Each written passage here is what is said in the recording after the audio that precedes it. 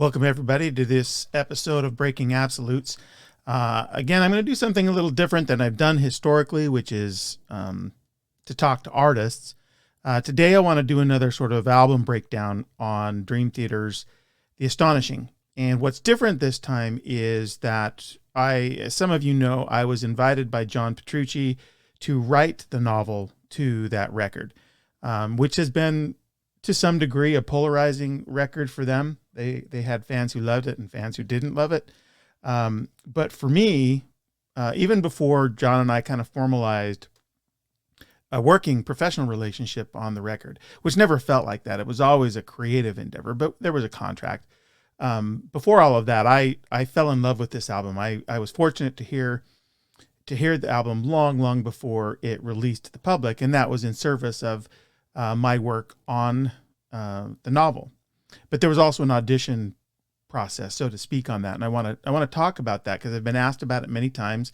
I want to talk about the genesis of that. I'm going to go through tons of the art and other assets we pulled together to build the book and to build this like document of this moment in time that the band put so much energy and which really was initially John Petrucci's brainchild, something about which he's very proud, something that I share pride in that. And I think he has every right to feel proud about this effort. It was quite the undertaking, and I want to explore some of that.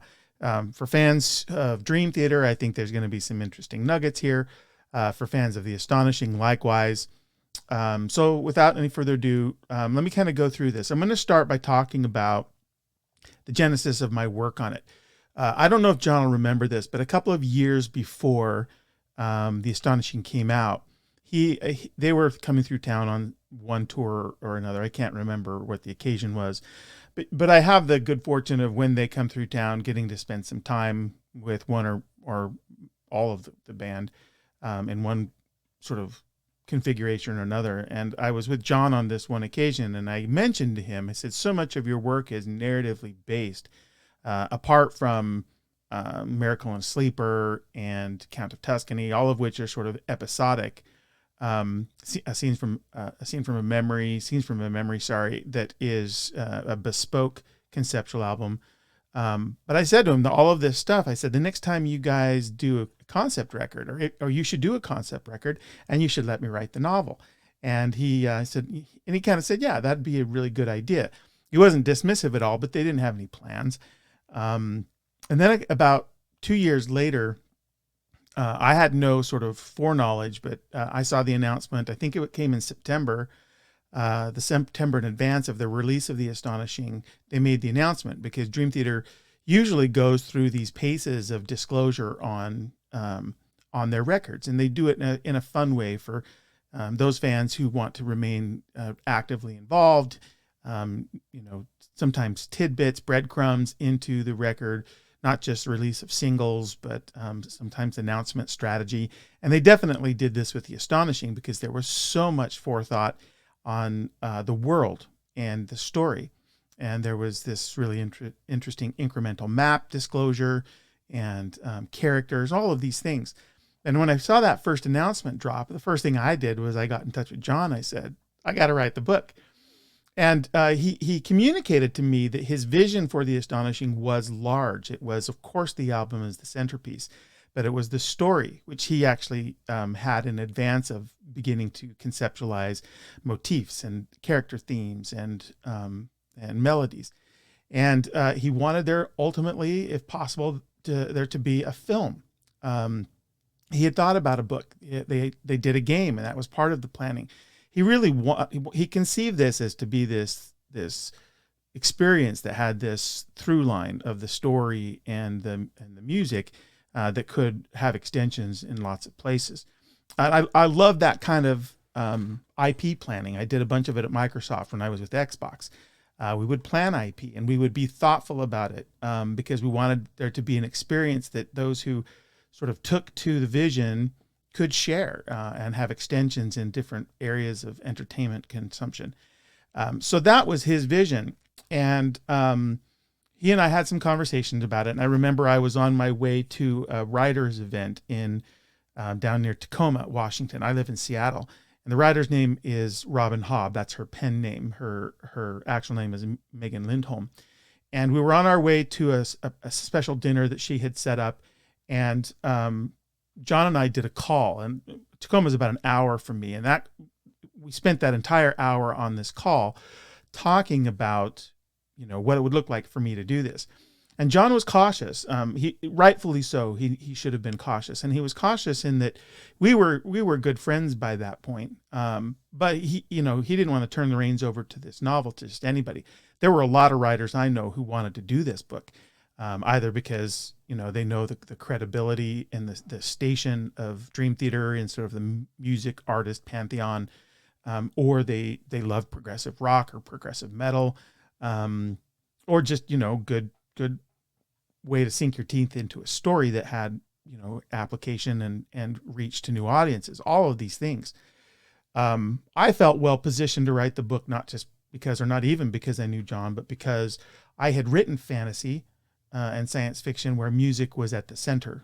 My whole fantasy series that I first sold was music was the magic system. And there was a bunch of work that had to do with resonance and quantum entanglement and things in these books.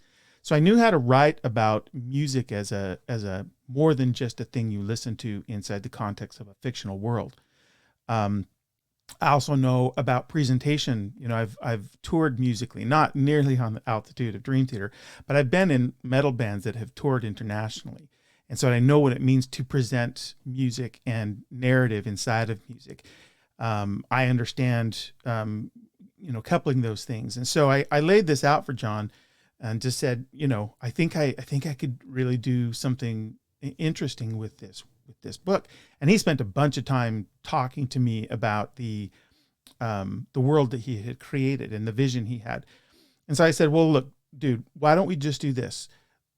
Pick a song and let me just write a scene inside of this as kind of an audition. And he said, that's a really good idea. So I said, what's the song? And it was A Savior in the Square. He said, why don't you render that in narrative fashion? So I did. I took a few days and I wrote that up. And the first question I had for John was, do you want me to be really, really sort of locked into exactly what you've done?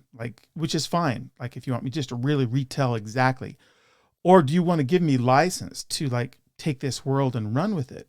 And he said, absolutely the latter. Obviously we want it to lock into certain things, but he really gave me free rein to go and create. And always, I always at the end, I was going to be damn sure that John read it and felt good about everything I had done. And John will tell you, he's so busy with so many things. He doesn't have lots and lots of time to read fiction. But I told him, I said, it's going to be important you read this one. So I did it. I wrote the thing. I sent it to him, and he came back and he loved it. He says, okay, well, let's move forward. John will also tell you that in hindsight, it would have been great if we had done this even further in advance so that we could have gotten the book out even before the album dropped.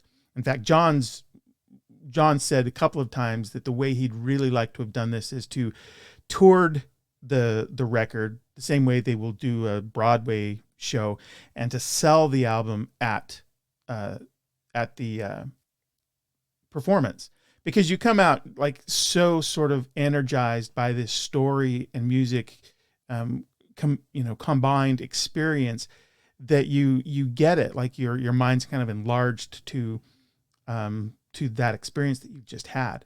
And John felt like that would have lent a lot to the record. 100% agree that it would have. And one of the things he and I said subsequently is it would have been great if the book was part of that, because it lends some context that you just can't get even in a 2.5 hour concert. But that's all water under the bridge. It didn't come to pass that way. But we formalized a contract and I went forward writing the book. And before I got down to the bones of writing, John sent me just an extraordinary amount of information. I got all of the record. I got all the stems, because I told him ultimately when I got to the writing, I was going to want to have the music as a reference, but not always with the lyrics, because I wanted to be inspired by the sort of musical tapestry to create and to go beyond the lyrics. And I'll get, when I listen to a song, if it's got lyrics, that's part of my experience with the record. I know some listeners, for them, the lyrics don't matter as much. The melody does, but for me, the lyrics are part and parcel of the music experience. And I knew that I'd get distracted there. So I got the stems where I got the vocal, a minus track, essentially. I got all of the reference art, character art, landscapes, concept stuff, maps. I got John's song by song breakdown narratively, which is, they usually wound up to be a couple of paragraphs. I got his longer, much more extensive synopsis. I got the lyrics, of course, to sort of dial in on. And then on top of that, and maybe more important than any of it, John, it's mattered so much to him that we agreed we were going to have some phone calls, and he was on tour at the time. And we must have done, I've lost count, but we must have done 8 or 12. There was a lot of them, calls where he would get back to his hotel room after doing a show. He'd be tired, I'm sure. But he'd get on the phone with me, and this is where we were at a time differential. He was someplace else, usually much, much later for him because I'm on the West Coast. And we'd have these marathon calls. And we proceeded initially by just walking through the story song by song with all the information he'd given me, so that I kind of had some context for some of the things that he would take me through. But I knew it became very clear early that there was a vast amount of information in John's mind that didn't ever get committed to paper. And so I needed to tease that out. And so it was best done just having the conversations, and I made extensive notes. But the thing that happened that was really magical in those calls, one, like I was just impressed by John's sort of indefatigable energy for this project. There were nights when, after we would do a 3 or 5 hour call, it had to be going on morning for him wherever he was. But it was so important to him to get this right. And he was so energized by these conversations, because what they evolved into was not just, hey, this is what happens, this is what I was thinking. There's plenty of that, but we would get talking about it, and I would have, by this point in these calls, had so much context. I would start to pitch things to John and throw ideas at him around how we could render this in a novel. And sometimes he'd come back on top of that with an idea, and we'd do this back and forth, and we'd have these story moments that we were creating where we would get chills at these ideas we have for how the story could turn, and what something could mean, and why it meant what we thought it could mean in terms of the story experience. And those, I mean, I will forever remember those with such fondness, partly because John's a musical, mentor to me. Not that we spend time, but in my sort of breakdown of his work and how I have studied it and listened to it and admired it, it's formed a bit of a direction for me in my own musical life and aspirations. And so having time with someone that means that much to you musically is just a gift. But beyond that, it was this opportunity to create with somebody, and you can feel it when someone you're working with as a collaborator has a real energy for what they're doing, and it just becomes contagious, and you just sharing these ideas back and forth. And those nights, I didn't sleep. I was so excited by what we would talk about that, John was becoming morning time for him. It was the deeps of the night for me, 2, 3 a.m. sometimes. And I wasn't able to sleep the rest of the night. And part of that was thinking about the story. Some of it was just the energy from the conversation. So it was a gift. The whole thing was a gift to get to do. And it was such an honor to work on something like this, both with someone who, and not just John, but the other people in the band, all of them, as well as something that I knew that meant this much to someone that I've grown to care about as a person, as well as a musician. So that's the context for that. And then, of course, I finished the book. One of the other great moments, in my relationship with John was I sent him the book when I finished the first draft, and I said, okay, you have to read this because, your name's going to go on this too. And he said, I'm just going to warn you. I don't read a ton. I'm so busy. I said, that's okay, but you've got to make time for this. just when you can. And it must have been a day, maybe two later. I get this, we did a lot of Skype too. And I get this Skype invitation and we jump on, and he said, I just finished reading it. And, it must have been going on 3 hours in that phone call where he just shared his enthusiasm for what I had created inside this world he built. And questions about things, for clarification. And there were a few additional ideas that came out of that conversation, but mostly it was this enormous moment of validation for me in the trust that he'd placed in me to do this. So again, it was another really beautiful moment for me as a writer and as a musician, because I tried very hard to weave inside the narrative music, both in the way the language played out, in the way that I built on top of the sort of extraordinary sense of music and what that means in the context of the story with Gabriel. I tried to bring a lot of music to bear in different facets of the story and the experience.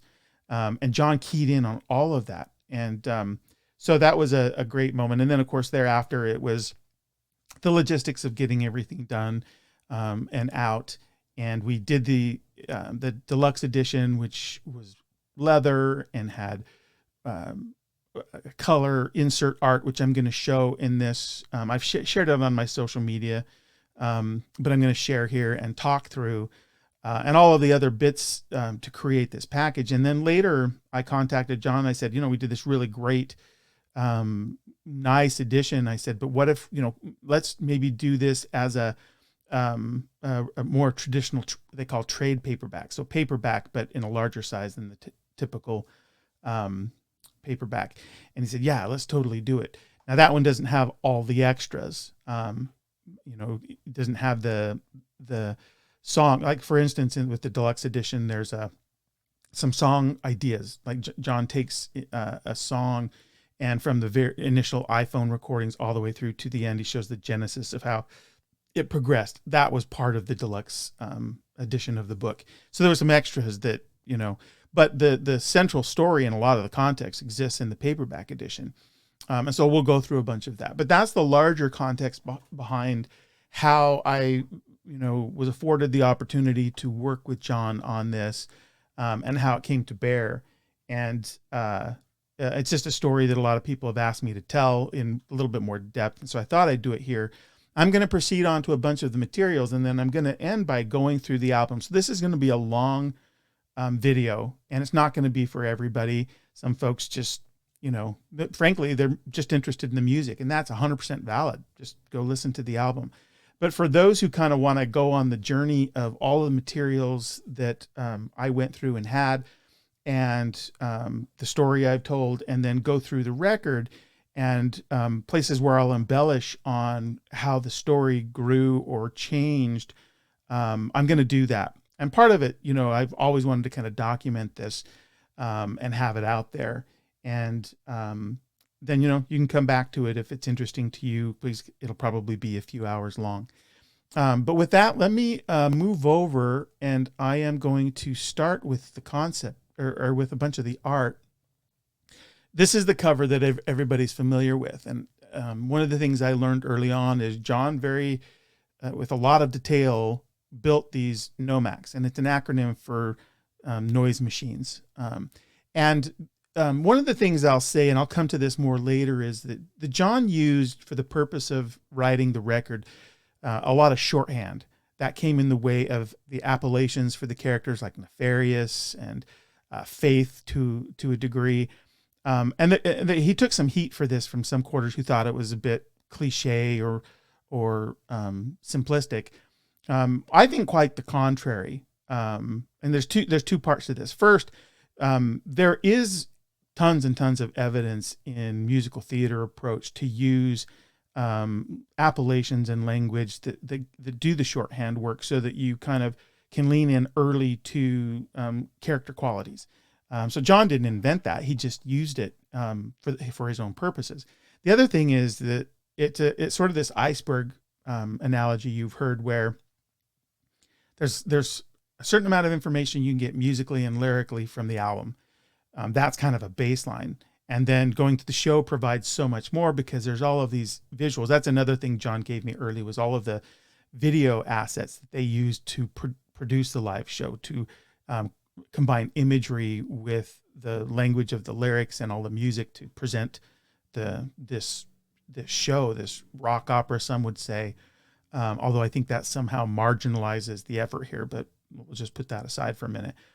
But he used this shorthand in order to help you sort of very instantly key in on character qualities. And, like I said, John didn't invent that. That has existed. It's still used as a technique. You can like or not like it, but that's just it's just a reality in theater production for certain kinds of storytelling. What I did do, though, because I recognized that this was either a blocking for some people who just somehow weren't getting past this, what they thought was an oversimplified caricature version of relating characters, is I created some logic, which was also consistent with how naming conventions have worked for rulers for a long time. You think of Longshanks, in British tradition, or Edward the Confessor. They had this language that drew from anatomy and other things that gave appellations to monarchs. So that's been around forever too. So what I did is I leaned in on how this has been used in real world, and created logic for nefarious, for instance, as an appellation for the emperor. And there's a story, because this was such a point, this particular name. One of the things I pitched to John is I said, let's you and I co-author a short story that is part of the larger package. It'll be extra goodness for folks who are really into it. And it'll give me a chance to kind of key in on some specific storytelling elements. And he said, cool, let's do it. So I pitched him, let's tell the story, the genesis of Nefarious's appellation, like how he comes to be called this. Because in the book, he actually has a name, a fuller name, which is Edward. And this appellation, the way that I'll let you read it. I don't want to give away all the spoilers, although there will be some spoilers in this conversation. But part of this, the genesis of it is his own Nefarious's own relationship with his father, and some of the there was some tragedy there, and it was as a consequence of that tragedy that a name that was going to be applied to him as part of the court, something that he actually was rejecting or not very happy about, became something that he embraced. And specifically because of the tension between the royals, as it were, and the rebels. And so it begins to create not just logic, but a little bit of empathy for, or at least sympathy for, the character of Nefarious. And that was really important to me in dimensionalizing all the characters, because of this, John only has so many words, even with a double album, to communicate such a large story. We can have the debate on whether it's a story that's been told a lot. And in the marketing of the record, they drew analogies to, I think, Game of Thrones and Star Wars and these things. And it wasn't because I think they were trying to hold it up and say, this is as good as this. It's because those stories are so grounded in our archetype characters and in journey structure, that it is of a sameness with them. And, Joseph Campbell, if you're familiar with Joseph Campbell and the Hero of a Thousand Faces, and the typical journey story with the chosen one, all of this stuff. I mean, the whole idea of the chosen one that sometimes is derided a bit with the Astonishing, I find kind of remarkable, because you've got legions of fans for something like Harry Potter, where they literally talk about the chosen one. And it's just stipulated too as part of the story, because of course there's someone. At a higher level, one of the things that always interests me about this kind of story and storytelling is you wouldn't be telling the story if the central character wasn't chosen. And there's kinds of fiction today that might challenge that. That's more about nihilism, maybe grimdark fantasy, those kinds of things. But the stories that people like the most are usually stories that we retell to each other in endless sort of permutations. And John's story is that. And of course, there's a dystopian flavor to it, and that's been in fashion now for a few years, and is cyclical. It'll come back into deep fashion again in the future. But John's story has a lot of these things.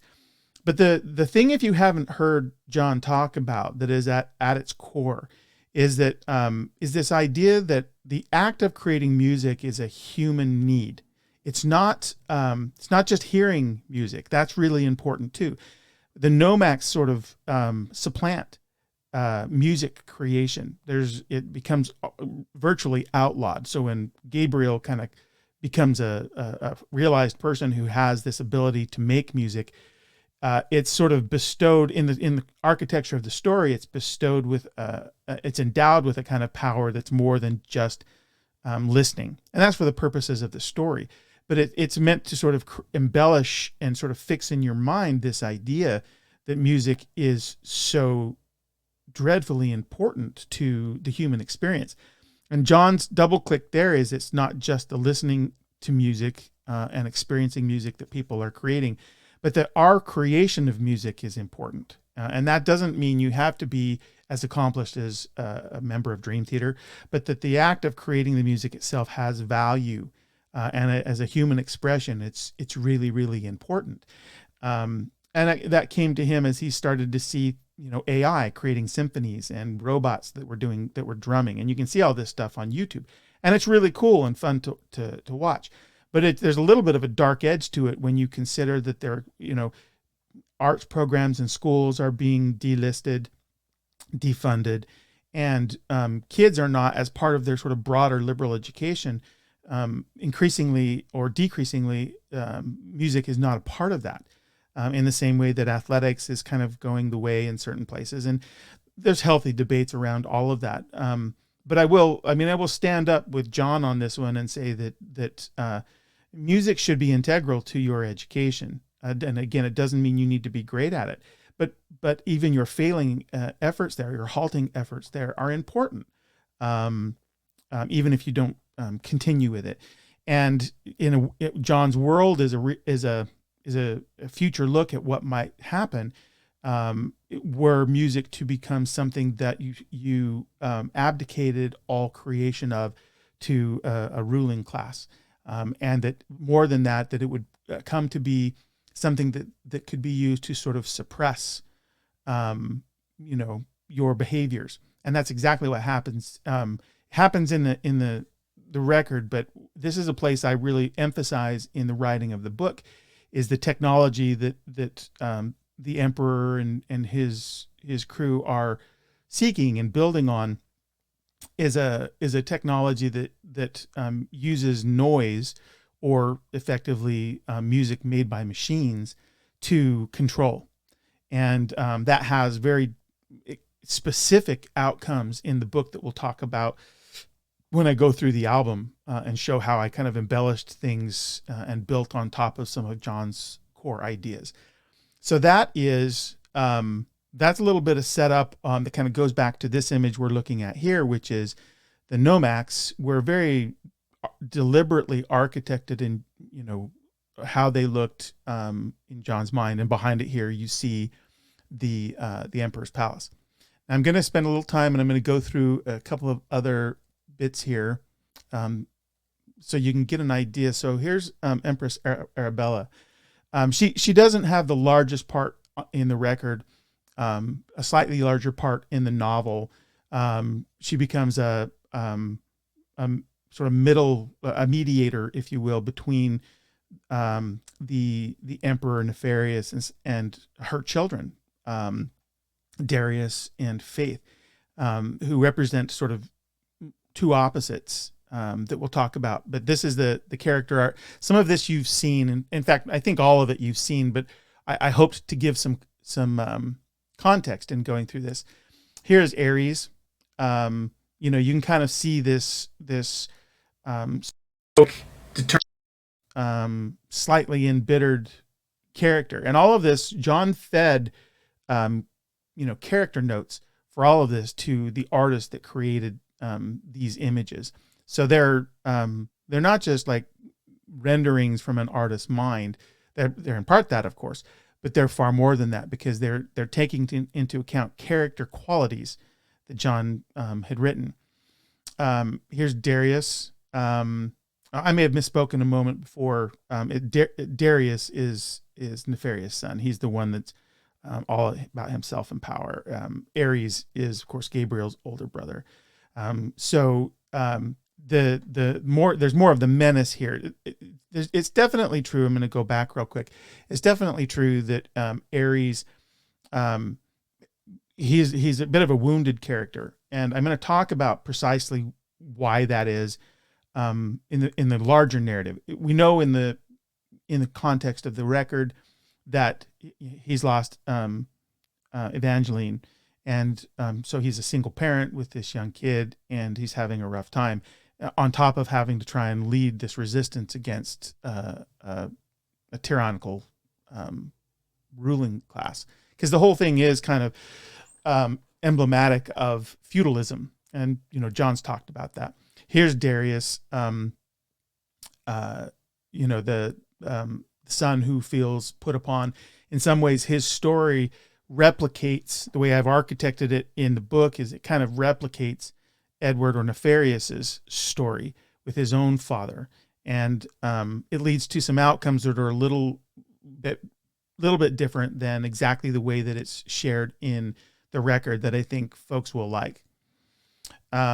Here's the poster. I just wanted you to see this if you hadn't had a chance to see how they built this. It's very much meant to look like a piece of entertainment art, like a movie poster. That's all deliberate, to give us the sense that this is meant as a large property that's got a lot of outgrowths. Here's Evangeline, and character of faith, tragic character in some ways, and I tried really hard to bring that to the fore in the very first, in the prologue of the book, and I'll talk about that in a minute. Here's Faith. There's a character rendering I'm going to show you in a minute that has Faith in a number of incarnations. She's got her music player there. What's interesting about the music player idea is it might be the song that takes the most heat for being a little bit Disney-esque.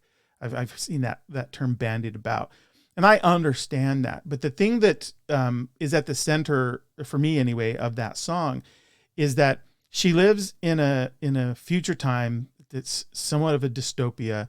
She's a much more realized character in the book than John had time for in the record.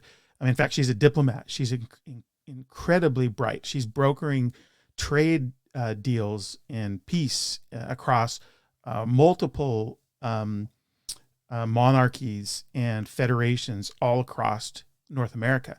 And I sort of set that up in the novel. So she's really she's not just this beautiful young woman who happens to have a royal pedigree and access to ancient technology. She's actually a very important part of his nefarious cabinet, if you will.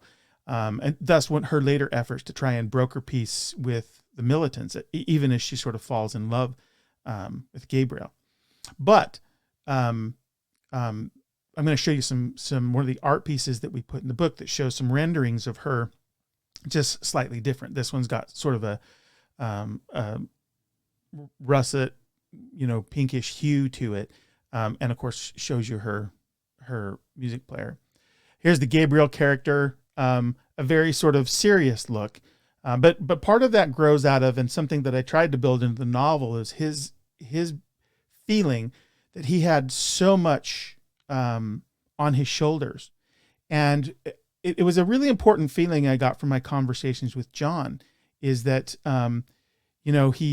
Evangeline's gone. I wanted to set up some tragedy there, and I'm going to talk about that in a minute. So there'll be a spoiler there if you haven't read the book. You may not want to listen to that, or maybe it'll make you want to read the book. I don't know. But this character, as much as he has this gift, he also has this weight of responsibility that comes from who his brother is, who his sister-in-law was, the responsibility he has to all of Ravenskill, and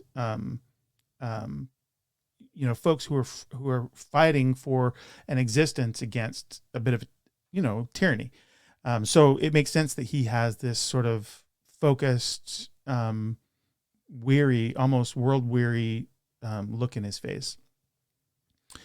Okay, so here's the Emperor, bit of a Sean Connery almost look. Not meant to look like a stumped over, Snidely Whiplash character. He's a regal. The way I tease this out and build it into the novel is he's an emotionally complex character. His own backstory is part of what creates for him the reality he lives in now, and his belief in the things that he's doing. And so he's a tortured character. He's nefarious, and I give again some logic for why that particular term in the short story. But he's not an evil person. At least that's not all of who he is. And that was part of the dimensionalizing of all of the characters, in that, none of us is one thing. And nefarious, even though for the purposes of ruling, in this dystopian world, does some things that are met with a lot of grievance, and militant responses. He has his own sets of concerns and loves, and one of the character pieces of character art that I deliberately commissioned for the interior leans in on this idea, which I think is very important for this character. And I'll show you that here in a second. Here's Xander, kid that looks like he's probably older in the eyes than he is in years, because his life has not been what any 8 or 10-year-old should be, just because of the world he was born into and the fact that his mother effectively died in childbirth. And that's part of what I set up in the prologue of the novel. I want to show you the dust jacket.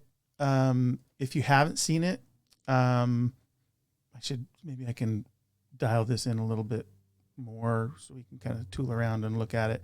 But it's, it's got John and I on there in our bios, all the stuff you'd expect. But this particular image, it really doesn't exist inside the record or inside the lyrics.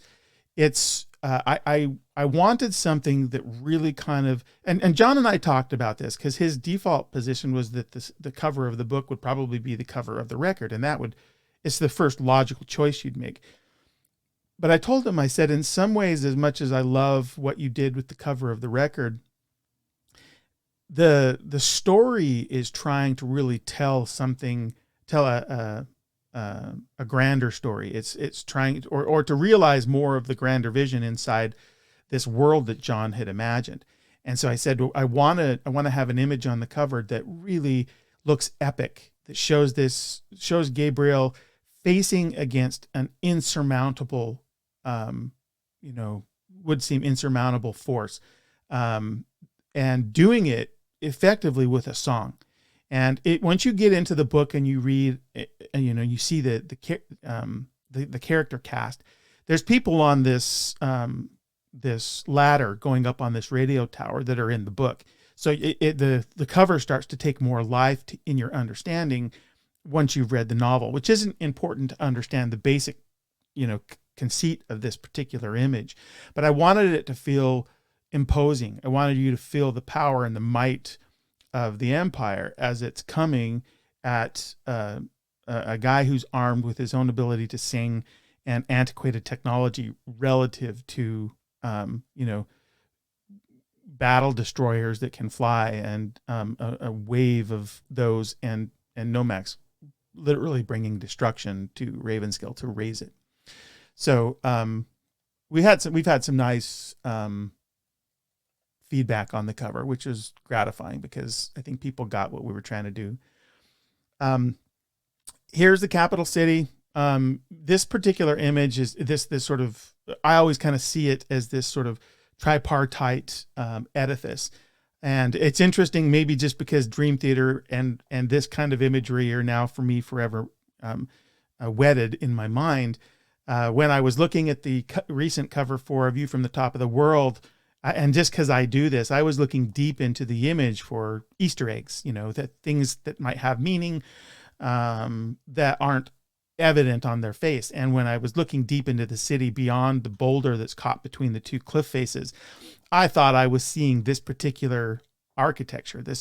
So in my mind, it's like, oh, I wonder if they're trying to nod to, you know, to this. Now, I talked to James about this in my conversation with him the other day, and he said he wasn't aware of that at all. So it's likely that I'm just seeing artifacts of my closeness with this particular story and the environments. But it was still fun to consider nonetheless. But you've probably seen this. It's a familiar image. This one is Heaven's Cove, and this is the amphitheater where the sort of final climax takes place in the story and in the novel and in the record and everything else. It's a kind of this idea. It's a bit of a throwback to these kind of amphitheaters. I happen to have traveled to Greece and went to one of a real amphitheater that is very well preserved, and had the experience of standing right at the center of the stage and whispering and being able to hear acoustics that were so perfectly architected that you understand how they didn't need amplification in order to put on a play or something, that everybody that's present would be able to hear it so perfectly. And so these kinds of images, even though they're a bit in ruin here, I tried to breathe some of that life into the story and some authenticity. That was just fortunate circumstance. This is early concept art for Ravenskill.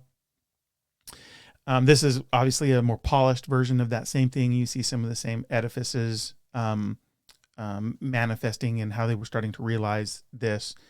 And here's yet a deeper one. I love this particular image. One of the things I like about it is that some listeners sort of took away from the album that it was a very backward, relative to the Empire and Nefarious, and that's true, obviously, because at least it is true in how we, rendered the story in the novel.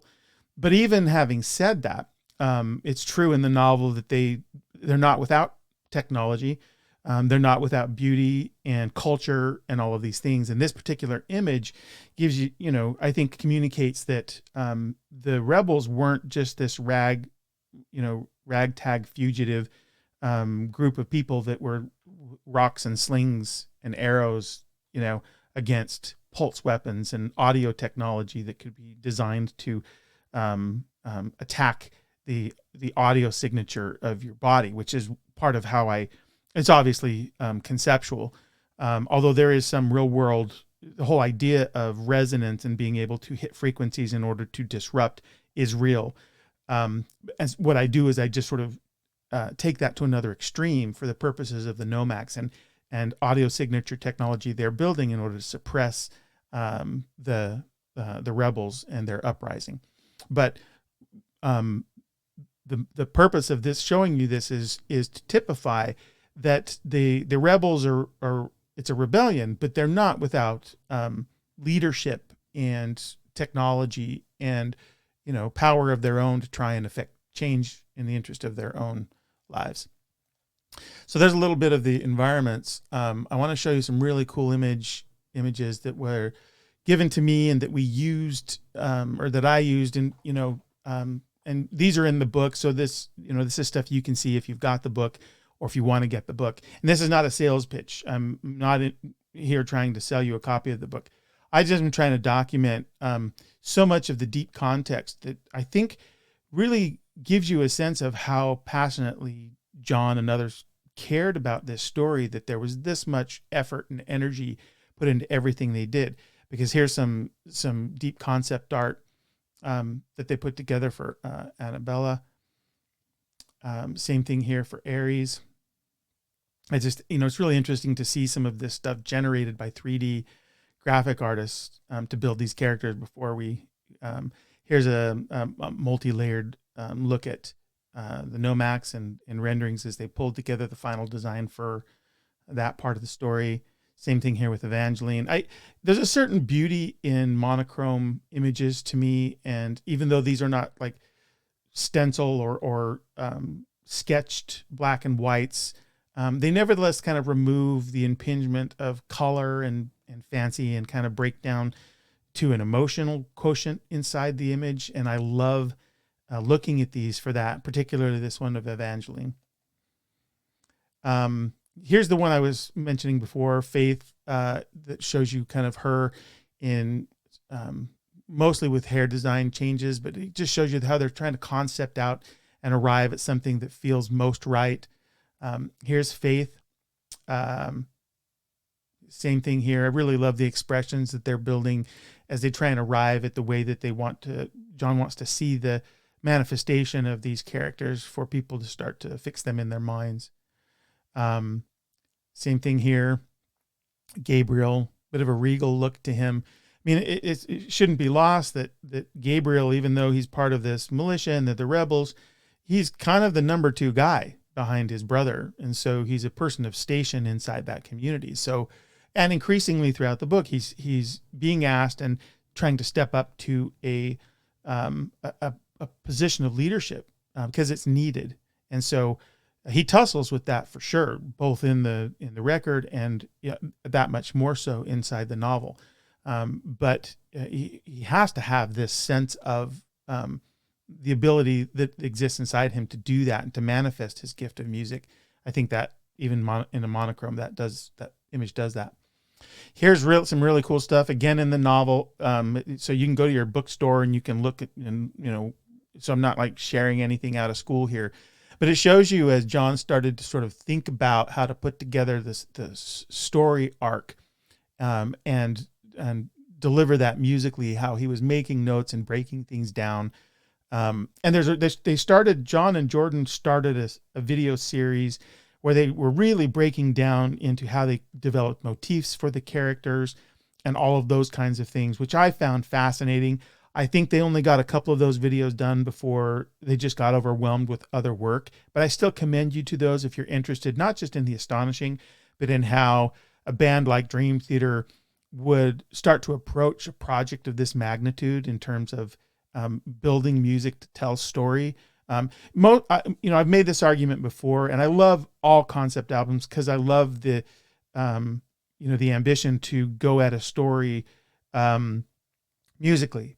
And I think it's that much more powerfully done with progressive music that has the range of emotions from the sort of big, heavy metal anthemic stuff to the really sort of soft and subtle. And not all genres of music has that sort of palette with which to paint their pictures and to tell their stories. So I think progressive music is particularly well suited to this. But beyond all of that, the difference between something like The Astonishing and so many progressive metal records is, I've talked, I'm not going to name names, but I've talked with musicians who've written these kind of concept albums, and very often the amount of sort of thinking relative to movements of the story and how those should be manifest inside the music is not nearly so deliberate as what Dream Theater has done here. Sometimes it is, but rarely. It's very often they write the music and they do a good job of writing the music, and then they layer on top of it the narrative.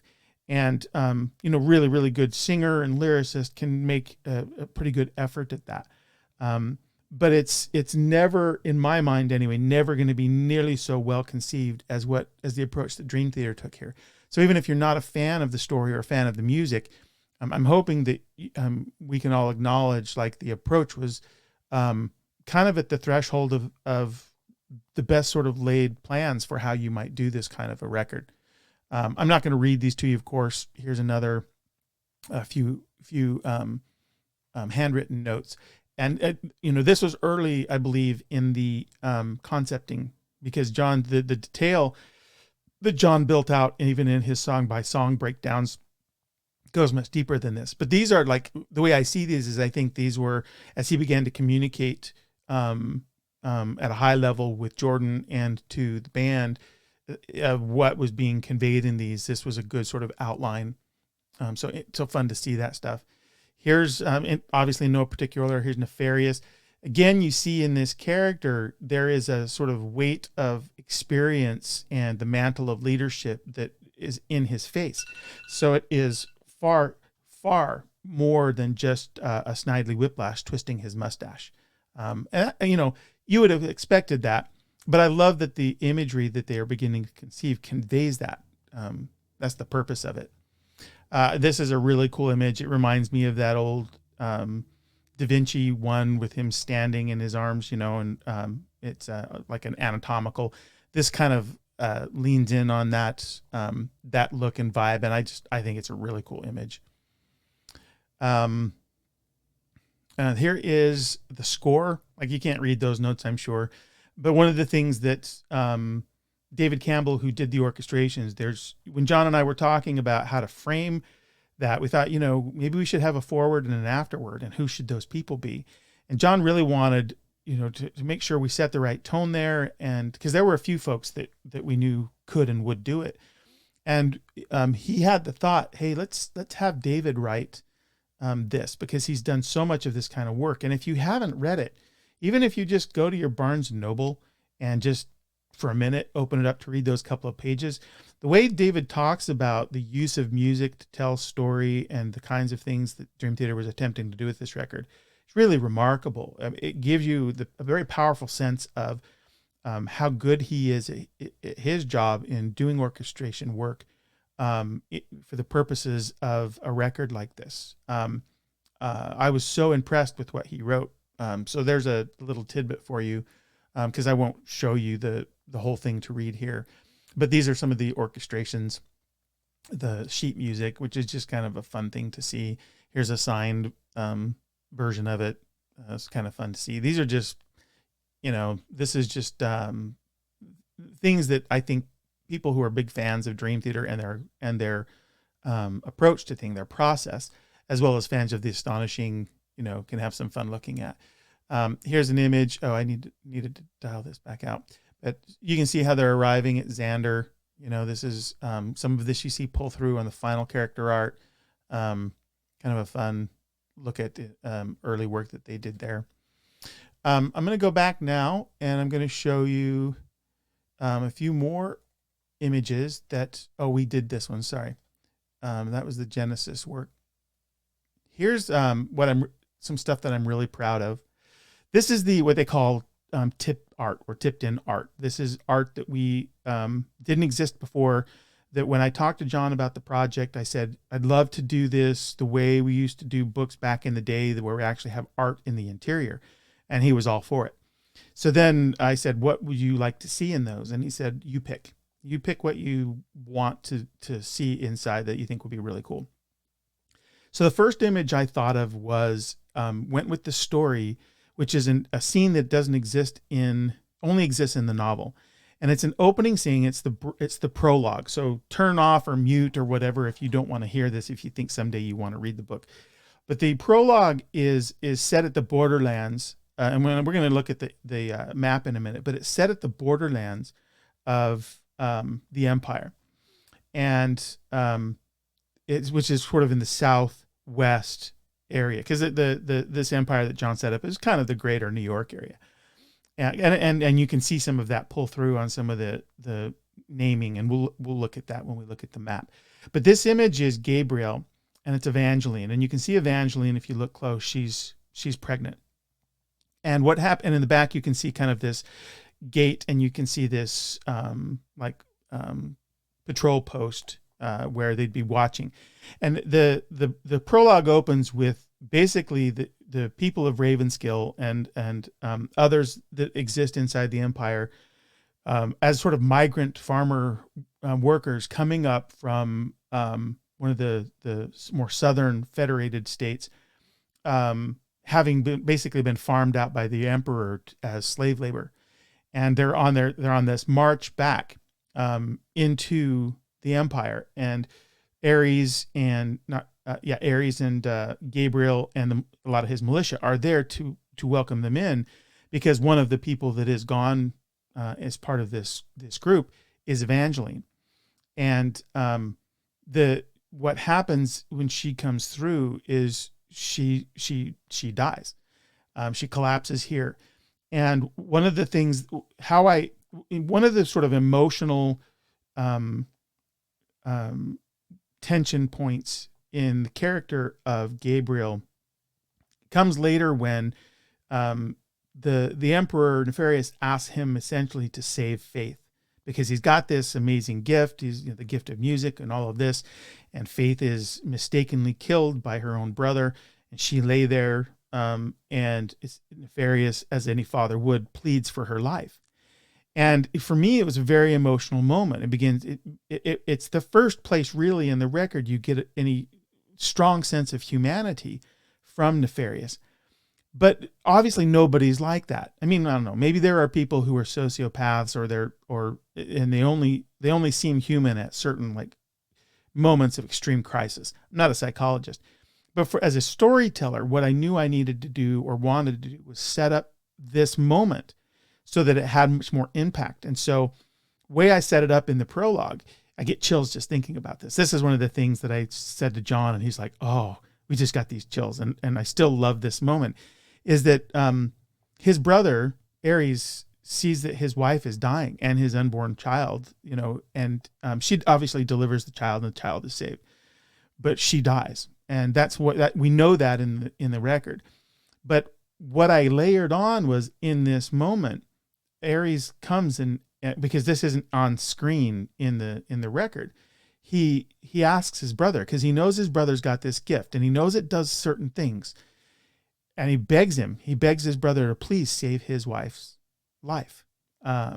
And Gabriel doesn't really know how to harness the power that he has. He doesn't really understand what it's all for. He knows he loves it. He knows it has a way to move people, these sorts of things. And he, in his frustration of not being able to channel his gift in a way to save his brother's wife and his sister-in-law that he loves, and potentially this unborn child, he just lifts his head in this cry of just pure tragedy and heartache. And as a consequence, the ground itself is sundered, loses moisture, and it cracks like parched earth. And I wrote that scene. I thought it was important because it completely sets up the climax later, because here we are again now, Gabriel being asked to save someone he loves, and he knows he's failed at this before. So it makes so poignant, this moment where later he has to try and succeed. And it's that much more poignant for him maybe then, because it's the woman he loves that is about to die. But that's what the scene sets up, as well as some of the other larger world building things. And the Nomax arrive and they do some stuff. But I wanted to capture this moment, and that's what this image is. I love this particular image, and I love how it plays against the narrative. The next one is the Hall of Lost Things. So this is the place where Faith has found her music player. It's one of the things that the Emperor has done is he's confiscated all kinds of technology and things like that to keep them from the people, and in some ways to archive them for his own potential future use. And in one of these great halls, almost like the old Raiders of the Lost Covenant thing, are all of these music instruments. So I asked the artist, I said, it needs to just look expansive and regal. And if you look really, really closely down in here, one of the guitars is one of John's signature guitars. We just did that as an Easter egg. It's not important to the image, other than it was a fun thing to get to do for John.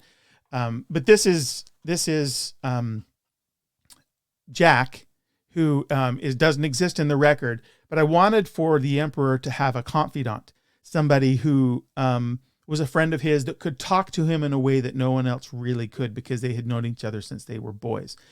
And that's who Jack became. And Jack is here in this particular image, and he's talking to Faith. And there is a little bit of a friendship that struck up between these two in the story. And Jack's been kind of looking after Faith in his own way, knowing that she had the Emperor's ear, but in a deeper way, so did he, or at least a longer way, so did he. And so that's what this image is. And I ended up asking John, I said, I want to call it the Hall of Lost Things. And he says, cool, let's do it. So that's what this image is. The next one is the first sort of real meeting of Nefarious and Gabriel. And, there's a bunch of characters here. Ares is there. Xander is there. But I also want, and we had, there's this moment, the way that the music sonically plays, for me, it sounded like, a big battalion arriving. I think I hear, if I remember not, and it's not just in my head now, because for me, it exists in my mind as this movie almost. But there's horse hooves, there's horns announcing the arrival of Nefarious into Ravenskill to meet this savior, this musical savior. And I wanted to show the technology and the power and the power differential, supposed. I mean, obviously gets turned upside down later in the book and in the record.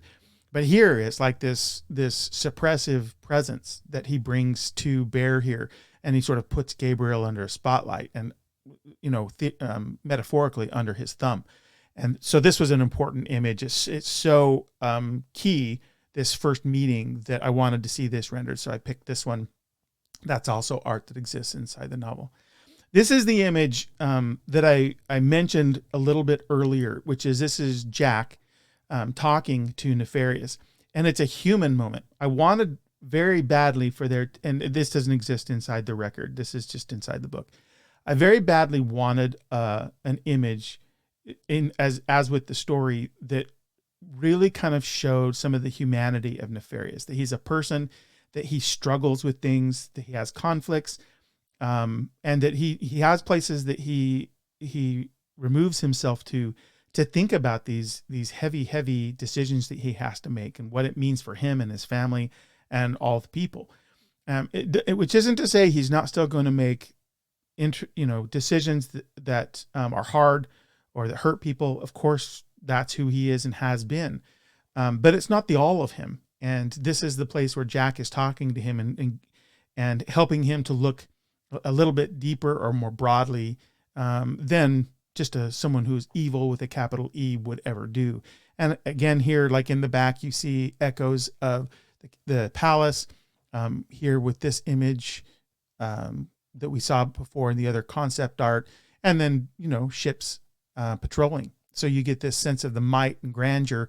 But in the foreground, I also asked the artist, I said, let's render this at the shore of, I think it's Helicon Lake, to show, I like the suggestion inside the images on top of the water that there's at the very least, there's a duality to the existence of mankind. It's not, nobody is so simplistically one thing. And so this is sort of deeper image, I guess, theory, and something I just love to do because I'm an English major and we were always looking for meaning and metaphor. But I deliberately wanted there to be something here to sort of visually represent some depth in the characters. This is another image that doesn't really exist in the record exactly as I've got it here. So here we've got Ares shooting at Darius, and you can see him firing the pistol, and these blue things are the bullets. Here's Xander as he's trying to save him. But the thing that I set up, and here's a spoiler, so mute or look away, is I wanted the audio technology to have multiple facets. And so one of the things I did here is I gave it the ability to sort of affect motion. And so in the scene that happens at Heaven's Cove, when this confrontation takes place, of course we know that in the story, in the album, that Darius ends up killing Ares, and that's what happens.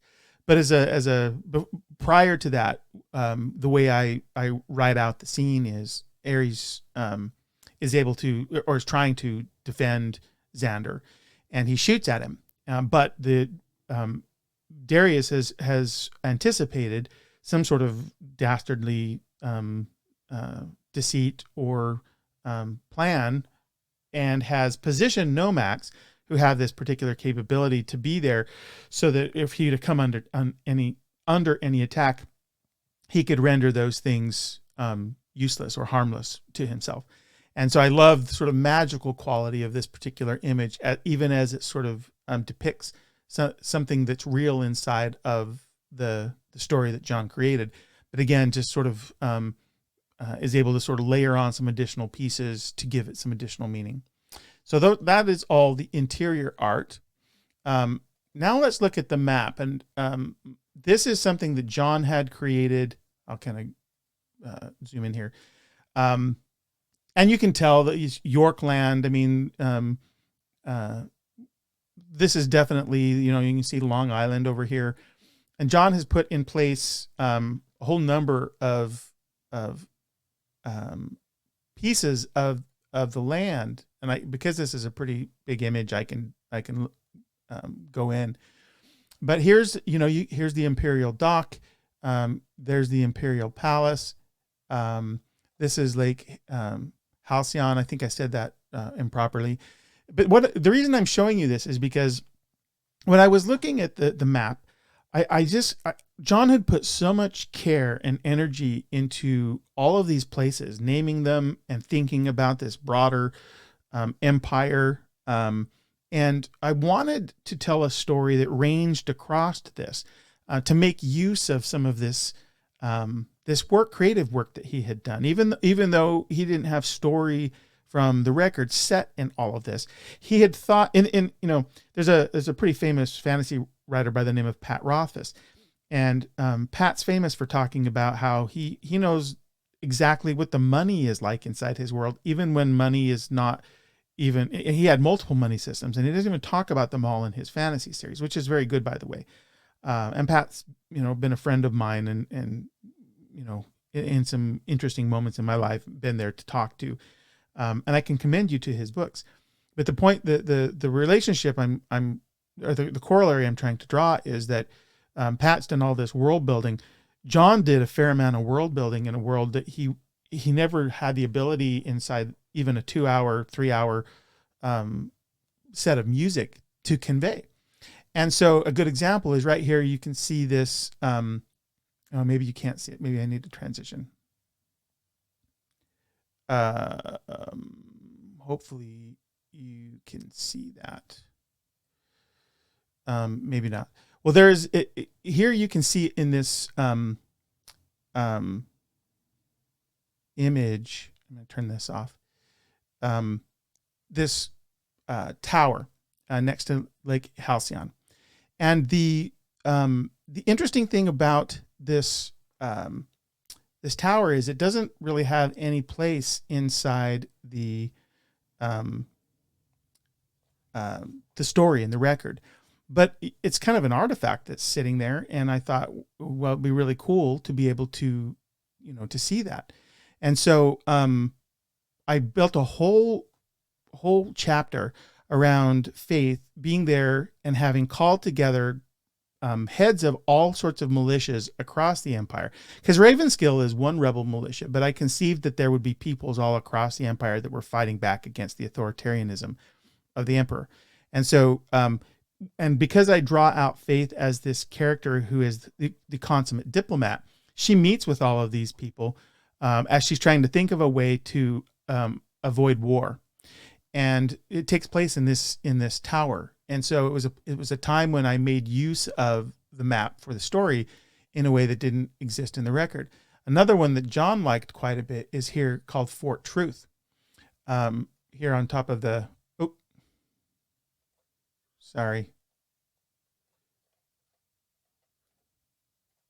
Let me back up and then I'll come back.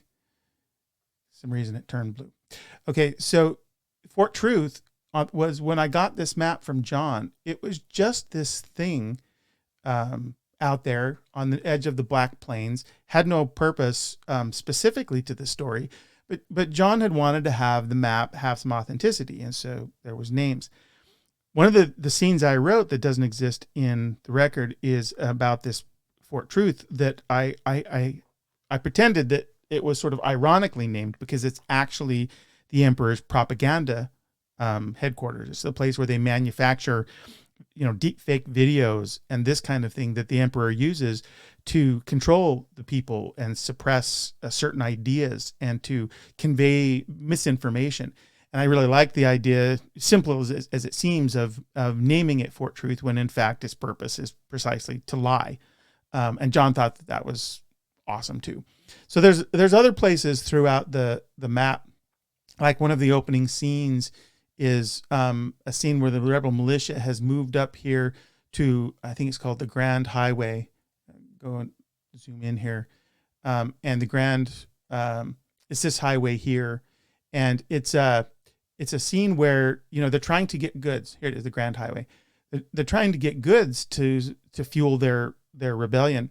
And there's nothing in the record, but another place where I wanted to give meaning to this in terms of the narrative.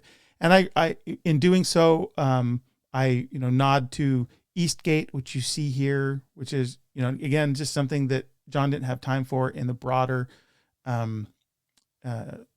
record. Things like Prayer Rock and Withered Hills, all of these things. There's a big battle that takes place where there's people from these areas who are fighting the emperor here at Perpetual View. There's a huge battle that takes place here. And these people have come down to fight against the empire, and the emperor is actually present at that particular battle. So, and the borderlands that I was talking about, the opening scene where Evangeline dies, here's the borderland. So, I conceived, okay, well, this is the area that where they would have their gates, and give some breadth to the story, and take into account more of the map than, again, John had time for. There's more of these. I don't want to spend all my time here, but you kind of get the point. John had a idea to create this GNEA and this larger world. And even later in the story, some of the governors that exist in some of these outlier areas, who they come to a manufactured peace summit later in the book, and they're parts of the empire from these other places that end up wondering if the emperor is on the right track. So all of that is sort of carefully considered in the novel in a way that it pleased John, which I was happy about. And I just wanted to show this. This is part of that same image. Giving this sort of reference design, I think, just again gives some authenticity to the larger construct of the world that John's created. So that is our kind of walkthrough, of a bunch of the assets I had, as we called them at Xbox, in order to start thinking about a narrative that I could create to this just magnificent, what I became, like I'm a fan of theater, Broadway. I love it. Not all of it, but I love storytelling in that way. And even though this isn't exactly a Broadway show, I had a predisposition to like it in a way that maybe somebody who doesn't like theater music would, and in some ways classical music, and the kind of oratorio approach that Handel sort of made famous. Like there's these kinds of things I'm a huge fan of, and I saw echoes of this in this record. So even before John and I got into all of the things I've just shared and how they could help me create a novel, I was taken so much with the care in the construction of the music, how they did build motifs for characters so that they would telegraph when someone was entering a scene inside of a, and the work that they did to sort of make all of that work. And everybody contributed, of course. A huge shout out from me to James, and I've told to him before, but the character work he did here, because there was early ideas that maybe we should have a cast, and certainly that could have worked. It's been done before. Arion's famous for putting concept records together like that.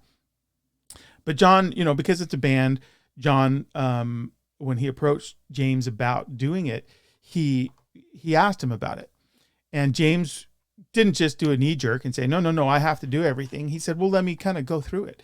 And so after he had carefully considered, he says, I think I can do this. And John, of course, said, of course, if you think you can, that's the way we should do it. So James spent real energy in the formulation of the character voices in order to give them some color and complexion so that you could distinguish them.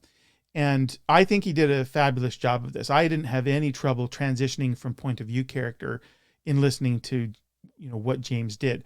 I can understand how some folks maybe who aren't as familiar with theater, or for whatever reason didn't make those transitions quite the same way I did. And everybody's listening experience is their experience, and it's fair for them to have it. But for my part, when I listened to James tackle these characters and give them some uniqueness so that he could convey them, I was just, I thought it was remarkable work. I think stands as a high point in James' sort of canon of dream theater vocal work. So with that as the larger context for everything, the Astonishing, I'm going to now start listen of the record. And I understand this is super long. Some of this is for me because it's been a while since I refamiliarized myself and took this journey, because I haven't gone through it linearly for a long time. And that's the experience I think you have to have with this particular record for it to have, for it to cohere the way that it's meant to. And then what I'm going to do is not just simply listen to it. I'm going to start and stop, and I'm going to layer in character design, narrative design, with things that are extraneous to the album, all of which, going back to what I said early on, John wishes in hindsight the way we've done this is put some of this stuff out there so that by the time you approach the record or approach the live show, you had sort of certain things in your head that would just lend meaning. I mean, this is at its heart. This is what transmedia storytelling is about. Not that that's exactly, I think, what John had in mind, although I think the argument can be made that that's what this is. But transmedia is really one of its simplest and I think purest definitions, is that taken together, the various ways that you would experience a story enrich all of the other ways in which you experience that same story. So a graphic novel and a film and a concept album and art, all of these things can be enjoyed independently, and they have value that way. But each one is not simply a complete retelling of what the other did. It layers in new things and alternate things. And so that in taken together, it's a richer, broader experience. And I told John, I said, that's part of what we'll do with the novel. And by design, allows us to do things that you just didn't have time to do. So let's start with Descent of Nomax. We will go through this, and I will start and stop as we go so that we can have kind of a listening experience here. I'm even going to play things like this that are just almost soundscape.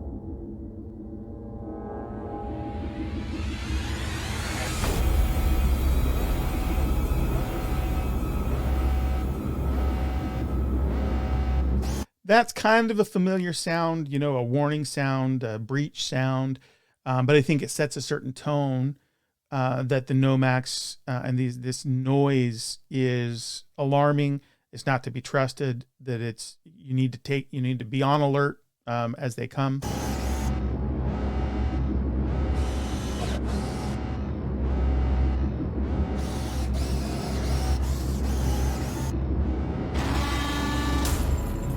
So, I guess the argument could be made that's not the Nomax. It's those who are about to be attacked, and you get this drill sound, which is panning, by the way, really in a cool way if you listen to it in headphones. A bunch of computer,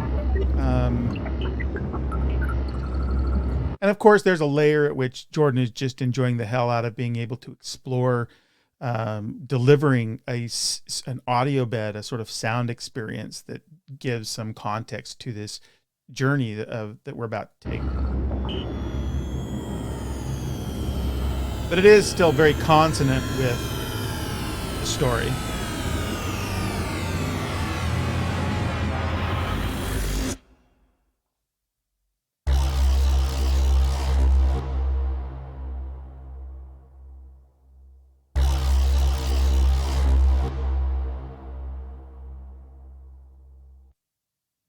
Okay, so right there at the end, those sort of big blasts. There's been a time in cinema where that sort of deep pulse has been in fashion, and it's really, really effective in theaters at giving this menace. Um, um, there's an alien. One of the Aliens pictures does this really, really well. Just gives you chills, and sort of sets an alarm for something that's imminent.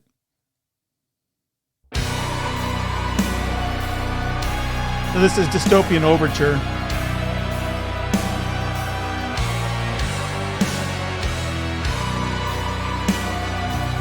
And what you hear here is this is a classical overture approach, wherein we are going to hear the musical themes that the setting forth of those things, so that we start to see and hear those echoes later in the narrative, and the listening experience as characters enter the story.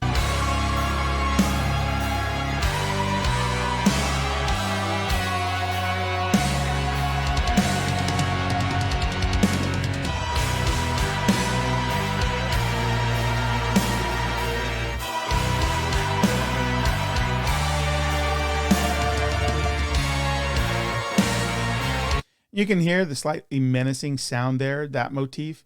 I believe that's nefarious.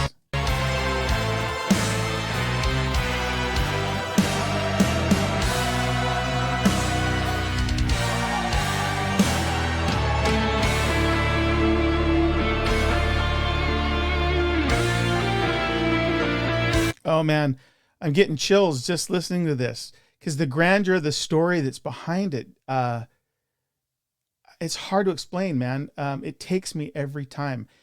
I'm just one of those that for whom this album is so centrally designed.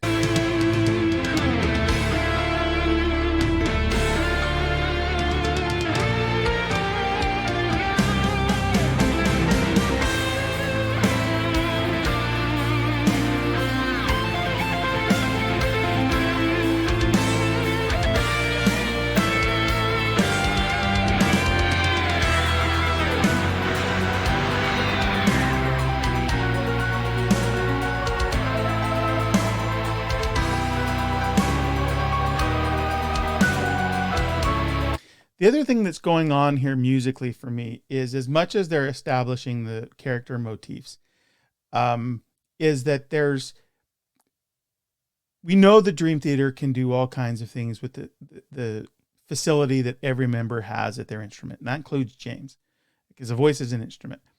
But the conveyance of these themes in this overture have not manifestly been couched as sort of the pyrotechnic ways. I just got off a listen of A View from the Top of the World, and the outset of that record, and it doesn't have an overture, but which just sort of establishes this ability and this frenetic musical pace and rhythmic incessance. Here, there's been an abeyance to the music in that it's not pyrotechnics. It's musically conveying just as an overture does. And there's a maturity for me to that kind of songwriting where, hey, we are just going to tell the story and the music is going to serve the story.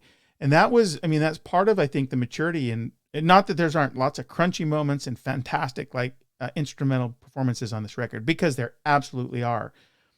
But they didn't just do what we might have imagined Dream Theater might or could or should have done for some fans, and that is just blaze through it.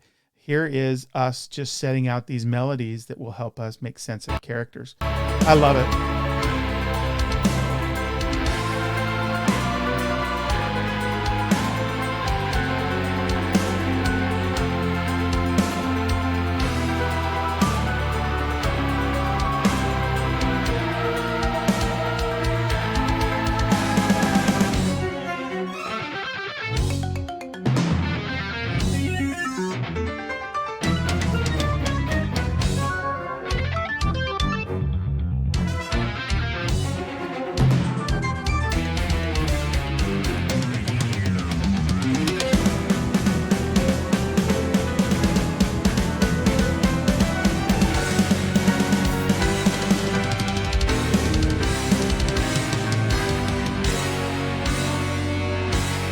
think some of that nodded to Darius, the sort of militance of snare.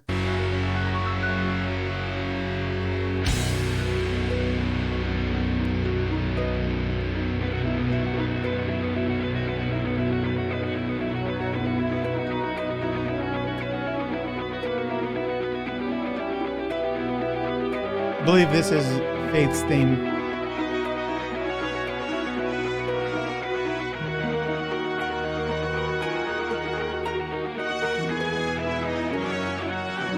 So great the way that Jordan did that with the horns.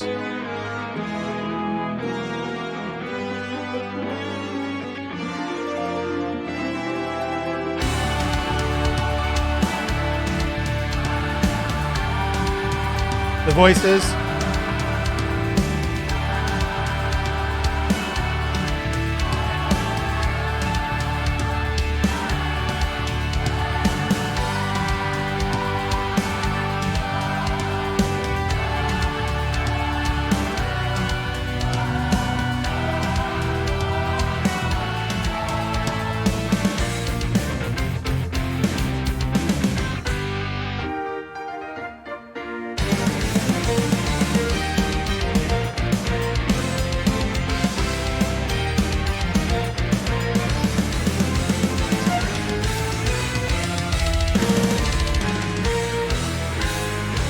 That whole movement right there is so bristling with hope.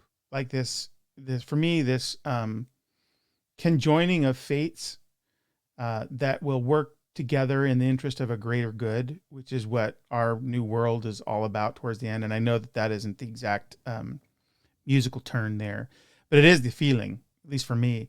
And that's just the stuff of legend as far as I'm concerned. When you can bring that to bear in a musical passage, it's beautiful.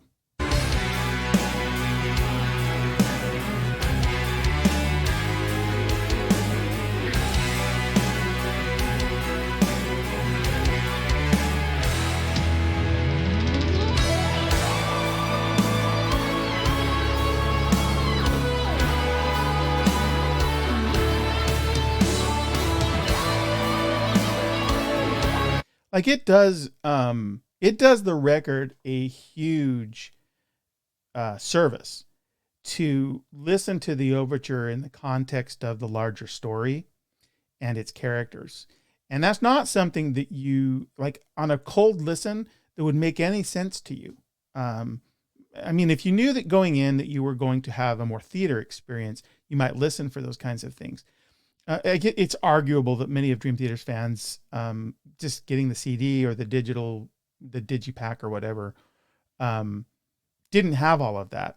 And so even if they chose later that still to not think this was a grand vision and musical effort and accomplishment, still could have seen it for what it was in terms of the thoughtfulness of the approach. I think this is part of the reason why, even though Dream Theater didn't tour it first in theaters and have the album available as you walked out, having seen the show, that they instead, and as best they could, they did this larger, longer run up to the release of the album with characters and parts of the world being disclosed on the map and all this other stuff to sort of set the stage. But you can't there's no guarantee that all the Dream Theater fans are going to see that or maybe even make sense of it. And so a little bit of this introductory music may have not landed as well as it could have. I mean, it's still glorious for what it is, but the encouragement I'm sort of sharing with you, because the experience I'm having even now listening to it, is how much bigger and more impactful the music is when you have these other lenses through which you're looking at it. And it still gives me chills. John, if you ever see this, I still think this is a high water mark for you, man.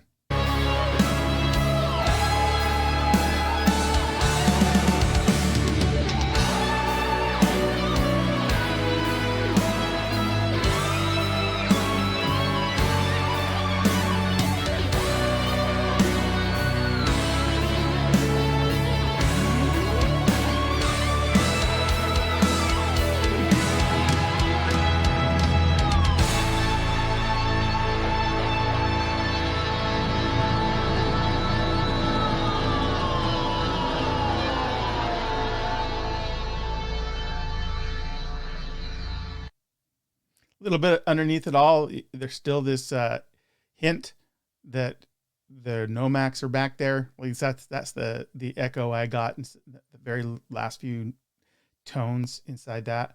All right. So now we have this, the scene is set, so to speak. So now we're going to have the gift of music. And there is one of the areas of confusion with the record for some fans was this movement between point of view. I mentioned this before, because there is also a narrator, and you get that. I think for me, it was quite obvious in the language itself of the lyrics, what they were, when it wasn't like the view from the character, what they were seeing or feeling, but rather speaking to the scene at large. To me, that made obvious the fact that there was a narrator who starts the story and ends the story and comes in here and there throughout the record. But the gift of music does this quite a bit.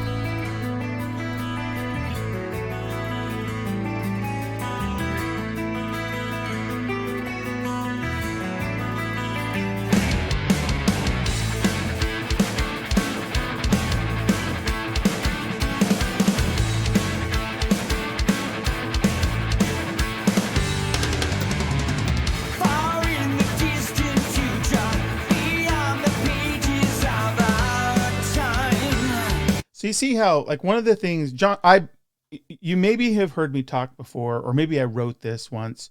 I certainly talked to John about it the most recent time that I interviewed him, but I think he is far, far underrated as a lyricist.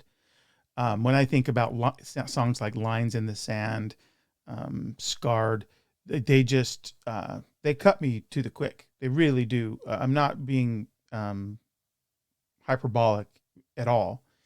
And he turns that to a new conceit here. And very smartly, I stopped here because even in these opening lines, he's establishing things. So he's far in the distant future, beyond the pages of our time. So he's beginning to set like the time, which is what a good narrator does. It ground you in fundamentals so that you have reference points.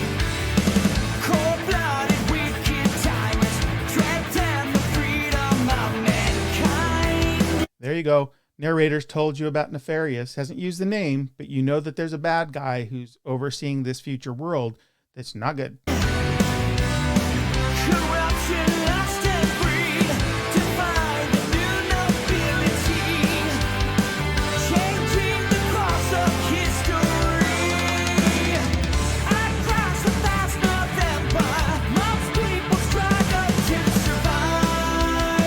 See that, how that turn of phrase so beautifully echoes the content. So James is singing about the people in this empire who are trodden upon, right? It's going to be the people of Ravenskill, not the militia who are fighting back, although them too. But the musical turn, like the melodic turn, kind of for me, and I search for meaning, so I can admit this is a very subjective reading or response to the music, but the melodic turn in concert with the lyrical turn gives this, it invites me to side with the underdog, if that makes sense. That's how it makes me feel, which is what I think you want to feel. John certainly, I think, wants you to feel for the purposes of his narrative. But and I don't know that they're sitting thinking, what note does that? I think it's more, and I've heard John talk about this emotional response. And I think even for himself, when he's trying to convey a story, just as he does with his solos, I think he's thinking emotionally. And as a consequence, what it is evinced through the creative process is a melodic phrase that does precisely the thing that emotionally you're trying to share. And that's a lot of words that just, for some folks, it's just an automatic sort of creative writing, whether it's music or language process. But sometimes I think it's good to kind of sort of sit still for a moment and think about how the things that you're experiencing are working together. And part of that is if you're a songwriter or a musician, you can start to see process, and you can start to maybe even trust process, where the creative mind is doing things that it needs to do to map to what you have sort of intentionally put on paper.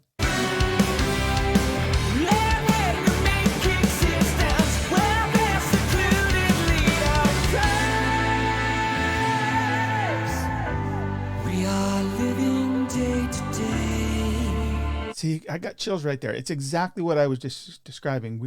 We are living day to day. I'm not warm, so that sounded crappy. But you understand, it's the melodic turn is so consonant with the content, with the lyrical substance, that they together they have more emotional weight than they do individually. Forced to bear the lion's share. Forced to bear the lion's share. So we know, just as all sorts of totalitarian regimes have done, they're taxing the people like crazy. They're doing all the work. People just don't have the time for music anymore, and no one seems to care. That's, as I mentioned before, that's John's a part of his central conceit for this whole thing. People don't have the time for music anymore, and no one seems to care. It's as though, like, in a world that's moving so fast and moving on, you don't have time. You don't even have an opportunity to mourn the things that you're losing. And that can be abstracted to a larger set of conveniences that we are happy to take into our lives, at the expense of other things. Not to get political, but a lot of folks are happy to concede a great deal of their privacy in exchange for some convenience. And then at some point it's like, whoa, you can't put the horses back into the barn. It's a little bit of that idea, except here treated, or the subject being music. My friends have seen the chosen one. Our quest for freedom has begun. He will be the answer to our prayer. So the narrator here is saying, look, there is a problem, but there's also a solution. Inside the arc of this particular story, there's this person who's the chosen one. It's going to be, of course, Gabriel with his music. There walks a God among us who's seen the writing on the wall. He is the revolution. He'll be the one to save us all. Right here.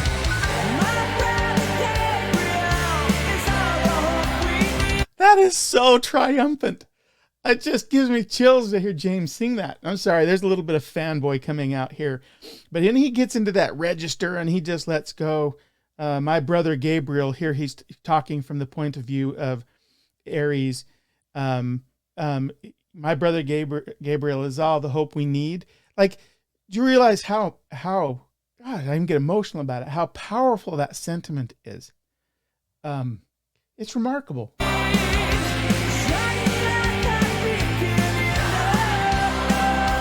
Shining like a beacon in the night. Like, there's a little bit of, like, the reason this story gets retold, and you can hate on it all you want, but the reason this story gets retold is because people need hope. It's the reason I have qualms with some of the new fantasy, this grimdark stuff, because it's so nihilistic, to me, so unhopeful. This story, which gets retold in all kinds of fashions, is the opposite of that. It's about someone willing to risk in the interest of somebody else. There's almost not a better story to tell than that.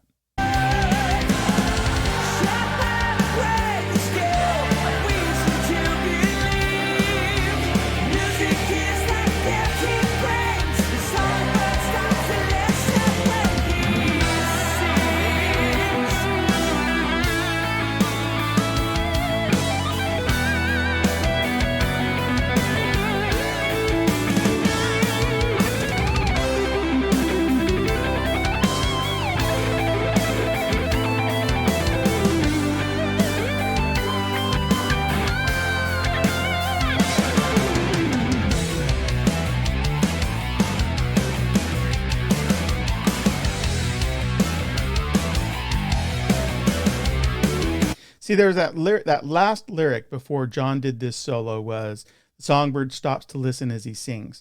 Then he proceeds to be a songbird, like, if I'm allowed to indulge myself in metaphors. And, he's talking about the power of music as represented in Gabriel in the story. And then he lets fly with this absolutely musical solo, that is a response, the songbird's response to music as a defining element of like who they are, which is, and it's who Gabriel is. I just love the layers inside this. And again, I will say that some of this is sometimes intentional, and I'm sure sometimes it's subconscious. It's coming out through the creative process. But once John and team and all the guys have sort of fixed as a North Star this aim they have in trying to tell such an ambitious story.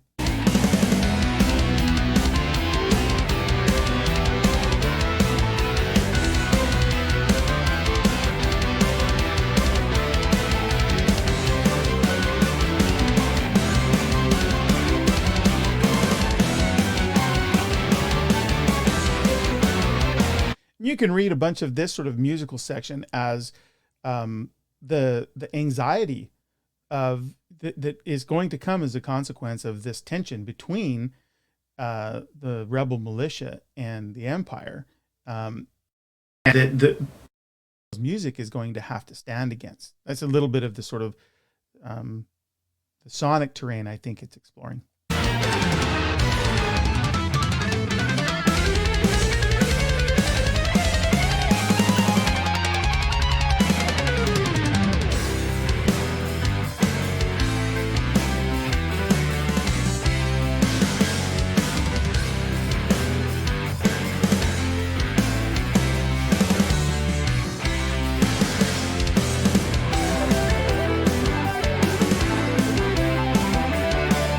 There's another sense in which this last section is music, right? The whole thing's about music, and in the gift of music, if you want to get a little meta about it, Dream Theater is showing you music, doing some beautiful stylings that are quintessentially Dream Theater.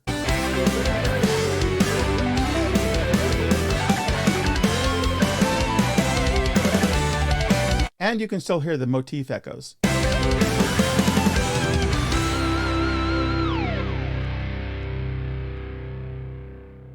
So good.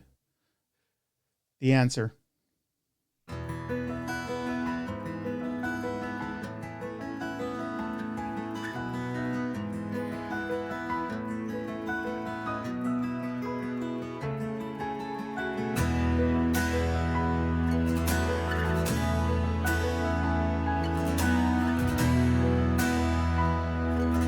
Shivers just go up my back. I don't pretend to have the answer. Never said I held the key. So here you have, after we've established the scene with the gift of music, like the premise lyrically, after we have the overture, which musically, we come to the character of Gabriel. And the first thing his first utterances to us are of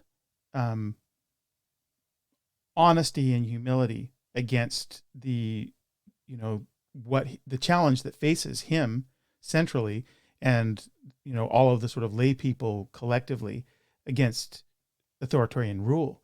And so you immediately know this character doesn't necessarily feel up to the task. And it's a very, it's a meek, not to put too fine a point on it, but he ends up being the savior. And in religious texts, the savior usually is represented as someone of meekness, someone who's in service of the downtrodden.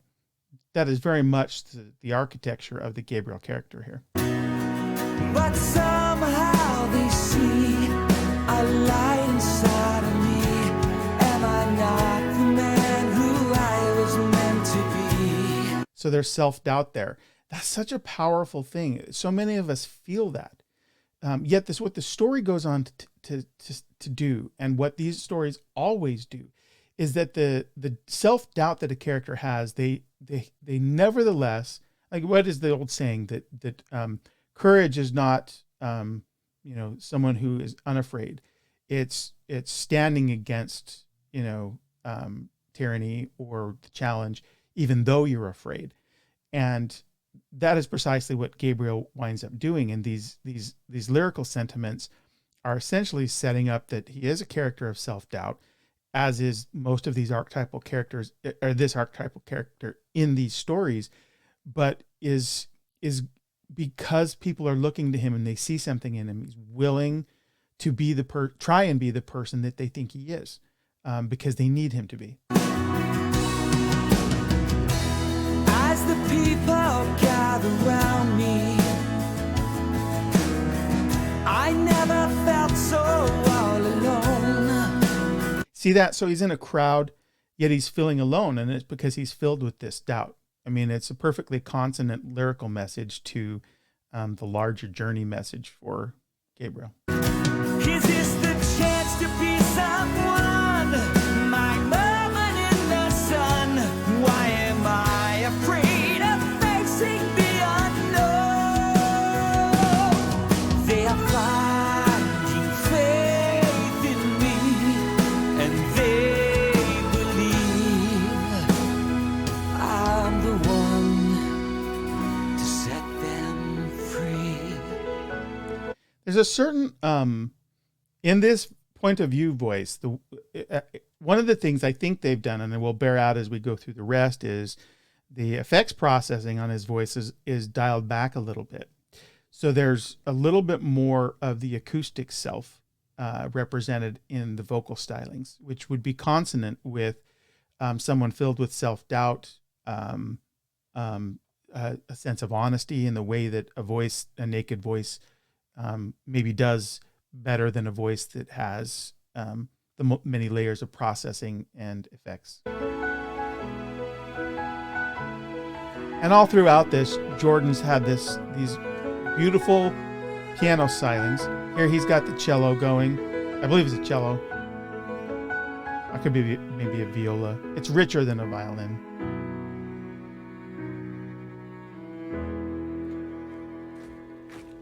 Oh, there's the marching. Okay, so now we're going to get a better life.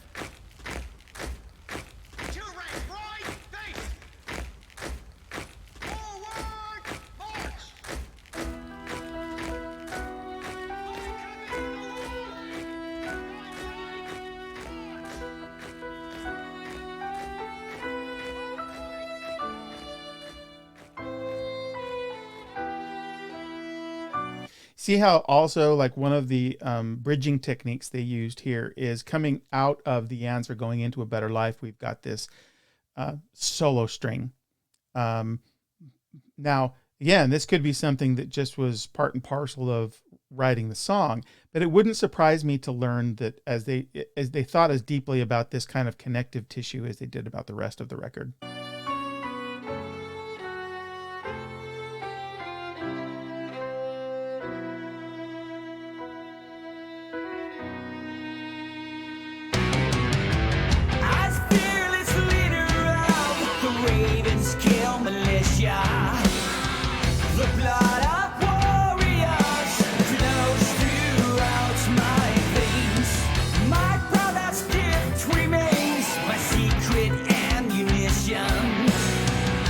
So obviously here we've got Aries, and there's more of a forcefulness here. There's less fragility. Fragility is the wrong term. There's less openness. It's really about there's a goal. There's an urgent militant need, and he's going to answer it. It is our hope of pride, a catalyst for change. Still the fires of revolution burn within my eyes. On this perilous road to freedom, he's our one and only guide. For many years of sea suffer. So he's describing the condition that he feels like he's got to answer with, trying to create a better life, which is the title. How many more will die before we stand and fight? They ask me, Aries. See how James is also laying on a little grit. I think this is part of the character differentiation that for Ares, which is a character that would be a little bit more battle hardened, a little bit more grizzled, certainly more emotionally unavailable because he lost his wife. And so he's a character who's experienced tragedy, and that weathering in the voice would make lots of sense. So kudos to James for making this choice in character differentiation. Could things be any tougher? The answer's no surprise. Yes, you bet your life. Now the fires of revolution won't burn forevermore. I see liberty in a future, and it's one worth fighting for. We are long for a better life, like a dream that can't be denied. This is the moment, now's the time. Also, for me, the percussive nature, how John's written the guitar, and of course, a lot of these musical figures are picked up by Mangini, is very militant in nature. So the consonant with the musical theme for this particular track. If we live or if we die.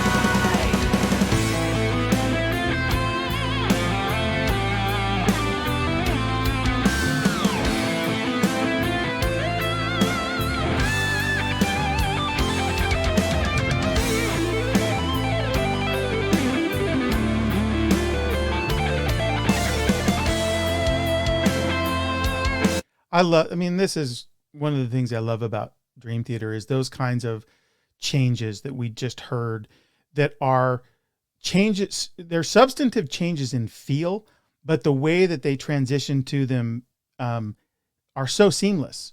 And so many progressive bands who are enamored of odd meter and, different rhythmic feels don't do such a good job of moving in and out of them.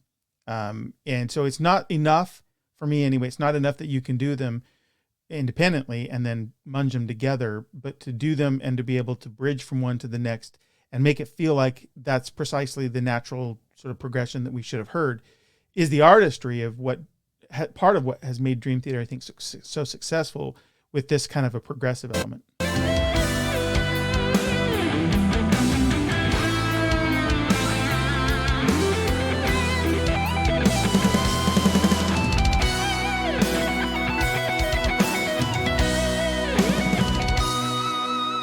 I shall give him a better life. I swore this vow to my dying wife.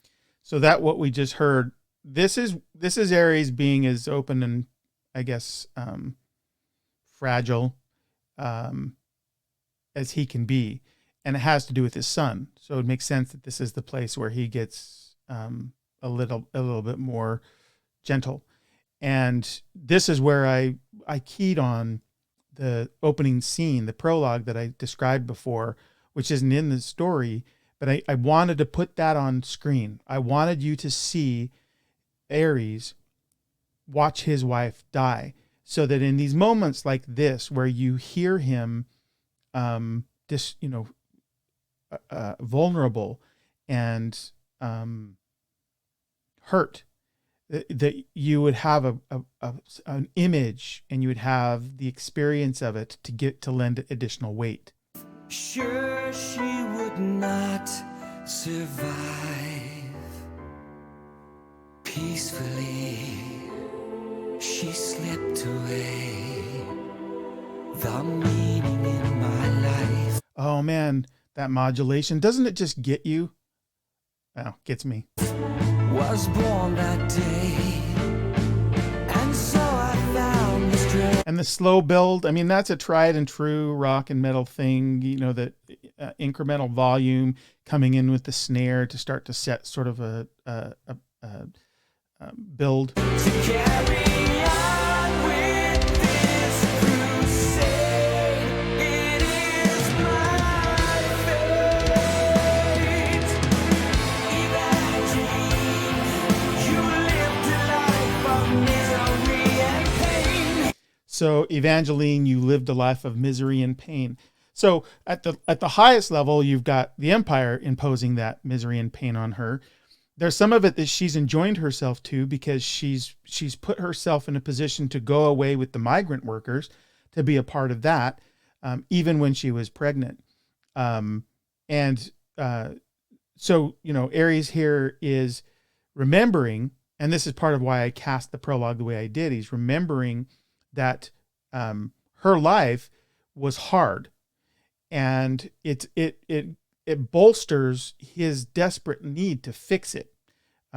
Certainly for his son, as he said he promised her, but also for her memory, to try and make right the pain she had. That's the way I read it.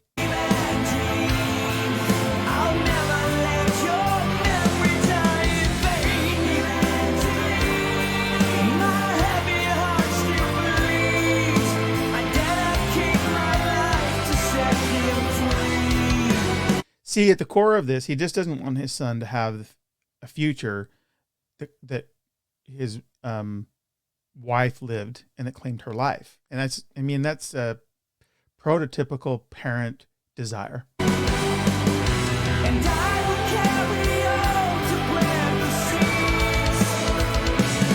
seeds. So the way I read that is, he says, I will carry on to plant these seeds. I think is what the lyric says. And he's saying, like, look, I'm wounded.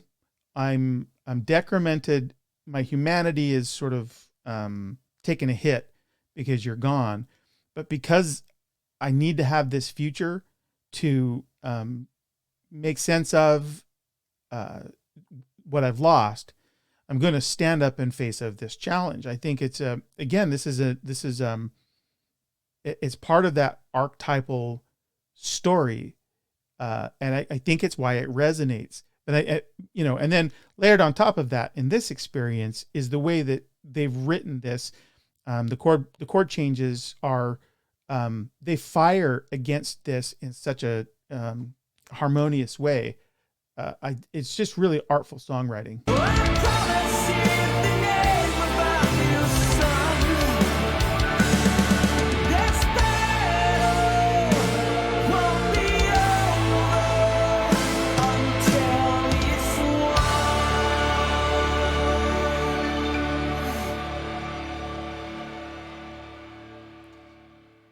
So you could argue that lyric is a foreshadowing of Ares' death, because he says that this battle's not going to be over till it's won. So, and he said, he's going to carry on in the face of all of this. So some nice foreshadowing, I think John's doing there for this character arc. Lord Nefarious. How the rumors are spreading like vines of a man who has been glorified. News finds its way to the empire one day, where the envious ruler resides. Should I fall? Okay, so there we had the narrator kind of setting up like, hey, all this stuff you've just seen with this Gabriel character and his gift and his brother who needs that gift to try and fulfill these promises he's made. And then boom, Nefarious comes in, and you've got this different timbre that James is employing to give voice to Nefarious. The stories I hear. It's a little bit of a recitative, right? This idea in opera of speech singing, as though it's important, you should pay attention to me. And it's used in theater all the time. It's not quite singing, but it's not quite speech. Is he really a threat I should fear? It's because it's lending to, it's got pitch. It's just voice pitch, if that makes sense. It's not the connective tissue of song. So it's still kind of in key, if you want to say it that way. but it's being spoken, and beneath it you can hear the agitation of the character. Layered on top of that is the words themselves. So there's a little bit of like an arrogance in the way that he sings those two phrases. Such a foolish young man, very dismissive.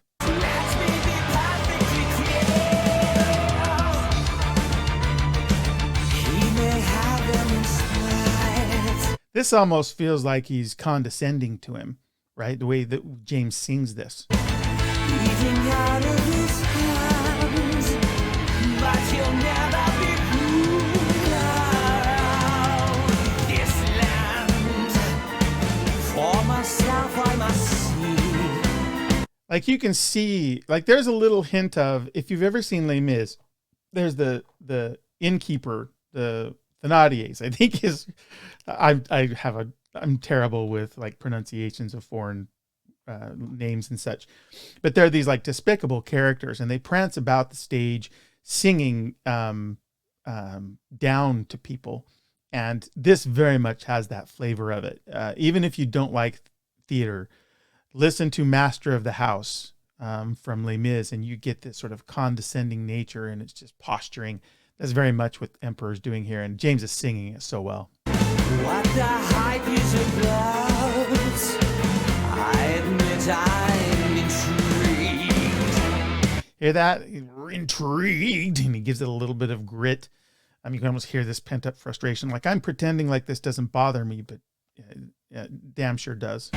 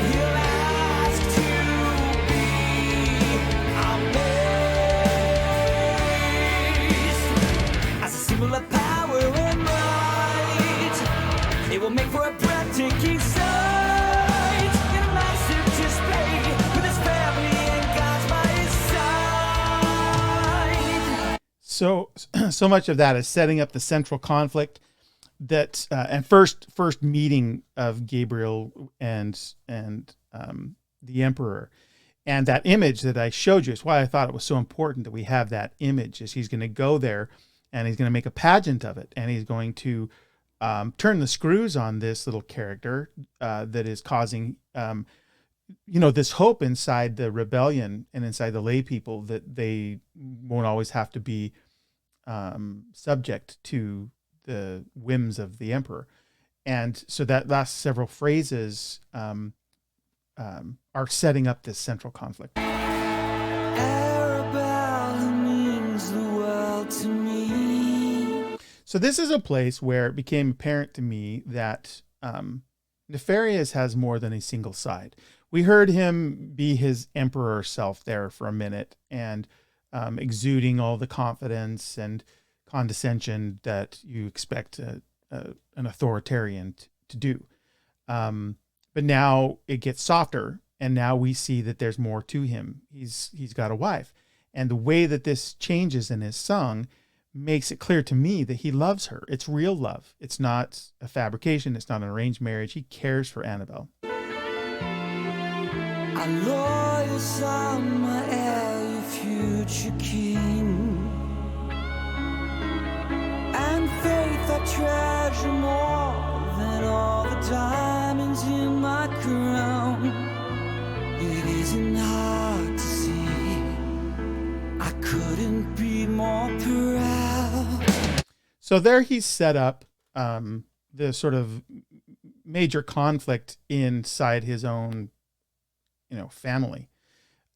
He sees his son's going to be a future ruler, but he does show this disposition to Faith, setting her kind of apart. There's something special about her. And these section that I just described that is setting up this central conflict. This is a place where the narrator has come back in, and is helping us advance the story by saying his decision is made. So his journey begins, and he's going to go off to, the edge of the realm to meet this savior. So he does all of that. And that's the narrator setting that up. But then when we come back to Nefarious, we've seen him earlier be this one kind of man. Now we're hearing him be this other kind of man. It's the man that was sitting on the bench against Lake Halcyon, who's unsure, who himself has doubt. Like, interestingly, the mirror here is he has some doubt himself. At least that's how I try and write him out in the novel. And we know that expressly that Gabriel has doubt. And so in this way, we start to see there's some common elements to the human experience, to being human. And these guys are on different sides of it, which also gives us a sense that there's a potential for reconciliation, if we want to extrapolate that far.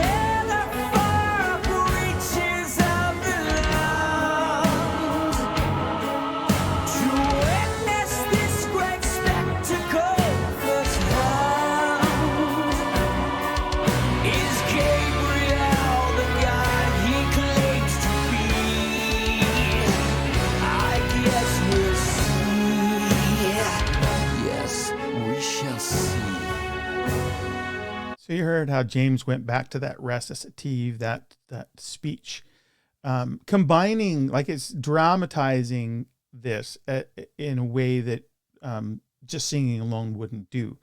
Now it's hard for me to know if James was doing that and that was his interpretation, if John had given him notes for that, or if maybe they conceived that together. But I know that James tracked this, I believe, in Toronto. They weren't co-located when they did this. So it leads me to believe that John had provided, and I know that there was a lot of review. Once he'd do something, they'd listen to it, etc.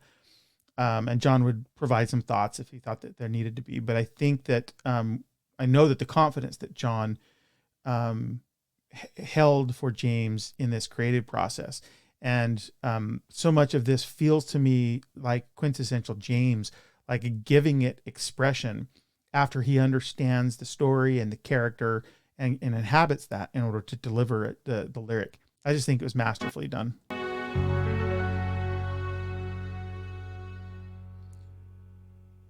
Okay, the next track is A Savior in the Square, and this is the one that I wrote sort of my audition for the novel by, and it's a really, really important moment, soft moment for Gabriel before the big confrontation with the Emperor. Do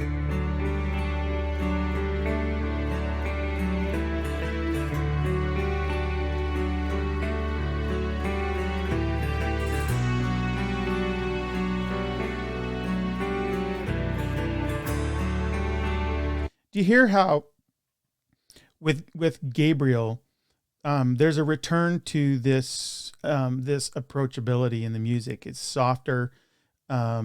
It's maybe not so self-assured as the Emperor was, even if that self-assurance is a facade.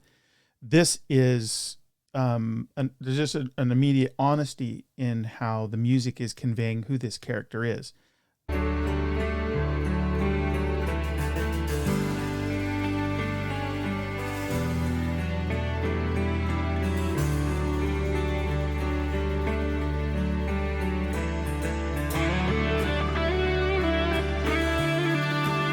This is what I've said in other videos, I believe, is John's signature. He can shred with the rest of them, and that's part of it.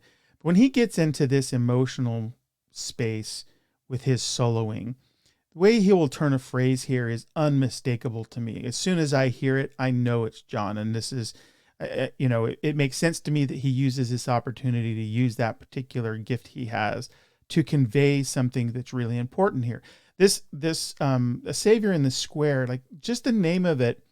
And I'm glad that John asked me to basically audition for writing the novel with this, because there's this idea. I mean, put aside for a second if you're a person of faith or not a person of faith, but just hold in your mind the idea of a savior, whether you believe in one or not. And then this idea of a savior in the square, like the most common place to be, the most common place in the town where people come and go, there's businesses, traffic, all of that. It's a very, and it reminds me, like I'm old enough to remember the sitcom MASH. And there's an episode where a character comes in who's got some battle fatigue and believes that he is Jesus Christ. And of course, they immediately call for a psychologist to talk to this guy because they know that, of course, he's not Jesus Christ. But there's a moment in there that's pretty poignant where they ask him, why are you here? Like, you're here in the middle of, you're at a MASH hospital in South Korea. Like, and his response is really poignant. He says, I'm Christ. Where should I be? And there's a little bit of that idea for me nested in this A Savior in the Square. You have this guy, Gabriel, he's got this ability that people, at least some people, are looking to him to use to save them.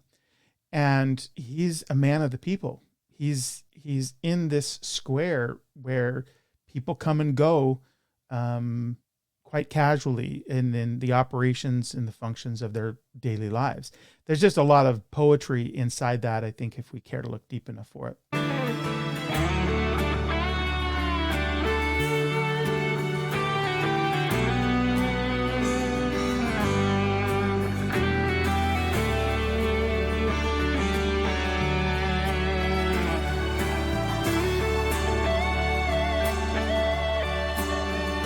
You can hear the ahs.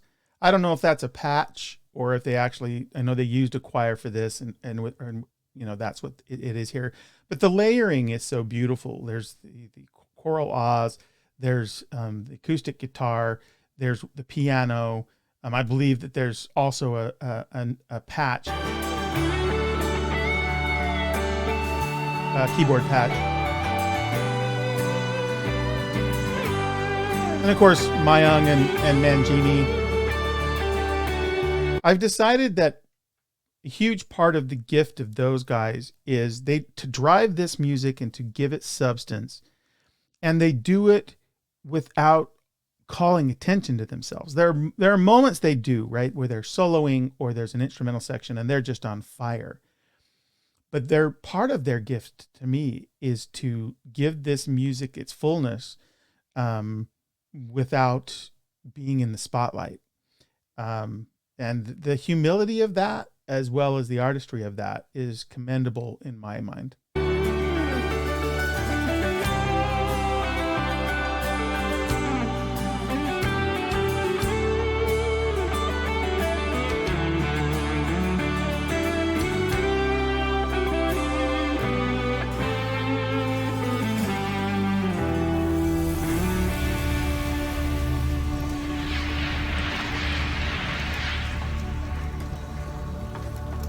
Okay, so when I wrote The Savior in the Square, it's that section of this song that I was thinking for the first part of that, where Gabriel is just there early morning.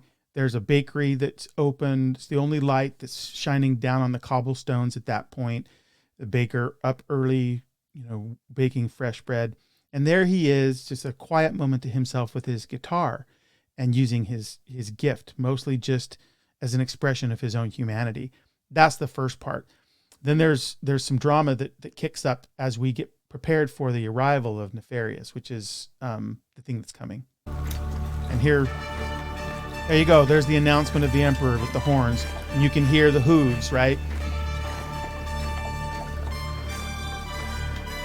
Thus the image that I set up that's got the horses there, so that all of these audio effects that they bring to bear to set, to create this picture are there in the actual illustration that we had created for the book. We have come to hear him sing.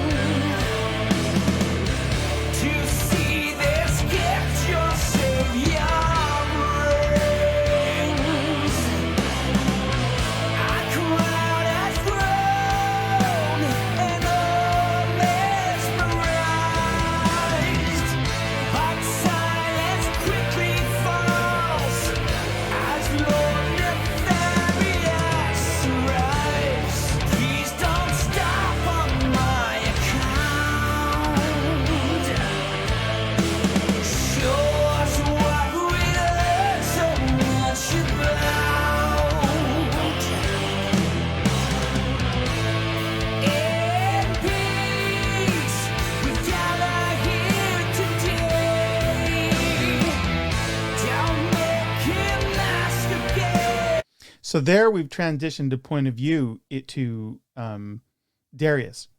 So he comes in and he's basically the emperor has asked something, and Darius pipes up, kind of trying to continue to curry favor with his father, because he's the child that's sort of not held in such high regard, and says, "Hey, answer the king."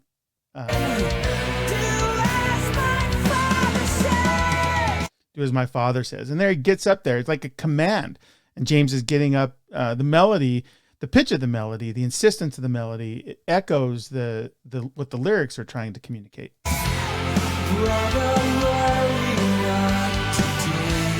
I love this part. Brother, worry not today. I will share my music. See, so the way I read this is, here arrives the emperor, basically calling out Gabriel, and there you've got his lead general effectively in Ares saying, answer. And here you have this voice in Gabriel's ear, which is his brother Ares, saying, don't worry.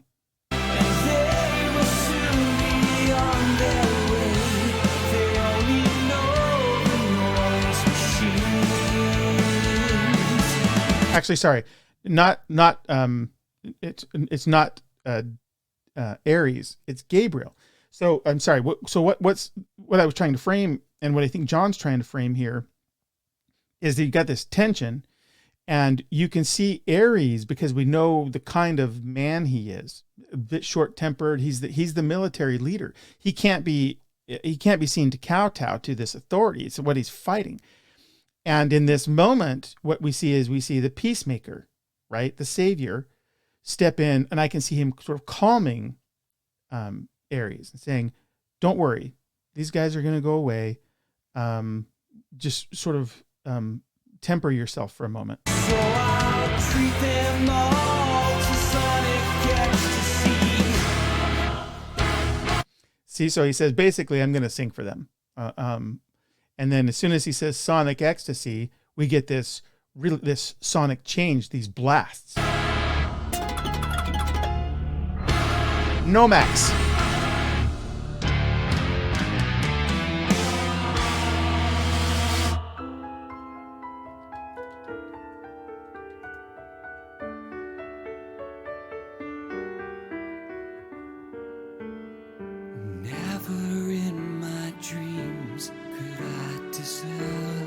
So, I mean, one sort of reading of this is you get the interruption of the Nomax sort of there in the sky, accentuating the power differential between the emperor and all of these lay people. And then after this interlude where we hear the Nomax establishing that power differential, then faith arises. And what we see is her coming to terms for the first time with these people that she wasn't aware were living in such squalor and such servitude. And by her nature, that's just not who she is. Or, the way I frame her in the novel, she's a diplomat. I mean, her job is finding common ground and trying to broker peace. And so in the same, and like, interestingly, we just saw Gabriel essentially being a peacemaker. And after the interlude of the Nomax, we have another kind of peacemaker step forward in faith. And of course, these guys are fated to be a couple. But part of her experience is that she's seeing for the first time the enemy, and realizing they're not really the bad guys that she's probably been led to believe. To ever see a vision quite like her.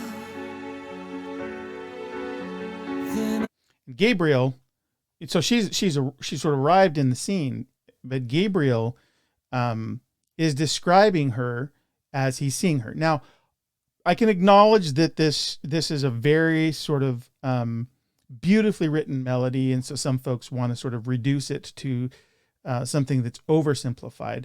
But I mean, if you think about your most, someone that you love, and sort of distilling down that feeling to a musical phrase, this is the kind of thing it would be. It would be a very simple melodic movement. It's not going to be some bombastic thing, and it's going to be very bare. It's going to be simplistic, because the purity of what in the course of a 2 or 3 hour show has to sort of typify love is going to have that sort of a sonic signature. So for me, this choice made perfect sense in order to communicate Gabriel's feelings. Unexpectedly,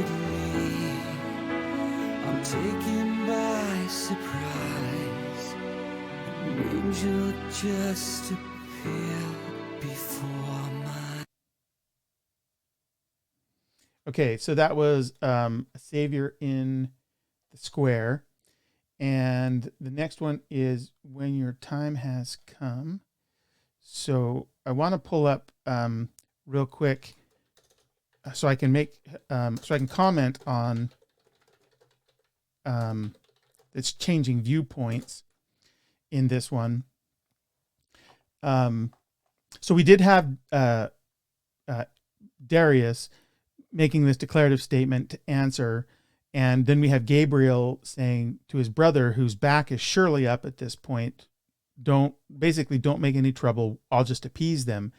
And then the diplomat from the emperor's side is sort of seen. And this happens, I believe, in the visual graphics they display. It's certainly the way that I write it, is when she sees this, then Gabriel has this sort of very visceral, emotional response to her. Now, on first sight, there's love at first sight. I think essentially that's what's going on here. But it's also true that when you see someone you're just so taken with, how you would communicate that would be, as I said, rather straightforward. And that's what they do musically. So then it transitions to When Your Time Has Come.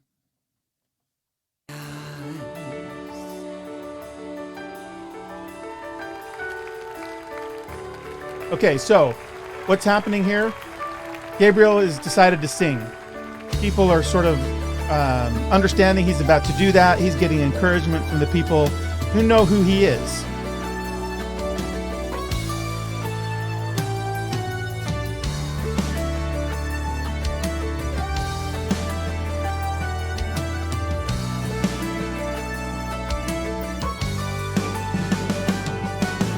When your time has come and you're looking toward the light,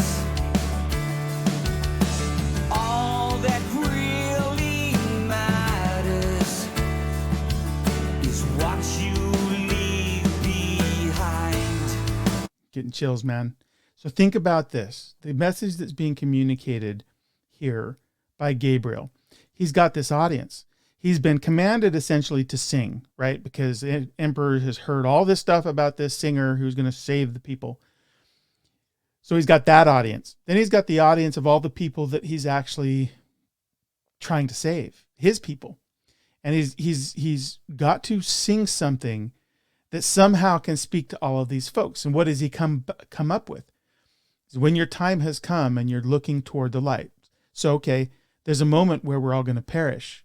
Some of us, that's going to be hard, as it is for folks in Ravenskill and the people who are put upon. But he's also speaking to the emperor, and he's saying, hey, you're going to die too, because you're mortal. And he's saying to all of these people, the only thing that matters is what you leave behind, right? It's not going to be things, as we're going to hear. So let your heart be free. Keep your spirit burning. This occupies the same terrain for me as The Spirit Carries On. Like the emotional core of this has that same message, in my view. Right. Sit down the stones you carry. Take the weight of your mind. I love that lyrical, like that's quintessential John. Set down the stones you carry, right? Your burdens. Lay your burdens down and take the weight off your mind, right? So mortality fetters you with all kinds of things that you are anxious about. And the most current record has a whole song called Awaken the Master, and other tunes that Invisible Monster, that really are about the anxiety of life and how they shackle you. And this is the opposite of that. This is the invitation that Gabriel's singing that says, put that stuff aside, because at the end of life, you can't take anything with you. What's going to be is what you leave behind. And it's very consonant with the idea in A Change of Seasons, which is the things you leave behind are the good you did, the legacy that you leave for your children who are going to continue to hopefully put good out into the world, right? So the good you've done in the person of your children is consequential in the world you leave behind, and which is what Gabriel is singing to these people. Is ultimately, it doesn't even matter. I mean, part of this actually says it ultimately isn't going to matter that you were an emperor or that you were a field worker, because what your legacy won't be those things at all. When you're facing the path that divides, know that I will be there by your side. Find your strength in the sound of my voice, and you'll know which choice is right. Okay, before we get to the rest, so think about this. So he knows his brother is basically about ready to throw down, has been throwing down, and is going to continue to do that in his fight. But he's in this moment in time where everybody's his audience on both sides of this equation. He's basically saying there's a path that divides, and one way to read that is mortality. There's life, and there's whatever's afterlife, or if there's nothing afterlife, but there's a state when you are no more in this life. And that when the time comes for you to make a choice that compromises or is going to put at risk your mortality, he's saying, have some strength in what you hear from me. I'm going to stand as your proxy. I'm going to do what I can in service of you, and if you'll trust that, when these mortal choices befall you, then you're going to know the right choice to make. And you could, if you look ahead far enough in the narrative, you could say there's a moment where Nefarious is going to confront this, because his daughter is going to be dying. And he has a choice.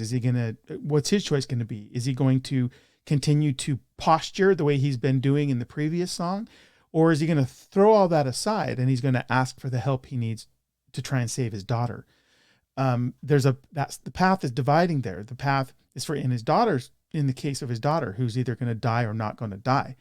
And he can put some trust in something. He can put the trust in Gabriel's voice, which is literally going to save his daughter's life. So you can see these like really, really pertinent echoes or foreshadowings in this, when your time has come, on the very narrative that we're participating in, but on a higher level, like, because we are also the audience, right? Those of us who are out here listening to Dream Theater, if we decide we want to, we can take some value from this song to strengthen our own lives.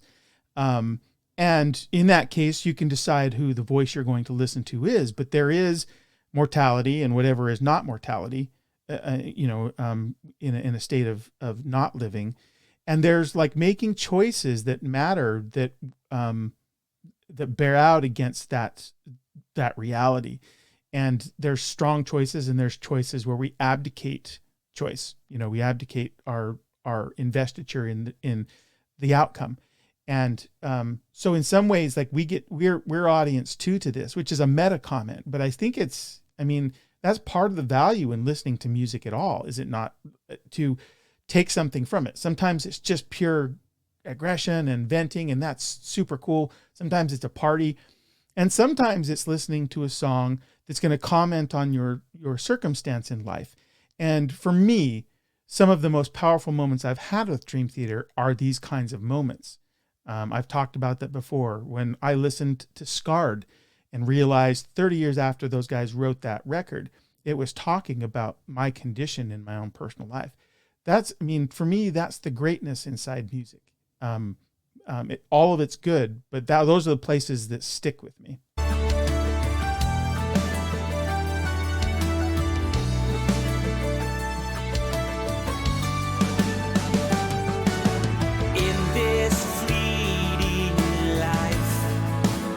And the comment on the music here is, the music is not pyrotechnic. The music is exactly what it needs to be as an audio bed, as a landscape against which to communicate these ideas. Because the story is the principle here. We can sometimes lose our way,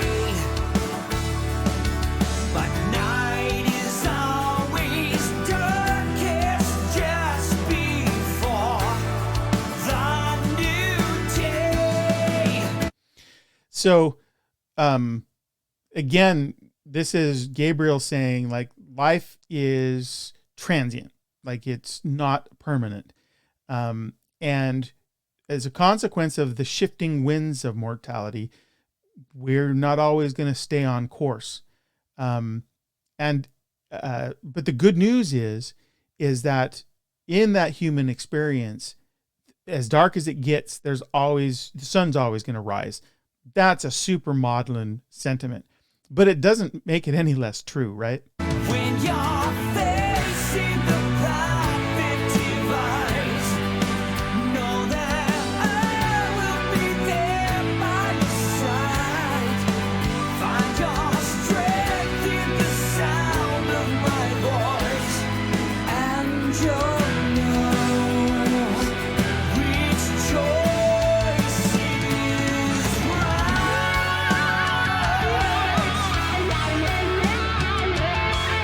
A little bit of wah-wah on that, isn't there? In the beginning?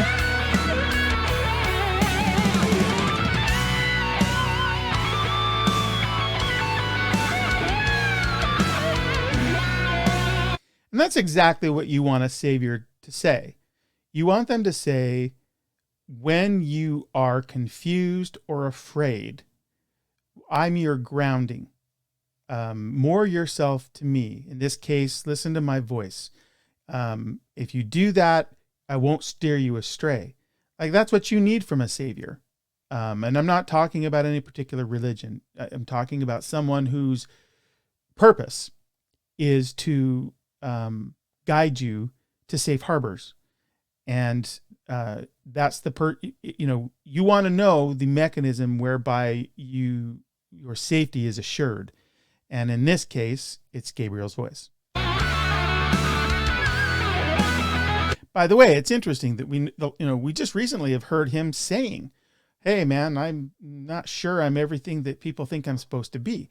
But what happens when he's put under the spotlight and these same people that he's not sure he can rise to the occasion, are looking at him and need for him to stand in their defense and to give them, a North Star. He stands up and does it in the face of his own doubt, which we have just heard in the past couple of tracks. That's exactly the kind of savior we need too.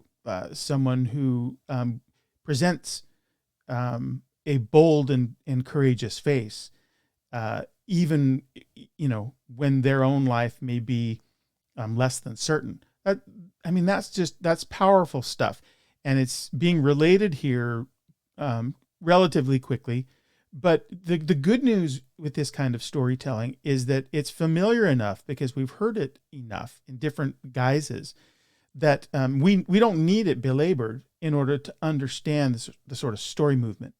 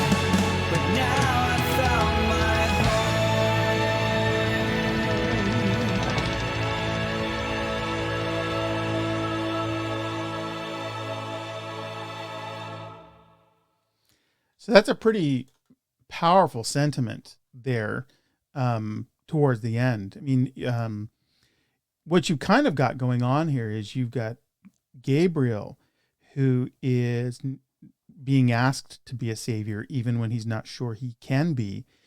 And in this moment, under this sort of really challenging set of circumstances, he finds his own grounding, and he finds it in the person of Faith.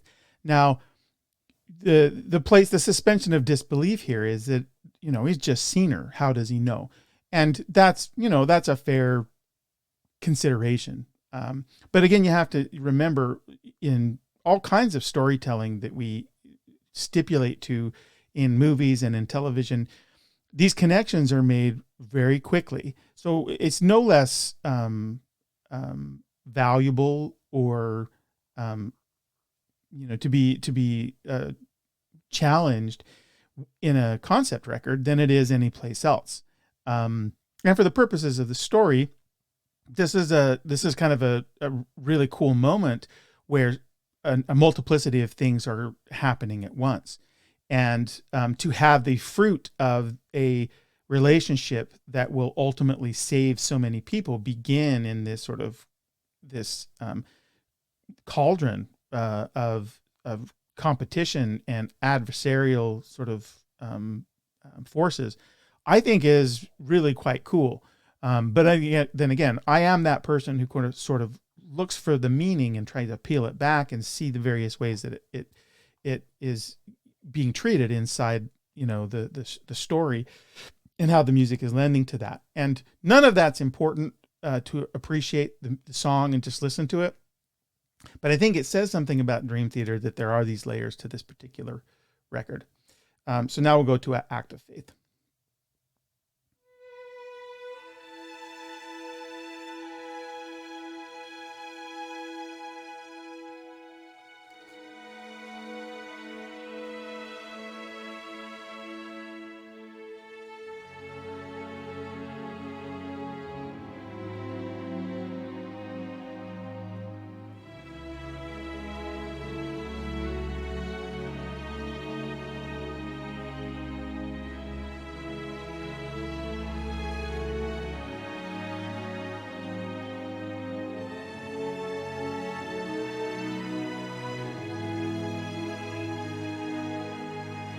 By the way, the POV change in that last piece, this very moment, is Faith. If I didn't make that clear, so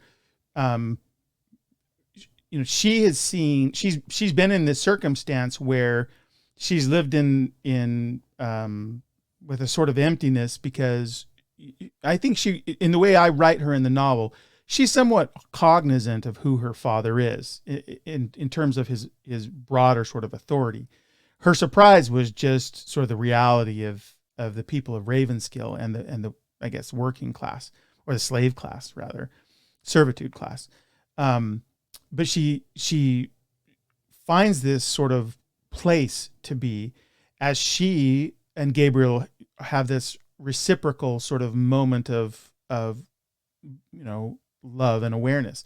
That was the POV change. And then we proceed with Faith and her, as she's sharing her moment in the song Act of Faith, which is track 9.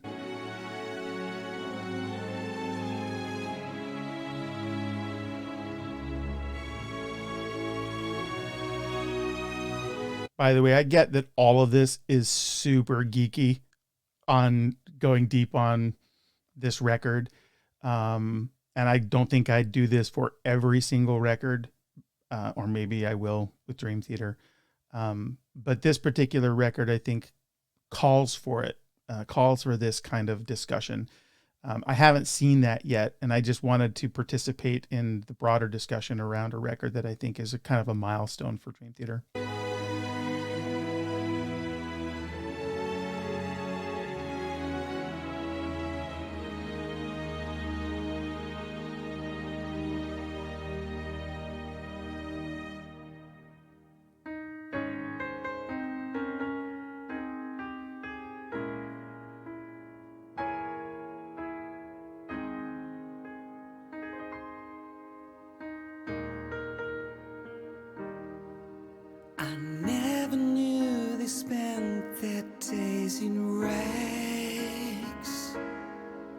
Well, I enjoy the light they'll never have.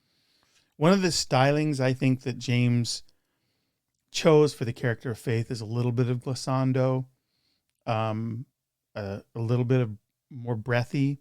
Not that he doesn't use that treatment in some places with other characters, but I think it's more a staple of the Faith character. Yet deep within their eyes, hope still survives, and they don't seem to think this world's so bad. I love what John did there. So he's seeing, he's helping you look at the people of this empire who are at the lowest station through the eyes of Faith as she is first experiencing it. And she's perceptive enough to realize that they don't all look miserable. They may have miserable circumstances, but they are, their view upon the world is bigger than the imposition of the empire. And so her realizations are multiple here. She's realizing this thing that she didn't know about the people who are fueling the economies that she's a diplomat for in the novel as I've written it.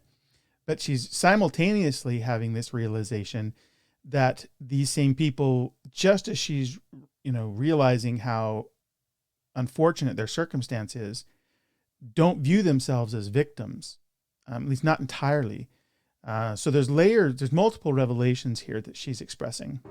Even as they gather in the square,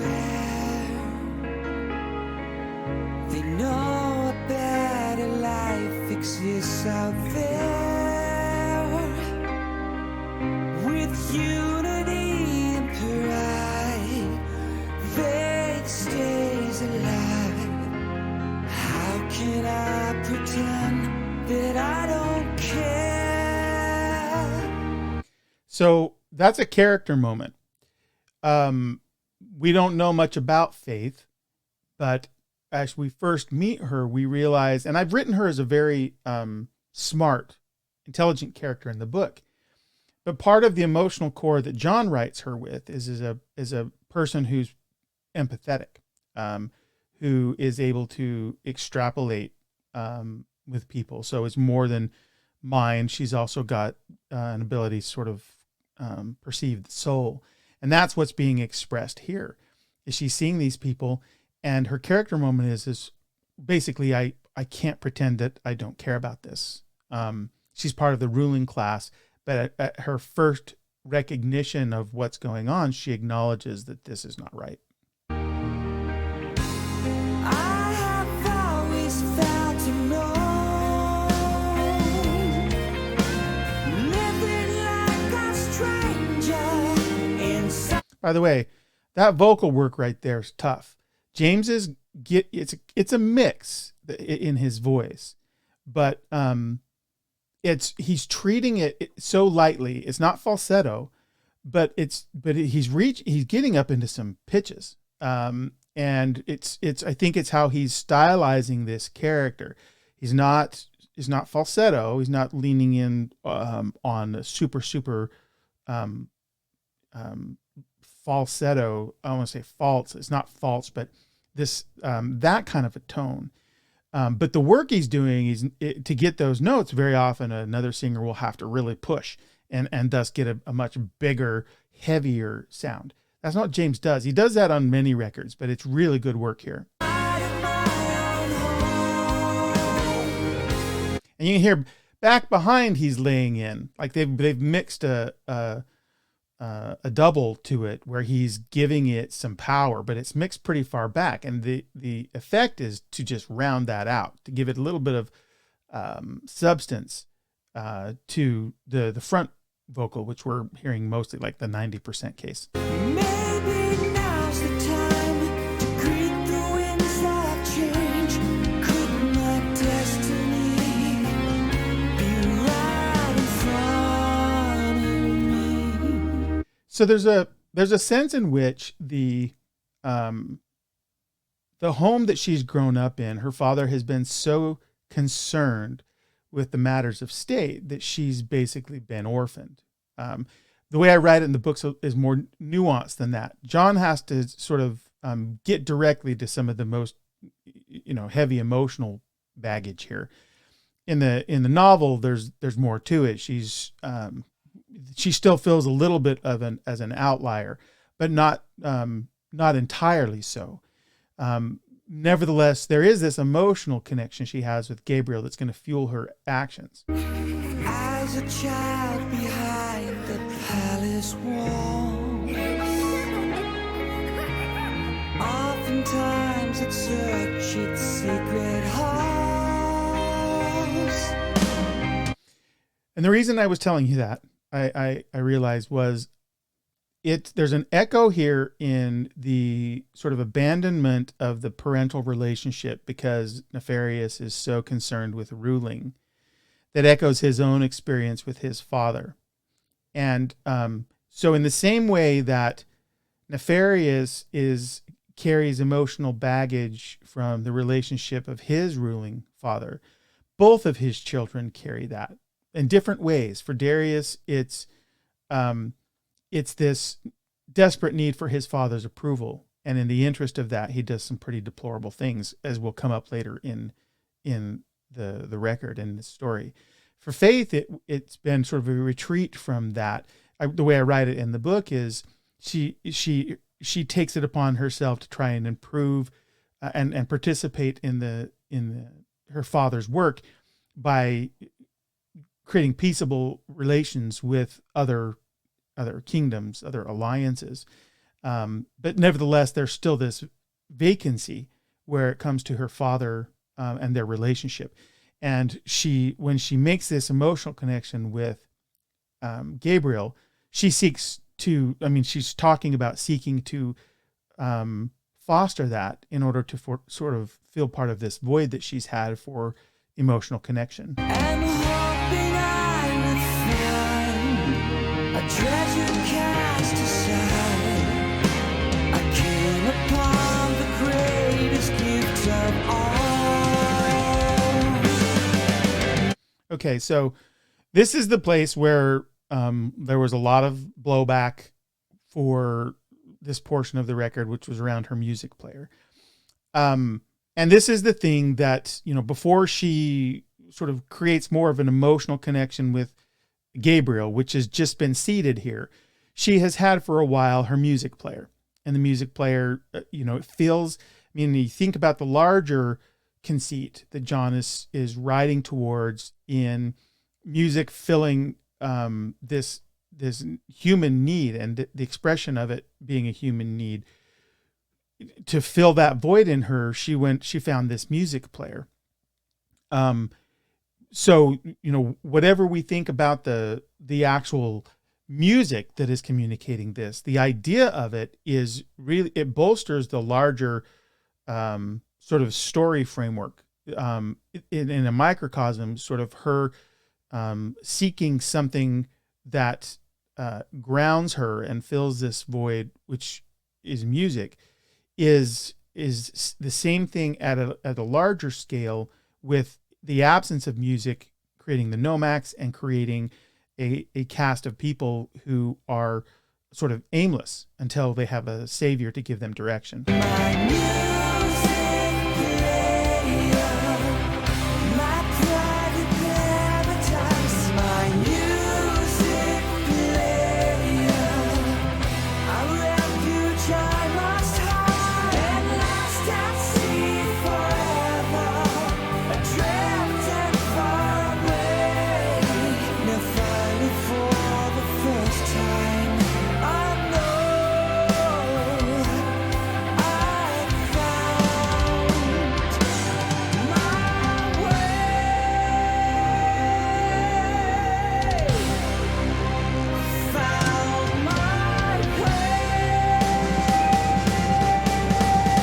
Notice how Jordan introduces some horns back behind this. I think this is part of a segue, a musical segue, because we're going to go into Nefarious talking about 3 days, giving the ultimatum So there's this transitional quality to some of the instrumentation, which I'm sure is considered.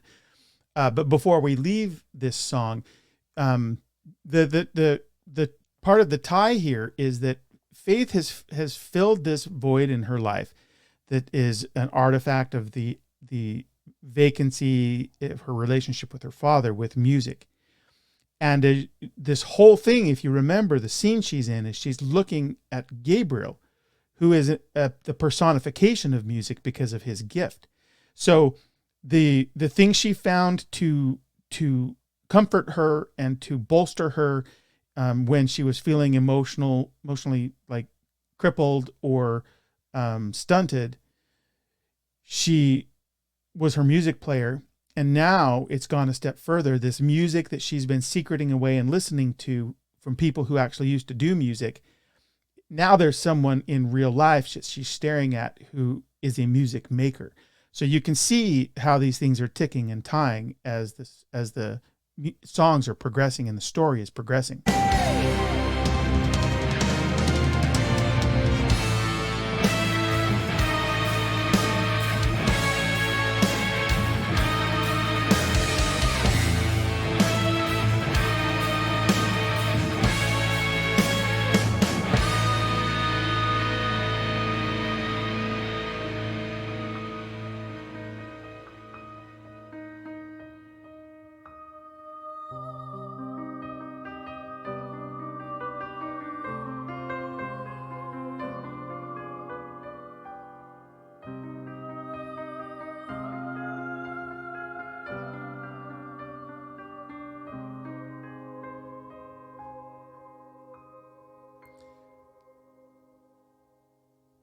So what that does for me emotionally is Faith has just had this revelation of how and why she thinks she's going to have a connection with Gabriel, because music has been the thing that is, kept her going.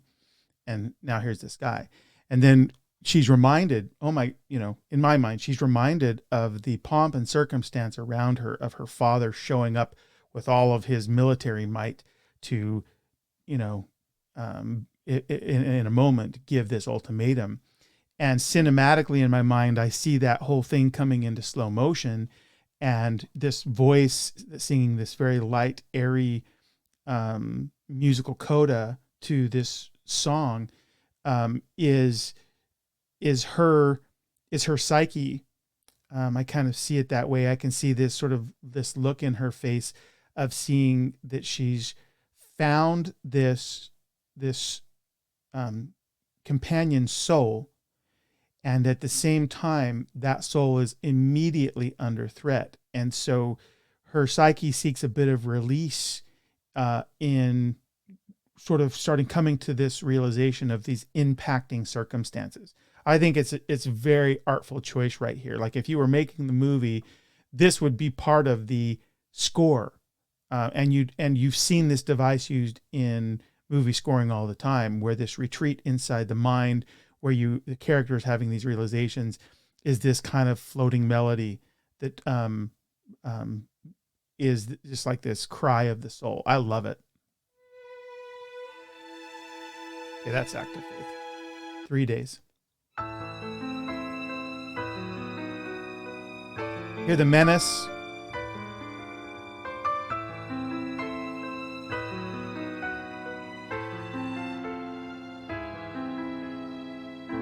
The admiration. See what James is doing there again? Getting into the recitative. There's a little bit there's tension on the voice, because Nefarious is he hates that he's just heard Gabriel sing this song that provides hope, that does what only the emperor should be doing, which is leading the people and giving them direction. So he's talking the admiration, the applause and the cheers. I am impressed. You've brought us all to tears. Obviously, he's just condescending. It's thick with condescension. The applause and the cheers. I am impressed. You brought us all to tears. Ironic, right? He's being ironical. Not that maybe people weren't brought to tears, but he's basically just shoving him under his boot. To think I didn't notice the way you looked at her. Now step down from your throne and let me bring you back to Earth. So now there's some context here, because early on we heard Nefarious say that he regards Faith as so special. And he's just seen this connection between his daughter and the object of his scorn. So not only is he seeing the uppity young savior guy, that guy's now a threat to the relationship that he holds most dear, or at least that he holds very dear, in the person of his daughter. So he's saying, don't think I didn't see this. Let me sort of remind you who's in charge.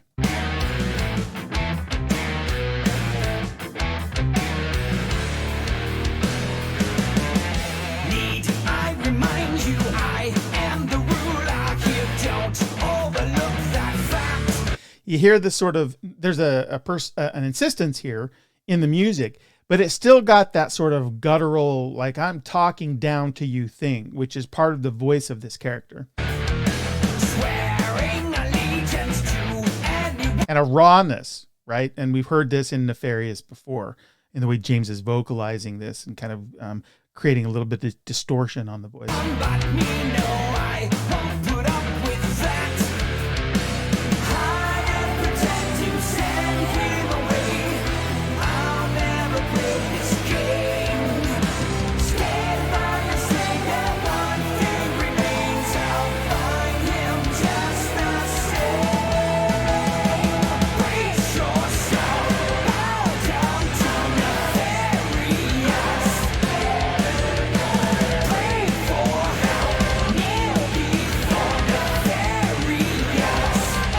That was Imperial Guards, right? Those two phrases, and you hear it in the instrumentation. It's like it's the machinations of the army.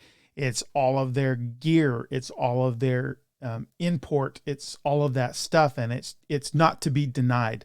That's the musical bed behind these commands that the guards are giving in the name of the Emperor. He'll surrender on his own. If not, there'll be... Okay, there's levels here. There's the ragtime stuff, which if you follow me at all, you know I think is kind of a cool thing. It gives it a little bit of a jouncy kind of devil may care like attitude to it. But then he goes back into this recitative in this sort of condescension. Hell to pay. I'll tear down the city stone by stone. You only have 3 days. And it's this sort of almost clownishness with which, you know, anybody who would defy the emperor, that he's speech singing this to.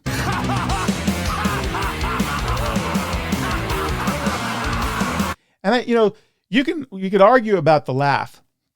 Oh, does it sound like a real, like, evil laugh? I think the very point of it is to sound affected, like to be melodramatic in order to say, it's as though he's humorless. So he's not capable of an honest laugh. So he's doing the thing to sound menacing because part of the way he communicates and tries to instill fear is through this affectation, because we know that that is not all of who he is. At least this is the complexity of character that I draw out in the novel.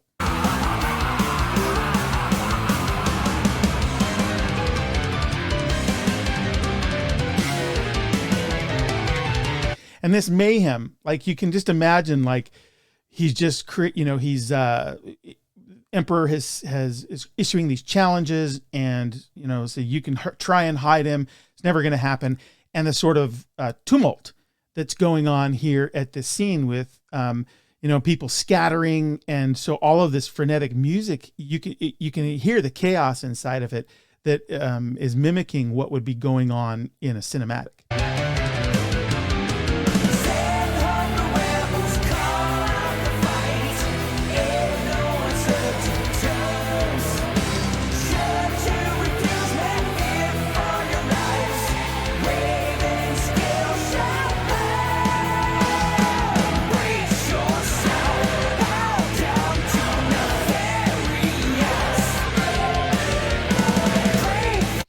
So they're shortly before, Nefarious is like telling them what's going to happen if his ultimatum of 3 days isn't met.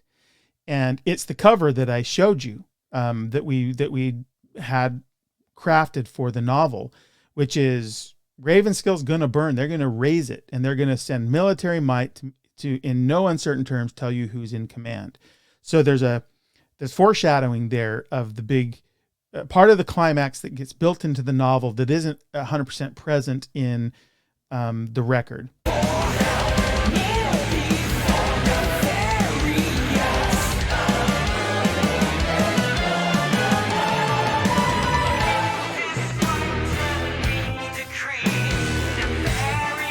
Narrator.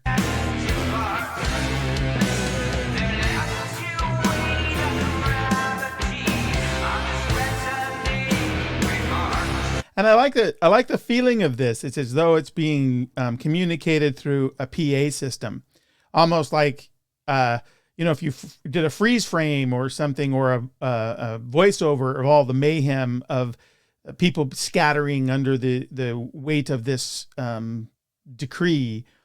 The PA kind of saying to them all, and here's what you just heard happened, and you should be frightened.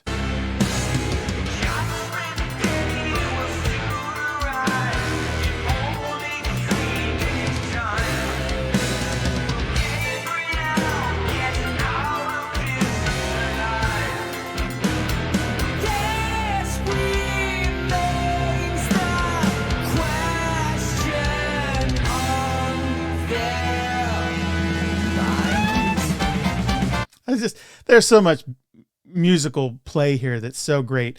So the narrator has this interrogative: will Gabriel get out of this alive? That's the big story question, right? Is he going to triumph over this or fail? Usually journey stories, there's a triumph, but not without sacrifice. And then after this, the use of this sort of radio effect, the last line, that remains the question on their minds. So in some ways, the narrator is helping us to, as a guidepost, here is the story question. If it wasn't abundantly clear, and a lot of theater does this. Like they will say these things. Sometimes in Shakespeare, it was done in soliloquy. The guy steps forward, breaks the fourth wall, addresses the audience directly, and says, hey, in case you didn't know, this is what's going on, and provides this sort of context. And it was helpful to theater goers in Shakespeare's time who maybe were less sophisticated, didn't understand the story movements. It also created this familiarity and this intimacy between a member or members of the cast and the audience, took them into their confidence. That's what's going on here. This is a tried and true theater device that John is using with the narrator. And you don't have to know all this stuff or have studied it to feel the effect of it. But I am just trying to sort of specifically call out what's going on.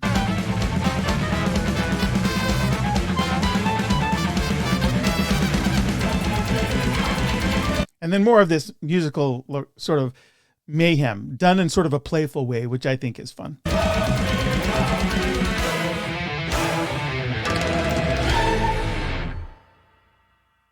The choral, I mean, that sounds like a Les Mis thing too. They would do these kind of fun things, and everybody's singing, and you don't 100% even hear all the articulation. You just know they're screaming at you, and that it's important. You need to pay attention to what's going on. This is the hovering sojourn. Just an interlude.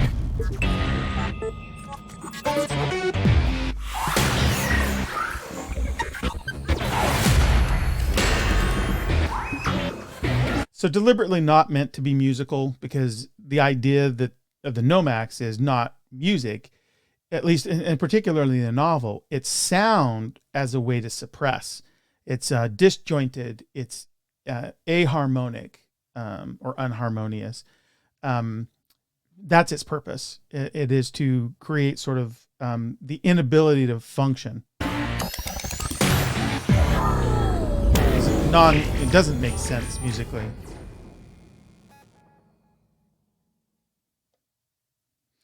And that was the idea of that was Nomax are present.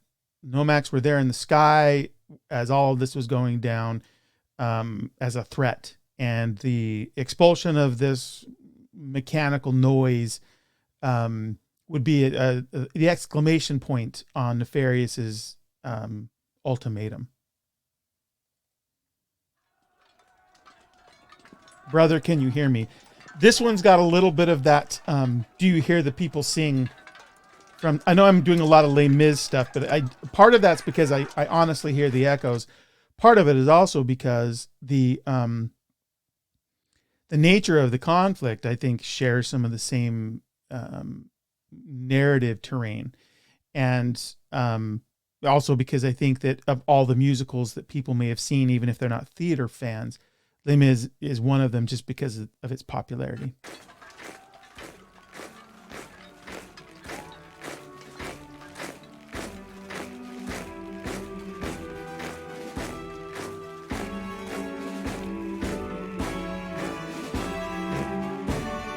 So Ares is going to come in here. He's got his rebel militia. They've got their own horns, which is a very military sound. So it's an audio signal and cue that people understand. And the brothers sort of singing together. Like we've all probably seen those war films where the fighting men sing together, and they derive some confidence in singing together these songs that are of bravado.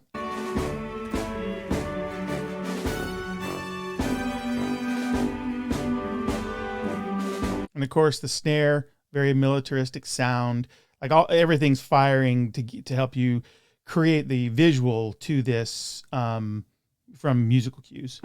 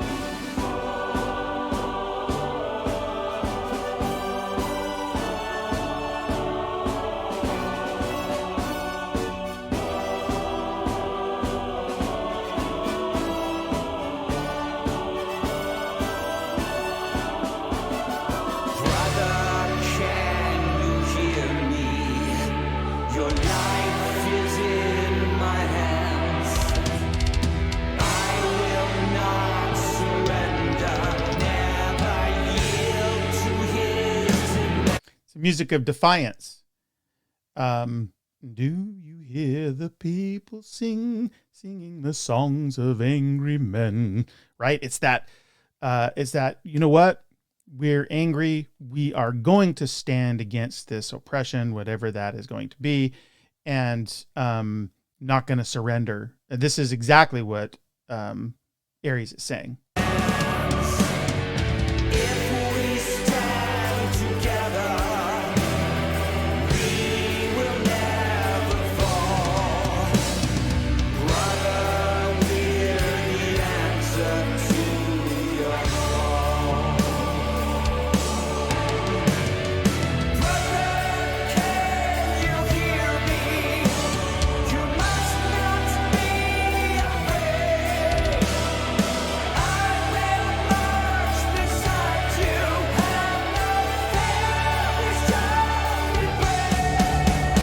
I just love how the verse over verse, there's a modulation, or at least it's a thoughtful sort of evolution of the melody to get bigger, because he's covering the same sort of message. He's saying it in a different way, but it gets capped by this: "Have no fear, be strong, be brave," where James is just sailing into these notes, and so it becomes this call to arms, which is, perfectly, again, consonant with the substance of the song.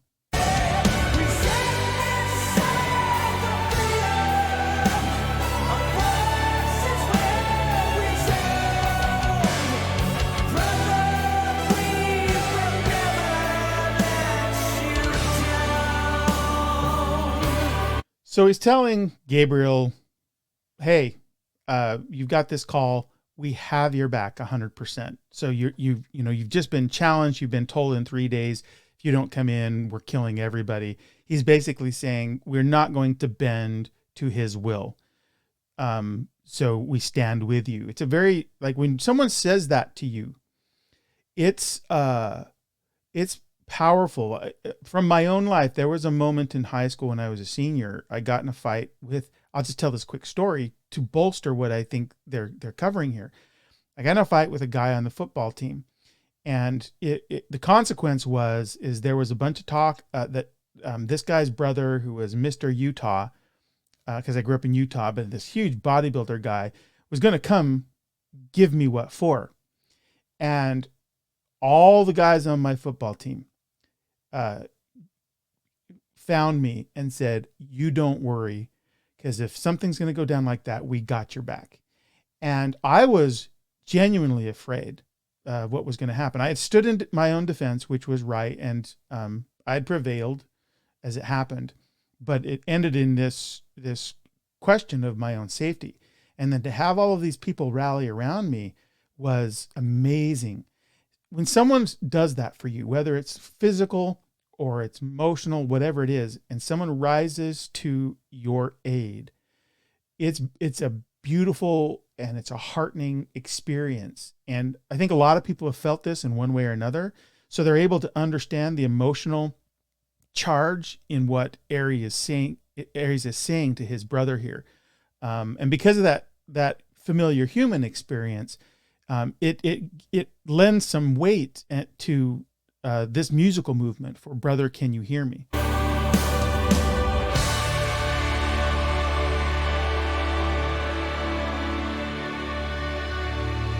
So same song, and now there's a transition.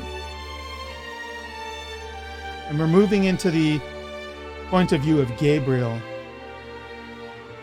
So he's just had this like threat. On the road to revolution.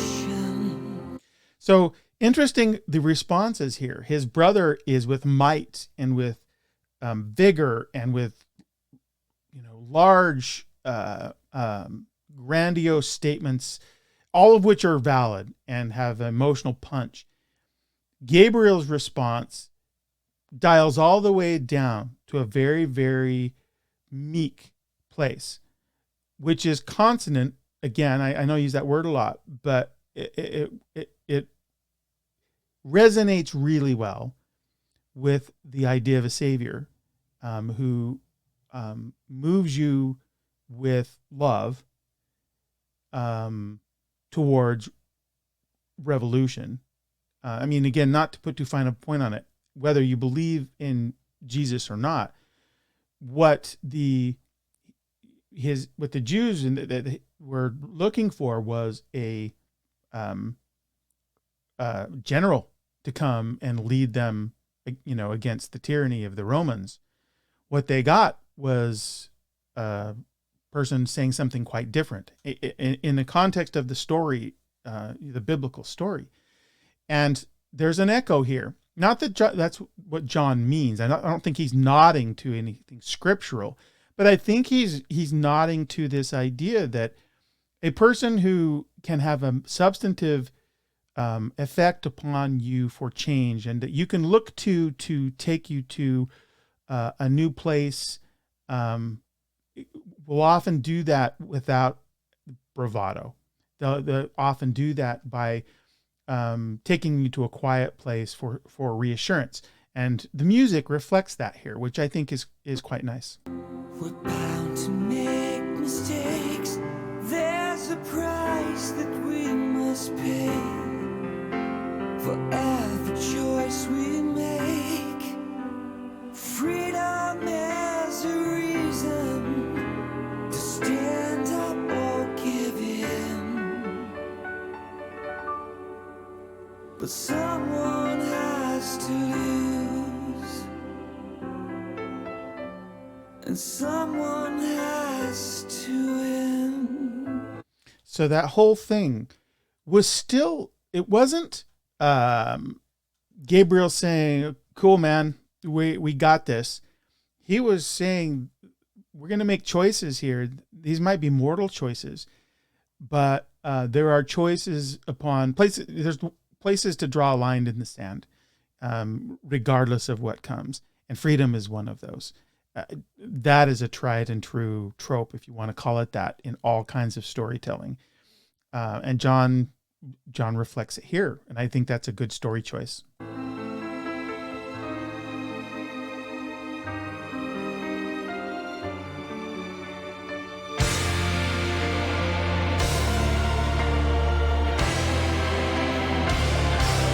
So Gabriel has had his response, his thoughtful response, but he's also a person of import, right? He's a person of consequence, and he's got this, he's got some audience here that is still his people, and he wants them. You would think, even if some of this is still in the face of self-doubt, he wants them to know. To have some confidence, and he's about to do that by getting bigger with this musical, the musical stylings. Brother, can you hear me? There's the snare. So even Gabriel, there's a little fight in him. I am not afraid. I will not forsake you. I'll be strong and I'll be brave. What I like about that is it leads you to believe that Gabriel knows that Ares has, even for all of his "I will stand behind you," Gabriel knows that Gabriel maybe has some self-doubt. Gabriel now takes the chance to say, whatever else is true, I'm going to stand up on this.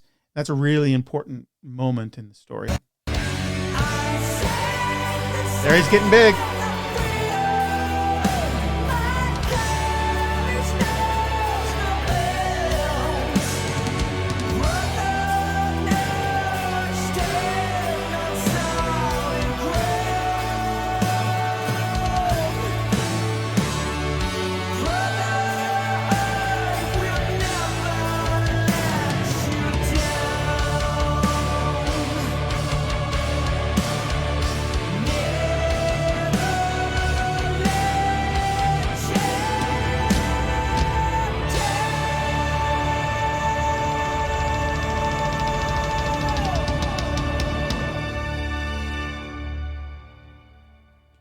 So that's a very ascendant end to the song. That last stanza, last four lines, it begins with "I sing the song of freedom," and you need to hear that from your leader, especially if you know that you're up against tough odds.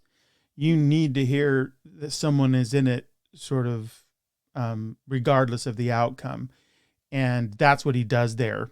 Again, a tried and true story device, but it's a moment that played well, I think, in the concert, certainly in the novel, where someone is going to act courageously regardless of their own self-doubt, and not going to turn away from mortal threat. It's a powerful moment, and the music that accompanies it is likewise powerful.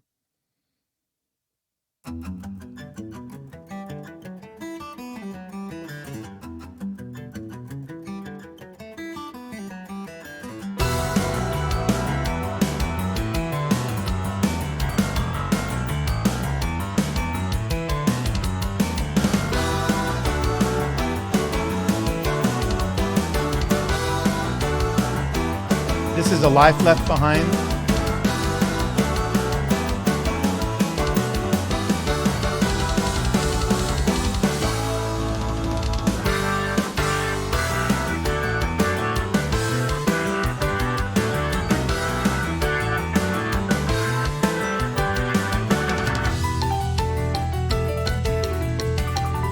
There's a little bit of, if you think cinematically, sometimes movement through space from one place to another is accompanied by this sort of jaunty music. We're going to have a scene change here. It's going to go back to the emperor's palace. And there's a little bit of this this song, the beginning of it here, that for me sort of transports me. It helps me sort of make the scene change from the hugely dramatic set piece that we've just been witness to a new place, and I get to travel with it with this music.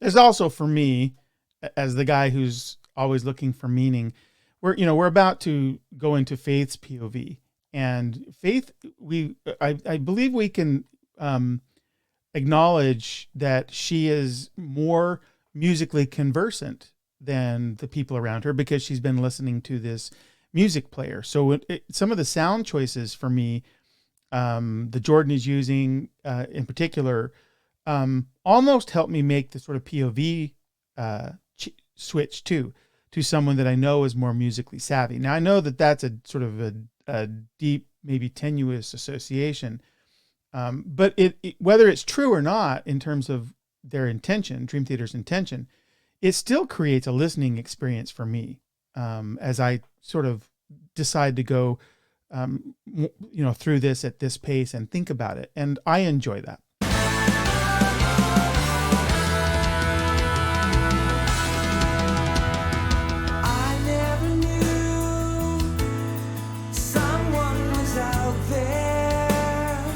You can hear the lightness in James' voice now that he's in the Faith character. A long way from nowhere.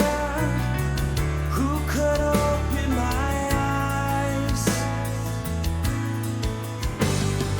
All of this time while I was sleeping, the world changed around me. Now I've never felt more alive. I'm waking up from a life left behind to see what lies ahead. I'm waking up. They found a way to bring them together once and forever, and won't let them go. This is Arabelle, by the way. Fate found a way. So Arabelle is a very smart woman, as I see her and as I cast her in the book, mature, and so that wise maternal character. So she witnessed the exchange between these two, and she's going to be one. She's going to be a voice of reason in the interest of that relationship later in the story, and particularly in the book. Nothing I say can keep her from leaving. Her life has a meaning. I lost her a long time ago. I have to stop on that. There are layers to the listening experience that everybody has that is unique. As much as I'm doing all of this, you could be a listener for whom a very small percentage of this resonates because of your life, your tastes, all of that sort of thing. But as I listen to it, there's one layer. I'm a dad, and when I listen to a lyric, and I know John's a dad, so I know that there are emotional experiences and responses that he has that come from that place and that are informed by things you think about as a dad. And when there's a lyric that says, nothing I say can keep her from leaving, her life has new meaning, I lost her a long time ago. There's a very real thing between, and I know that some relationships between parents and kids are strained, and so there's not always this deeper familial affection. And there are songs for that too. This particular song, though, definitely, I think, at least for me, is coming from a place of genuine affection and this acknowledgement that as for all of the love you have for that child, it's you lose it, and not really in that, you can still love somebody even if you are parted. But there's the soul, and I'm feeling this now because of where I'm at in my life with a relationship with one of my children, that, it's natural that they go away, but that change is a very real, very painful one when you start to acknowledge that this person that you spent, all of their life and a huge portion of your life dedicated to, sharing it with, and then that's going to change. That's a very, very powerful, powerful human experience for many people. And so if you're a parent, and to a degree, of course, if you're a kid, but this is coming from Arabella's point of view, that has a poignancy that really sort of resonates at a certain level. And I like the maturity of songwriting that will just say that in a really kind of an honest way, and in a turn of phrase that's, I lost her a long time ago. It's an acknowledgement that can be a very painful acknowledgement. So enough on that. Back to faith.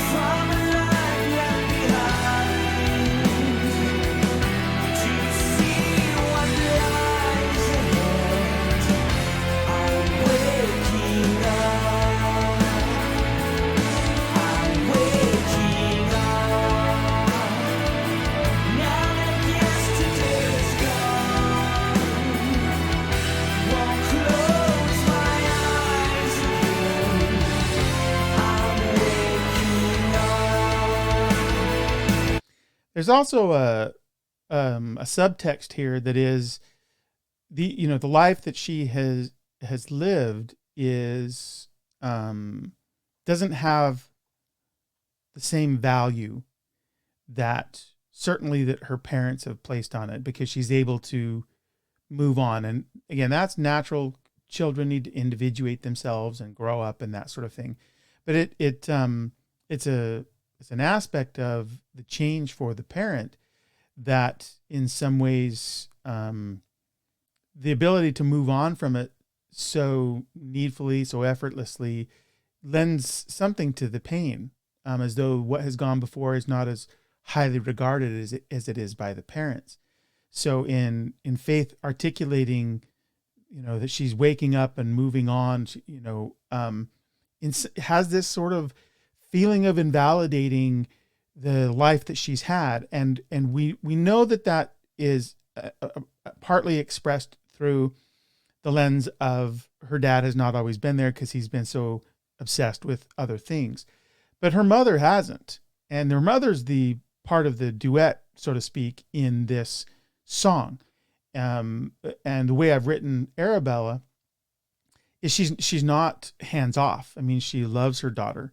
So for her daughter to be able, and at the place where she's just going to move on from this relationship, is it's poignant. It's there's a lot going on here, I think, in this song that is probably not always acknowledged.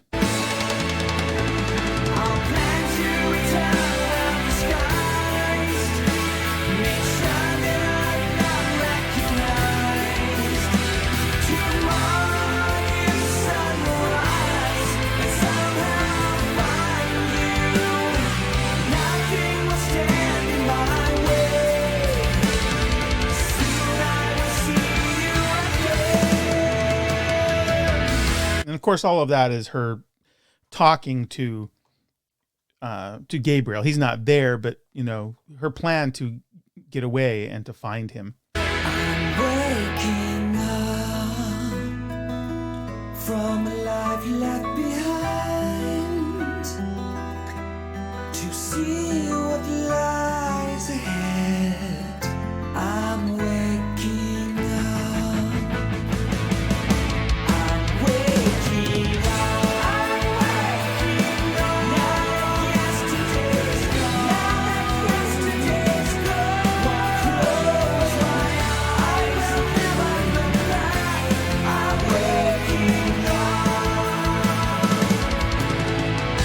Arabella.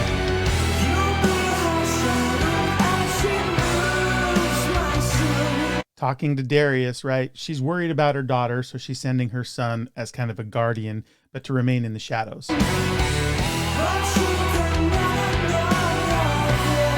And then you hear how the sonic thing changes. Even though Arabella is a more honest character, a more genteel character, she's talking to Darius, and this charge she's giving him has consequences in a number of ways. And the music underneath it is reflecting the importance of this commission she's giving to her son. And the danger of it, right? There's danger for everybody involved in this little tryst that Faith is going to attempt.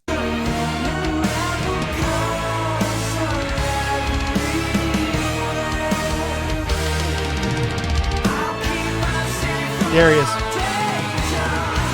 Hear the sonic difference that introduced with Darius. It's a little bit more biting.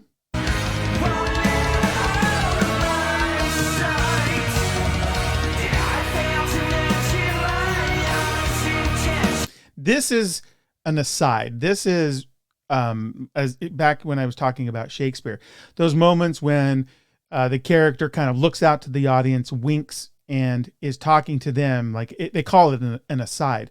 It's spoken, breaking the fourth wall. It's spoken to the audience. And Darius is doing that here. He's listened to his mom. He said, of course, I'll do it. I'll make sure. And then he turns to the audience and says, did I fail to mention my honest intentions? This is the chance I deserve. Heed my words, justice will be served. So we know that he's going to opportunistically use this commission from his mother to do something in his self-interest. And his self-interest is proving himself to his father, right? He's been given this commission to safeguard the daughter, who is the treasured, preferred child. And so he says, yes, of course I'll do it. He's going to say yes, play the good son, but he's got an ulterior motive. And this is what the aside is.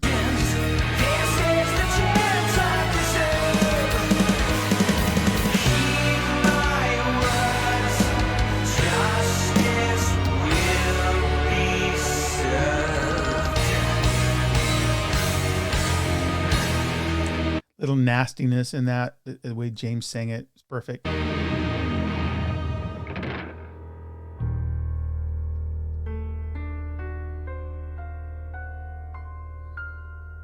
Hear that? It's the that climbing line on the piano, sort of intimating things are about to go wrong.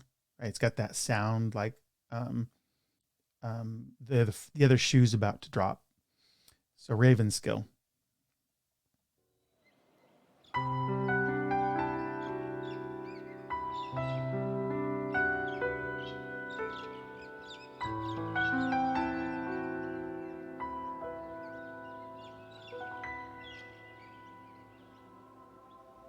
Morning breaks beyond the night.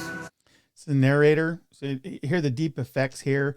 They've used effects in a couple of places with the narrator to sort of give it distinction from the rest of the point of view characters. Here they go with his deeper reverb to give it a dreamy quality. They're in Ravenskill. As we saw in the renderings, Ravenskill's a beautiful place. It's almost paradisical. We hear the birds, we hear the fountain. It's this place, and the narrator is lending some words to the audio landscape that we're hearing. And she's a world away. Through crowded streets, this quiet hooded stranger makes her way. Now it's Faith. Please excuse. Hear the lightness in the voice to distinguish the character, in addition to like the direct address that she's using as she's asking for help. Sir, can you help me? Where can I find this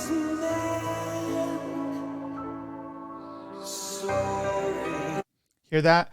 So not only is it like in a different kind of register in the voice, they've added some effects to it. It's still dreamy, but had this swell.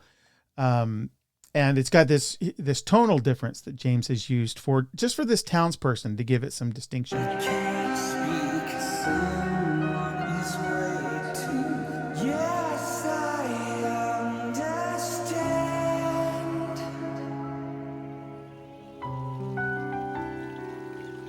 Kind of reset the scene. Birds and fountain as the narrator's about to come back in. So we've seen this interlude now. As her will starts to fade and all but disappears, like a ghost, suddenly a boy standing there, and all is clear. So we had Faith asking for help. She doesn't get any. You could argue that the townsperson doesn't want to get involved, may know who she is or not, but just absolves himself from any interference or involvement. And then the narrator comes back and sort of describes her emotional state as she begins to despair of, finding this person that she thinks she cares for, and certainly a more resonant direction with her own life, which has been most meaningfully sort of anchored to music, and that's what Gabriel is. He represents music. I'm your friend, trust me. And we've just seen the narrator sets up the boy. The boy is going to be Xander, and Faith's now directing her address to Xander. I'm your friend, she says. Don't be scared. I am looking for your father, and I promise I can help. Now take my hand, we haven't time to spare. I love this musical change here. We'll go back to the narrator.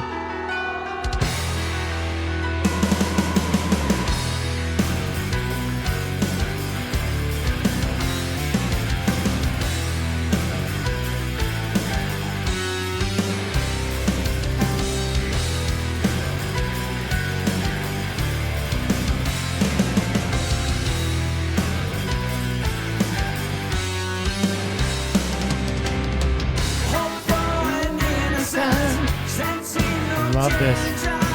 He sees humanity behind the stranger's eyes. Her true identity will be revealed when she sheds her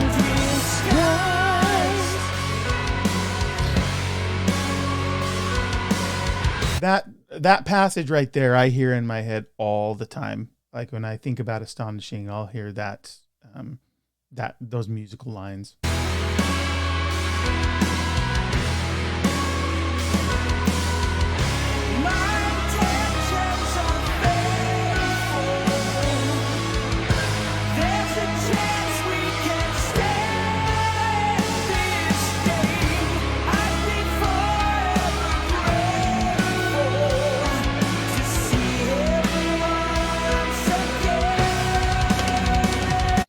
So this place, Faith's, trying to get an audience essentially with the rebel leadership, the way I've written it in the book is it's more than just at a high level. Hey, we need to avoid war and conflict, and hey, maybe I think I'm emotionally attracted to your brother because it's Ares is about to talk to her. Because he's the one she's ended up finding, because Xander, of course, is Ares' son, and he takes her to his father. But I think it's more than that. I think that her character is in the book is a diplomat. She's seeking a diplomatic solution, and that's true. It's true in the record. But one of the things that if you decide to read the book or you know, think about the larger story context I'm trying to share here, is that I've written her character that is not just a thing she does because it sounds good, but it's actually an expertise that she has. So she's trying to do right by the kingdom in the same way that she's trying to do something right by the people of Ravensskill, who she's seen and has some empathy for. So, you know, it's a very sort of important, selfless, risky chance she's taking, but in exercise of abilities that she has that are unique and, you know, remarkable unto themselves for the character.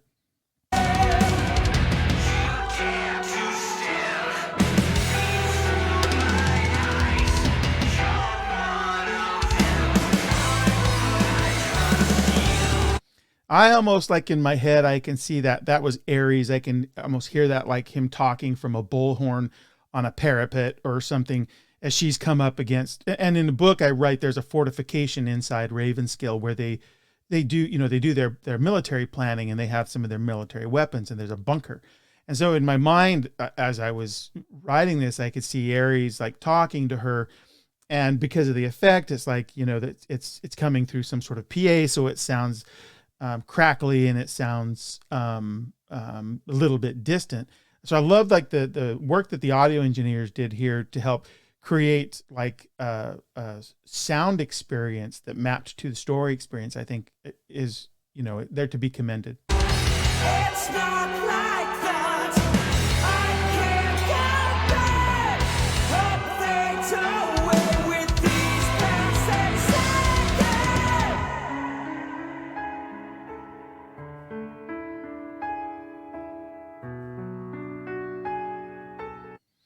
So you can imagine her an emotionally charged response saying, you know, you're wrong. You need to trust me, essentially. And I've risked everything to come here, and it's time sensitive. And so you could see her sort of declaring that back with the same kind of energy that she's just been basically showed from Ares as he's questioning her, you know, arriving there for anything. And then she gets soft again. Lost in this moment is where I want to stay.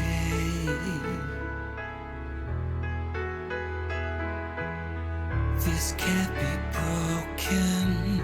We need to find a way. Now the transition there, I'll admit, is quick, because she says this in this sort of defiant tone with James in these ascendant notes to Ares' interrogative, why would I trust you? And then we transition in this soft passage. She's in, I take it she's in Gabriel's company, and because she's saying lost in this moment is where I want to stay. She wants to be part of Gabriel's life. In addition to solving the larger diplomatic tension inside the empire, she's fallen for him. Gabriel, I would wait a lifetime just to see your face, but all we have is one more day. So a narrative device that's used in all kinds of storytelling is the ticking time bomb. You see this in 007 movies and most thrillers. There's some sort of ticking clock against which the hero or heroine is racing in order to solve the story question. That's what the 3-day ultimatum was all about. It was to create tension against this deadline. At this point in the story, she's saying, you know, I care for you. I want to be with you. But you know what? We've got a day. So we don't really get to enjoy the fact that we've found each other and we may care for one another, because we have something bigger than us we have to solve. And we have a single day left to do it. Now Gabriel's about to respond.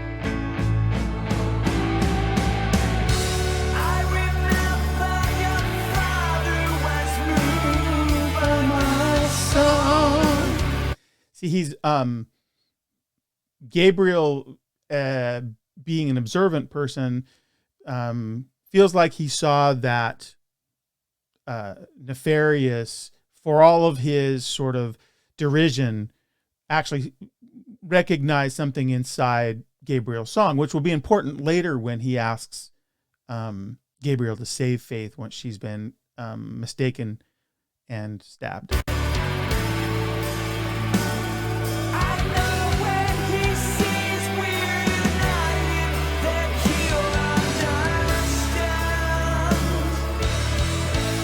That's the tragic flaw in many stories of the hero believing that things will be self-evident to others. If you just show them something in a rational, reasonable way.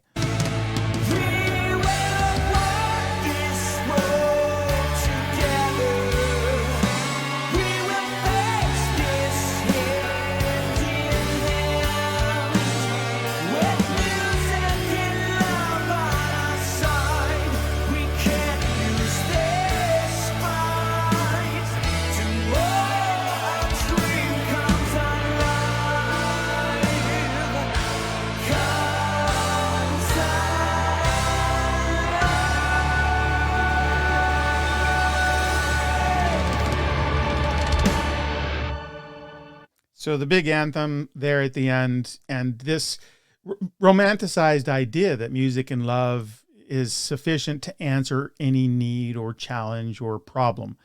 And, reduced to that statement, it can sound maudlin. But, if you're, at least for myself, if I'm honest about it,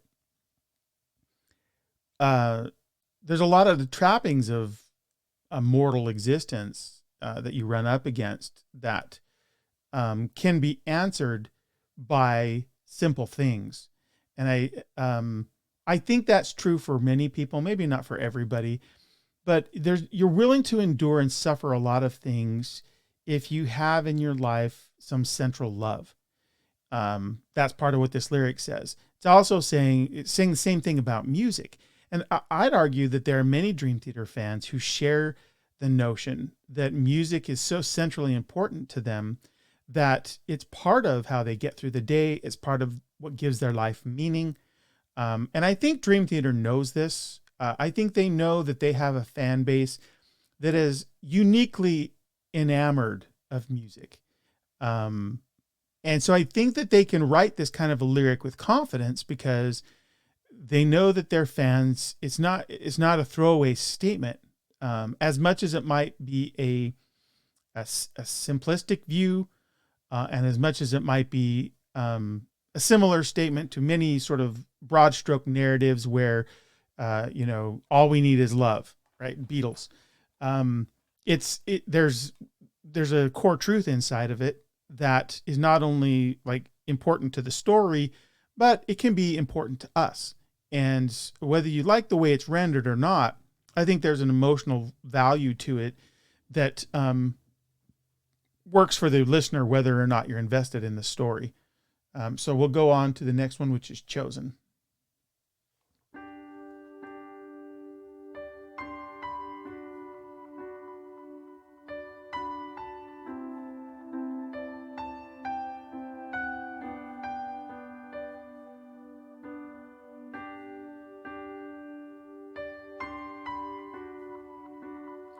Now there's some dreamy sort of delay and reverb here, giving it a sort of sonic signature of its own. But it's another place where and Dream Theater, by the way, does this on all their albums and on many tracks. It's not only done here, but I think it's more in evidence on this record where the music is not bombastic.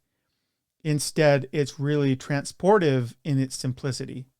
Which is kind of a fancy way of saying that the music is not drawing attention to itself. Right here, the music is meant to just have an emotional quotient against which the simple ideas of the lyrics are now going to play.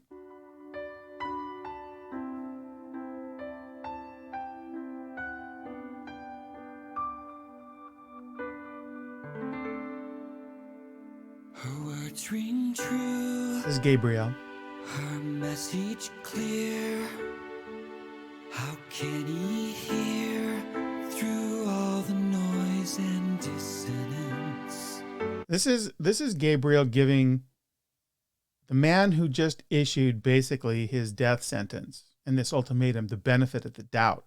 He's saying, he doesn't know better. He hasn't heard real music. He's lived this life surrounded by everything except music. And Gabriel, after all else is said, has a fundamental belief and love for music and its transformative qualities. And he has self-doubt, but when he's in the Savior in the Square and he's playing for himself, he's doing that to self-heal, to give himself his own sense of courage. And he is able to thoughtfully express that could be true for Nefarious as well, if he could get past the noise, right? As it says, the noise and dissonance. And the noise is exactly what the nomax are. I've seen a sign that he can change if given just a chance. I mean, it shouldn't be lost on us that Gabriel's the savior, right, in this story. And right here, what he's talking about is forgiveness. He's despite whatever treacherous things Nefarious has done, probably the death of people in Gabriel's own life, he is willing to give him a chance. He's willing to forgive. That's a remarkable, for me. Here's a bit of a, I guess, soapbox moment, but in a culture right now where we are crucified for our weakest moment and forever so, I think that we are not enamored enough of grace. And I don't mean G with a capital G. Like, I'm not talking about forgiveness from any God. I'm talking about between us as mortals. And I know this sounds super high-minded, but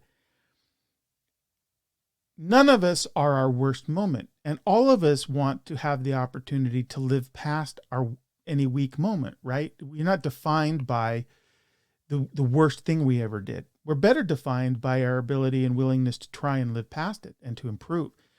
So I think if I grieve anything personally, it has mostly to do with a world in which, flawed people make bad choices and the rest of us hold them inexcusably accountable and for eternity for the thing they did. They forever become branded as that.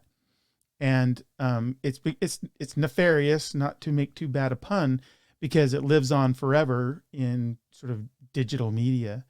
And so I love this notion that Gabriel's sharing, where the man who he maybe has most of a qualm with, the person that's most responsible for hardship in his life, he can recognize the opportunity to change and not, leave him forever on the cross of his own imperfections and treachery. That's a really powerful moment, and it's communicated here in a very soft, introspective, thoughtful musical phrase. And I like that choice too, because I think the counterpoint of the strength of it against something so intimately shared is, it's just good songwriting. Against all hope, we found a way, and it is all because she trusts in me. See, there's just another layered, I think really, really provocative, powerful sentiment that John's expressing. He's saying, we know that Gabriel has a bunch of self-doubt, and we know that his brother believes in him, but I guess there's a degree to which you'd expect your family to stand behind you. At least that you should be able to do that, right? It's not always true, but in broad strokes, your family's there. when a stranger, someone you've literally just met, expresses trust in you, there's a unique kind of confidence that breeds. And that's what Gabriel is expressing. He's found that in faith.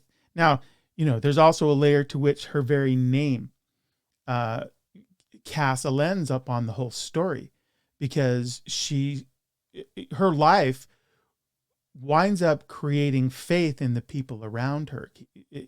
Here, Gabriel's expressing it. Her father later expresses it. Her mother certainly has some degree of this for her. So, that's a choice where the appellation seems maudlin on the face of it, but is a way of reminding us of her character quality. And that's done all the time in fiction, even in most mainstream novels. Maybe it's not as often recognized, but it's there. There's almost not a novel I don't read where it's pretty clear that the author chose the name for a reason. And I'm sure that that's part of the reasoning here for John's choice. Why have a gift you can't embrace when all you need is faith? And that's the reason now I see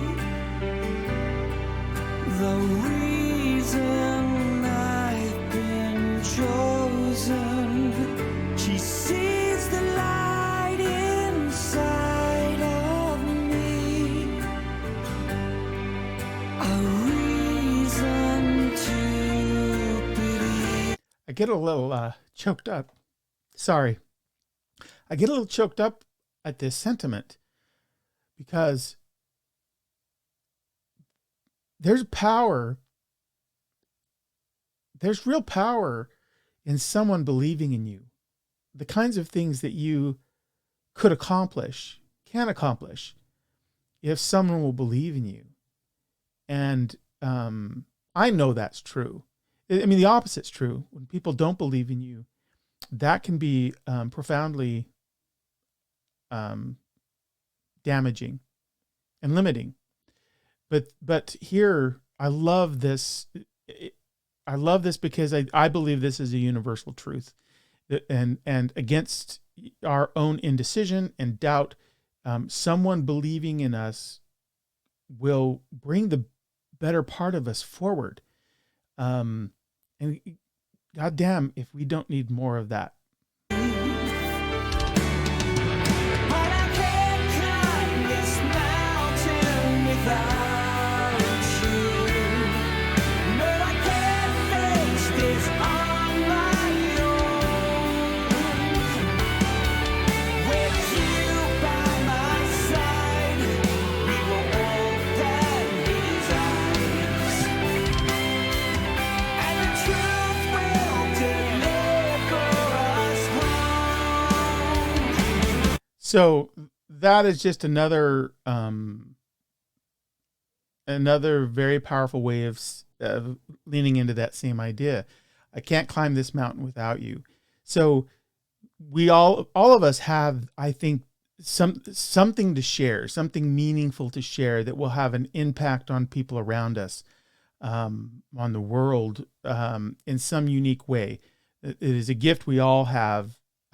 Here it's typified or exemplified in music. But very often that can't be realized without somebody who's willing to stand beside us. But if they do, then, what we can sort of unleash can have profound impact. And John's expressing that in this sentiment, that something that might debilitate you, prevent you entirely from manifesting your own power, your own gift, that may never come to light. But with someone standing beside you, not only can you do it, but it shines forth, right? Radiantly. The most recent album talks about this. One heart, one mind. These ideas swirl inside Dream Theater music to reach the best of yourself. And part of the coupling here is that sometimes we need help.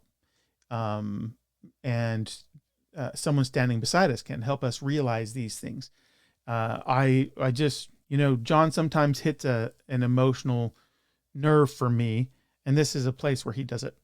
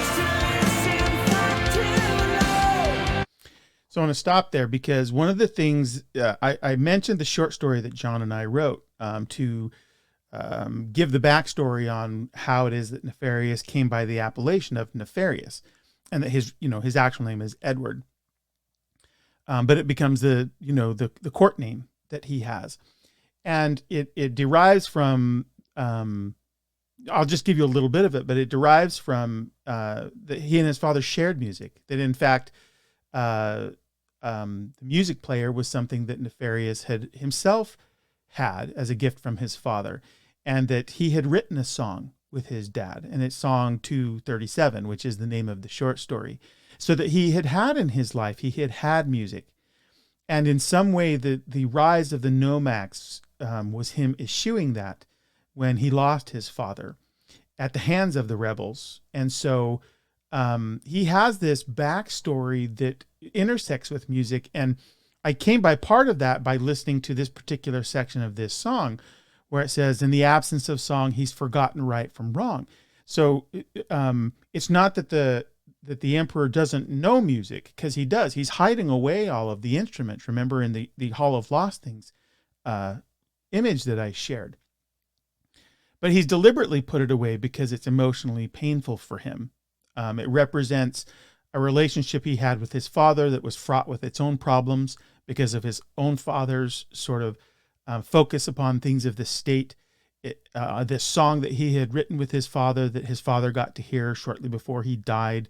There's all of these things that are nested in the story that work from this place of that the emperor has put music away.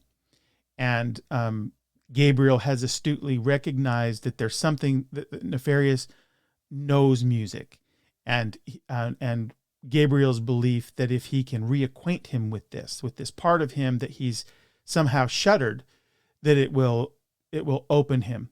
And to Gabriel doesn't know is that it'll also heal him. He may know that from an intellectual point of view. He doesn't know all of the emotional baggage that Nefarious is carrying. But that gives you one insight into how the lyrics helped me arrive at story decisions that I think, created a pretty cohesive whole.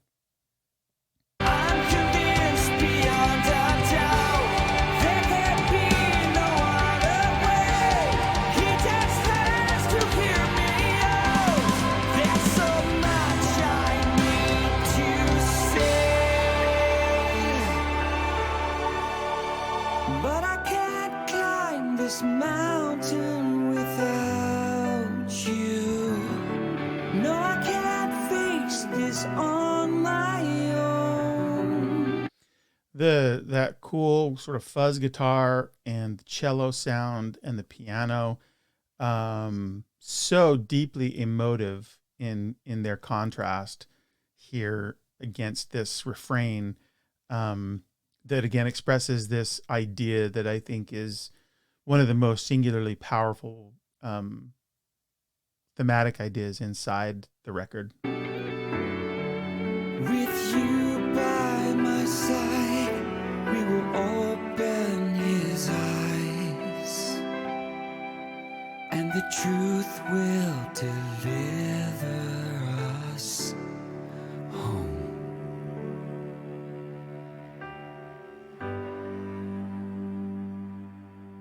Good stuff, John. Okay, a tempting offer. So, quite the contrast.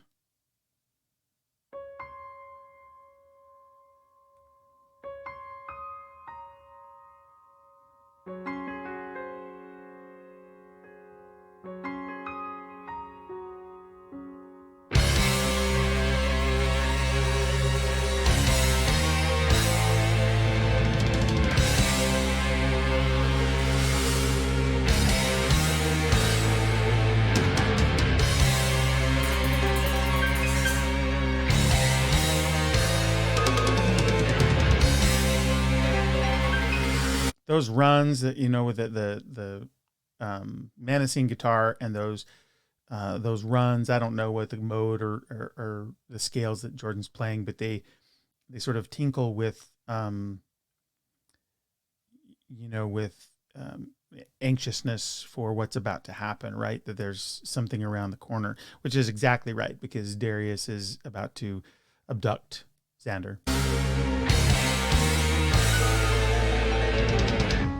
Trustful boy,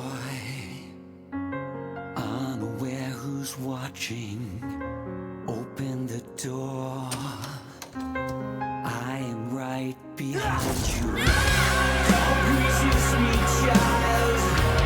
There's no use in fighting. We'll be Just menace in this, which is exactly, you've got a grown adult who's about to abduct a child as leverage. Right? It's not much more dastardly than that.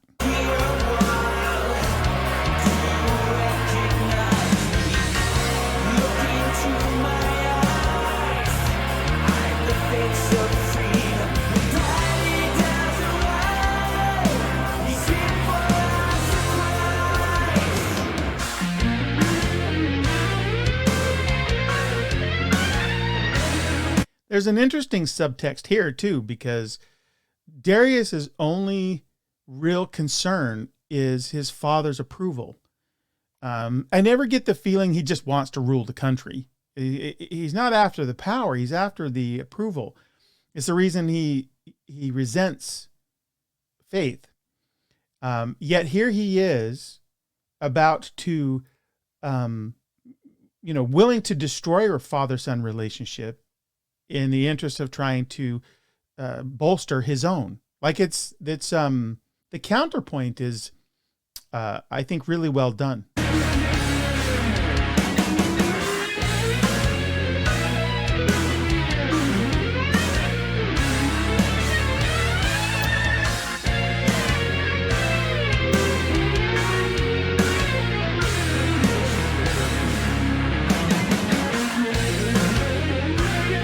You can imagine here Xander trying to fight back. Maybe he's tearing through the home that he knows better. Darius is trying to get him. Like, I know that's a confabulation on my part, but this sort of musical movement is a little chaotic, right? It's a little bit like a chase scene.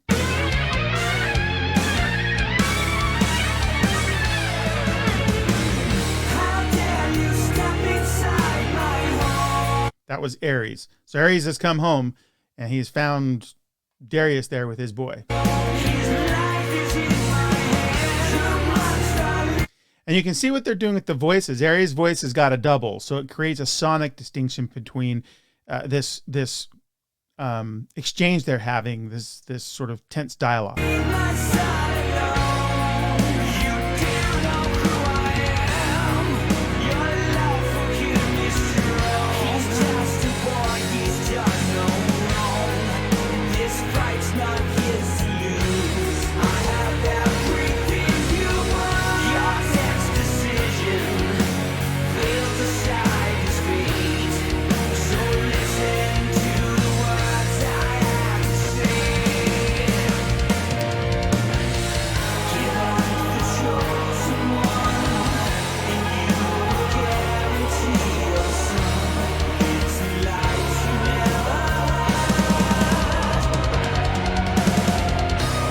the back, you've got these big choral voices going, like the Greek chorus, to give gravitas to the thing that's going on the stage. Like, I just love it. It's just so, it's epic.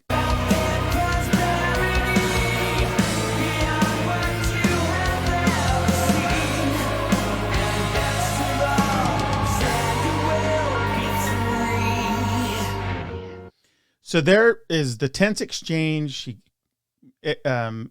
Ares comes home. He's got his son. Basically says, "You've got one choice. You can kill him, but you've got to give up your brother." So this is the moral quandary that's at the center of a lot of the narrative here for Ares' arc.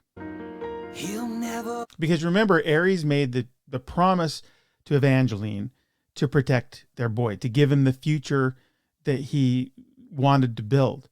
And so, but he also knows that the future he wants to build is predicated upon the musical gift of Gabriel. So he's got John has architected this to create this impossible choice. He can give up his son and work with his brother to try and refashion the face of society and free all of these people who are essentially indentured servants to the emperor.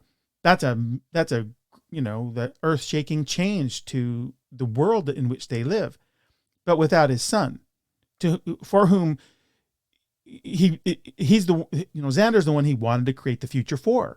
So in some ways it's a failure because he'll have done that, but he won't have kept the promise to Evangeline. It's a pretty artful moral quandary that John's sort of stepped us into here. And then he goes from that big bombastic to trying to make very clear how important this choice is. Darius, when he's talking to Ares, he'll never want again. Right. So in some ways he's guaranteeing the kind of the future that Ares had promised Evangeline to give Xander by, hey, we can give him the best of everything. We can make sure he is safe, that he is educated, that he's happy. We can do all of this. So he could keep the promise to Evangeline by making this choice, but he also has to then give up his brother and also, really, for all intents and purposes, the entire rebellion. It's such an easy choice. Just think about your son. And I won't have to stand in fate's dark shadow anymore. I take that line as being, he's removed himself from the company of Ares, because I can't imagine he would say this to him. So the blocking, I think there would be a movement here, or it could be interior dialogue, or interior monologue rather. But he's giving you his true purpose for all of this, which is to step away from, being the second, the lesser child.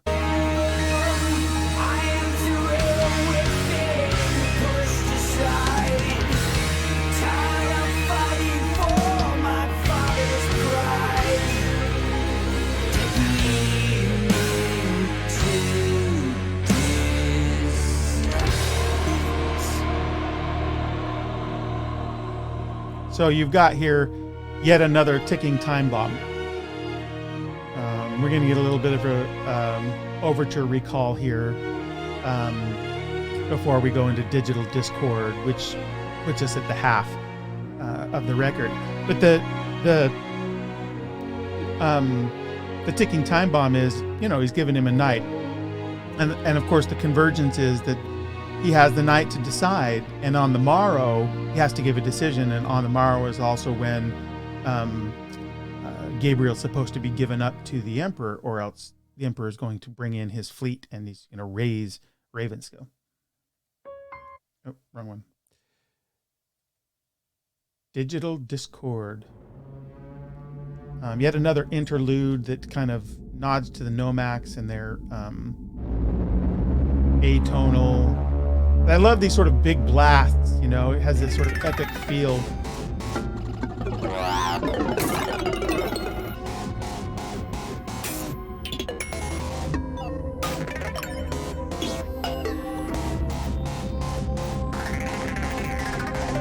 That almost sounds like a Star Wars.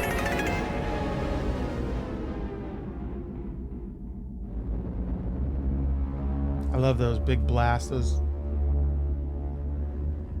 and they just kind of come just a little bit out of tune. Jordan's bending them. Yeah. I mean, I know that some people didn't care for these, but I love them. I think they give just flavor to the whole experience of the record.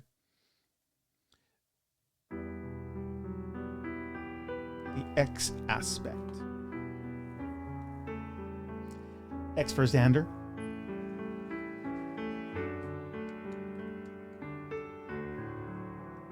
Sorry, I'm going to have a little bit of sustenance on this marathon listen.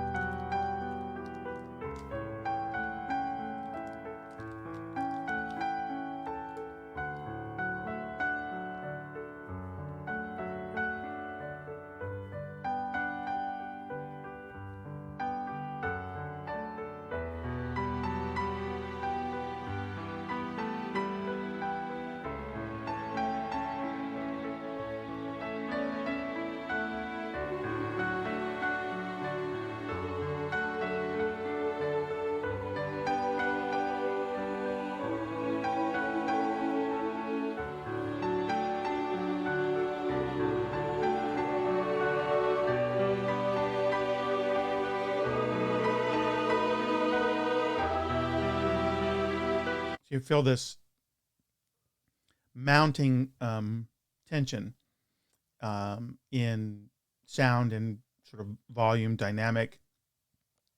As Ares alone in his home, his son's just been taken, and he's reflecting upon this possible choice.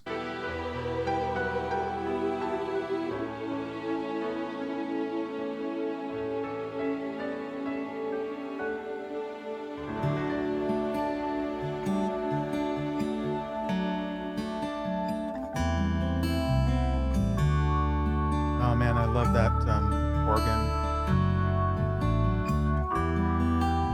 Betray my blood to save my son, a hopeless choice to make. But who am I if not the one who's meant to keep him safe? Even though there's some powerful ascending moments for Ares, it occurs to me there are a number of places where sonically the voice is just placed lower. I don't know if that's an artifact of or response to the music, or if these are deliberate choices to create differentiation. But it occurs to me we've heard that now several times. Is trust and loyalty still justified? If I deny him of a better life,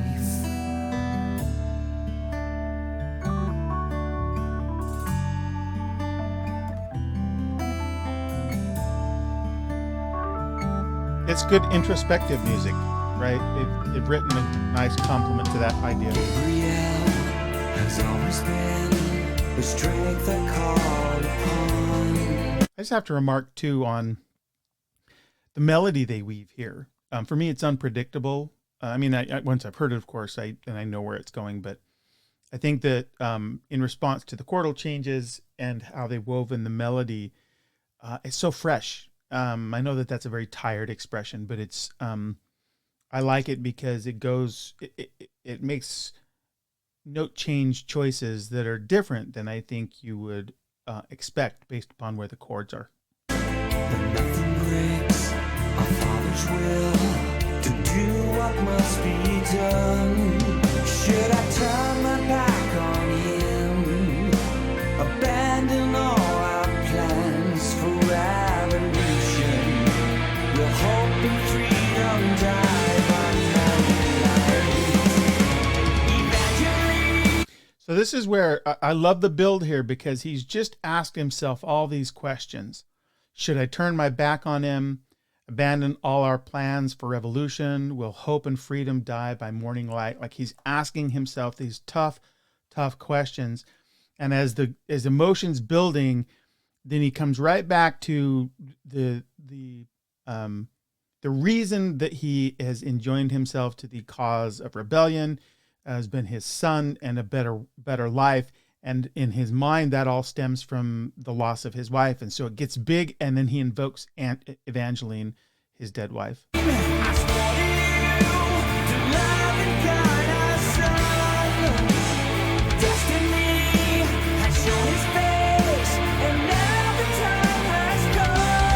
There's a moment in the novel where I show you Darius has got Xander, and he's holding him, and he has this conversation with his father, with Nefarious.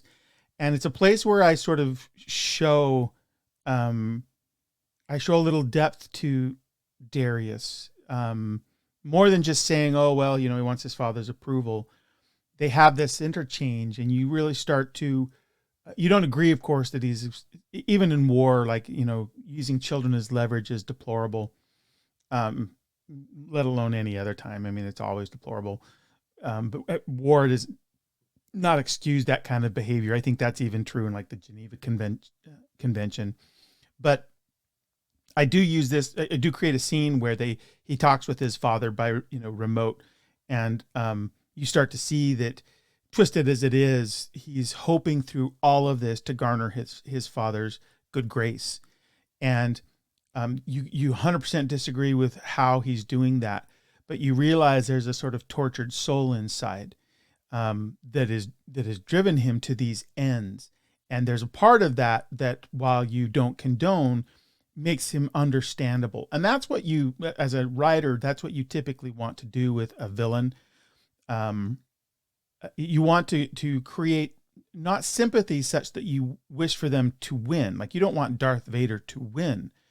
But once you understand that Darth Vader was once this promising young Jedi, and that got twisted by the dark side and other doings in his life, then you can hope for redemption. You can hope that there's going to be a moment where Vader is going to turn on the Emperor,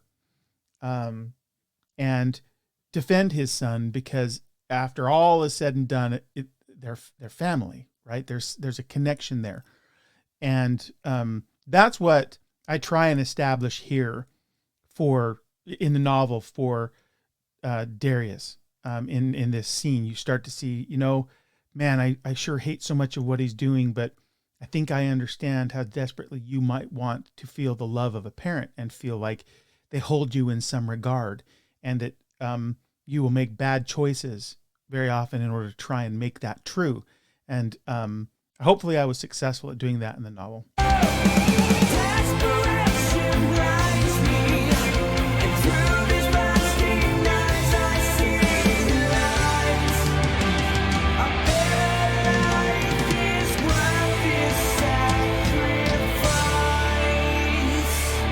So he says there, this is a bit of a red herring, or maybe it's true in this moment.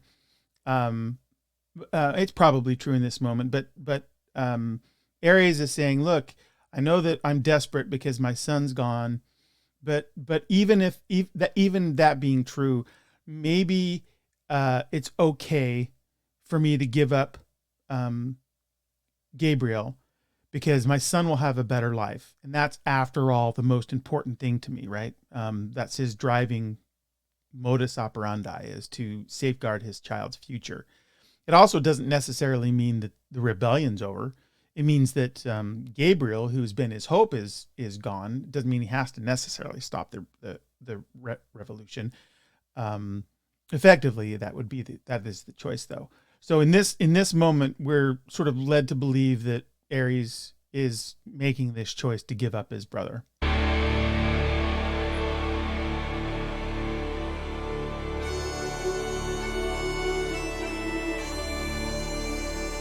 Hear the echo here? So they're echoing back to the song where Ares and Gabriel are saying, I'm going to stand with you. And there's this, so it's almost as though, and it's played with bagpipes, which is sort of the traditional song instrument for playing, medley, whether it's Amazing Grace or any number of songs that signal kind of the end of something, like the death of something.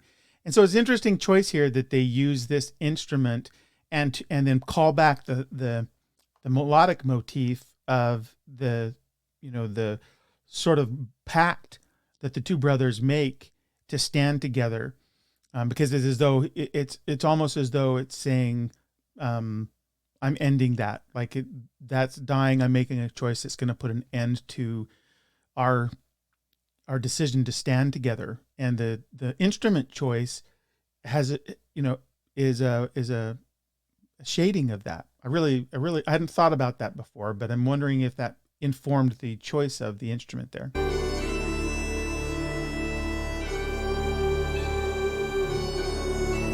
Also, of course, Ares may have every reason to believe that giving up his brother means his brother's going to be killed.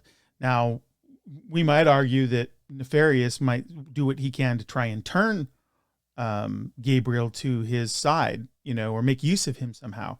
But Ares could very much believe giving up his brother means not just sort of ending his part in the rebellion, but literally his death.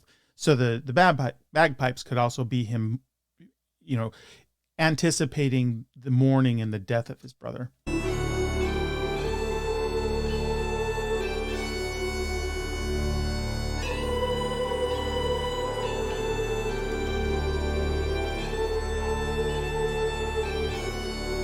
And the choral voices certainly carry that same sentiment emotionally, I think.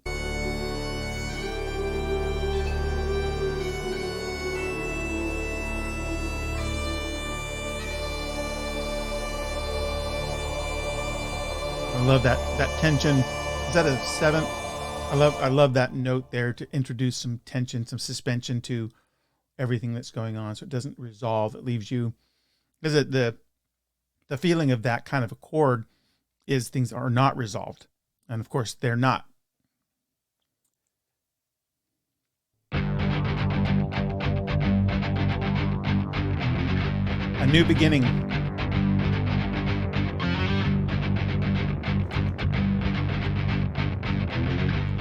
So this will be a scene change going back to the palace.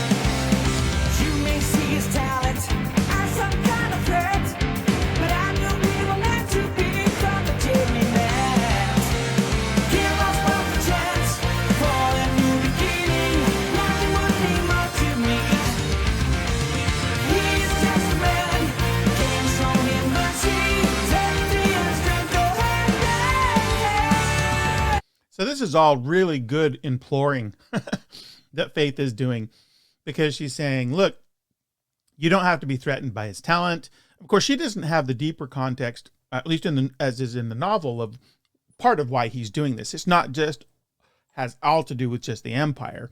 There's a little part of him that resents Gabriel because he represents music, which was part of a failed past and relationship with his own father. That's sort of the novel, an expansion inside the novel. But here lyrically, she's saying, look, if you care for me, and she knows that he does, give us a chance. Like, you should want for me to be happy.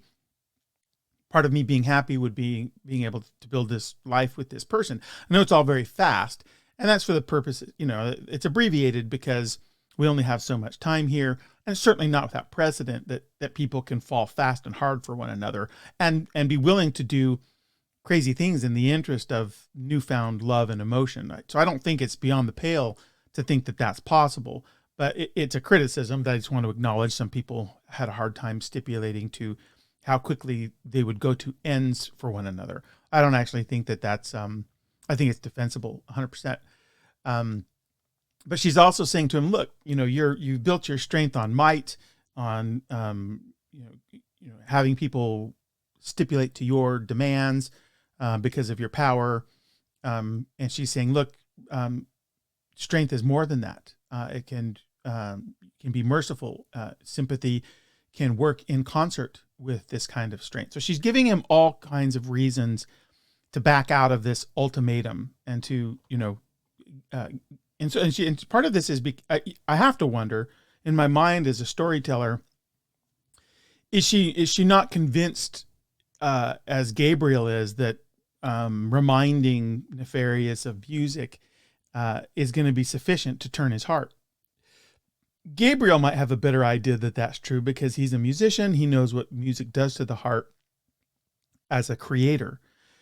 Faith doesn't have that. Faith is enamored of music as a listener. She has her music player. So she might be trying to hedge her bets in pleading for mercy here with her father, uncertain that the plan she's concocted 100% could work.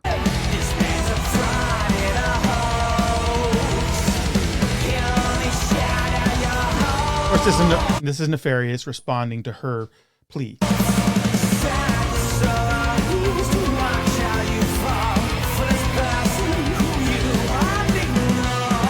Hear that, the playfulness in the melody and the jumps in intervals, still a little bit sort of condescending. And she's saying, how could you fall for this guy? You don't even know him. Perfectly consistent with the character.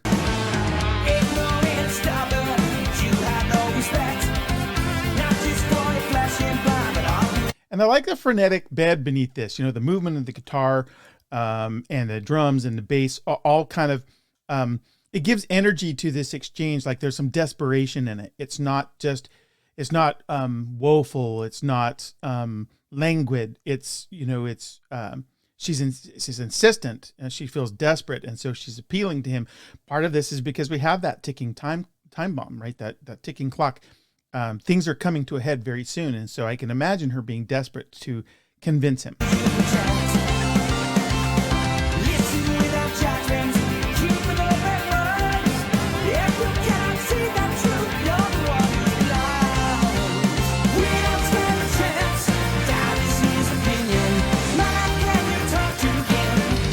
So it's interesting. I'm not sure when he says she says we don't stand a chance. That is his opinion. It's hard for me to know in the context of the story if she's referring to the rebellion or if she's referring to her relationship with Gabriel. They may be part and parcel of one another, but the point is she's making these appeals. Her father is not having any of it. Nefarious is not having any of it. So she turns to her mom, who she has a real relationship with, and who she knows, you would believe that in the palace, she would know that her father has real high regard for Arabella, loves her genuinely, and so might listen to her.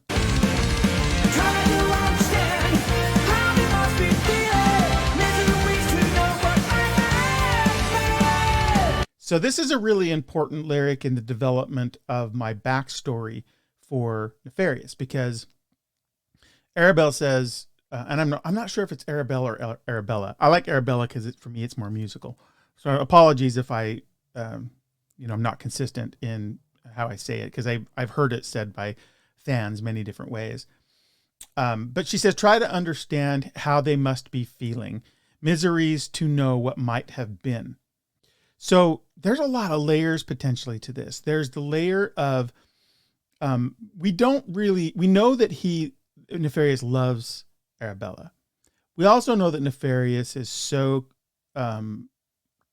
he's so fixated on the running of the empire that he's absent in relationships in his life. Certainly with his son, we get the feeling that even though he regards Faith highly, she says, I've lived, in her music player run up, she talks about, this hole in her own life. I forget the lyric, how it expresses that, but she certainly feel like she's grown up in this house of cards. And, so there could be a way in which this particular lyric is, Arabella is saying, look, miseries to know what might have been. There's all these relationships in your life that are not full. And you kind of know that. And by the way, you probably know that because your own relationship with your own father was not full. And I say this with the context of the novel, where I build that backstory around his relationship. And so it's a place where the novel can do a really good job and be more expansive on the moral, interior sort of terrain, the emotional territory that would give credence to behaviors, maybe not condone them, but make sense of them. And so, I can imagine Arabella saying to here, as she does to Nefarious, look, you never had this relationship with your father, and your daughter is here pleading, like, you have this opportunity to listen. You have this opportunity to build on something. Please don't sort of throw it away the way you think your own father, wasn't there for you. There's emotional context, I think, that would give weight to Arabella's words here, at least as you look through the lens of the novel narrative. Why would I ever concede to listen to this fool? How can you be so naive? You must be living in. See, and the chance that they're arguing for is this meeting with, So it's true that she's pleading with him, and I think she'd love to put to bed the acrimony without having to do anything. But the thing that the chance they want is to meet Nefarious so that they can perhaps convince him. And Nefarious is saying, you're naive. I'm not listening to this fool. Still, those choral voices in the back, giving it this epic, like Greek. I in my mind, I sort of remember my humanities days in the Greek choir that, would kind of give voice to this sort of just big blast of sound that was underlying these tragic moments.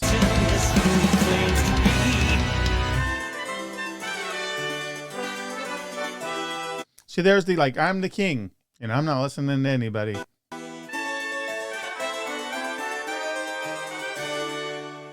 And by the way, there's a harpsichord there, right? That's a courtly instrument, if ever there was one, right?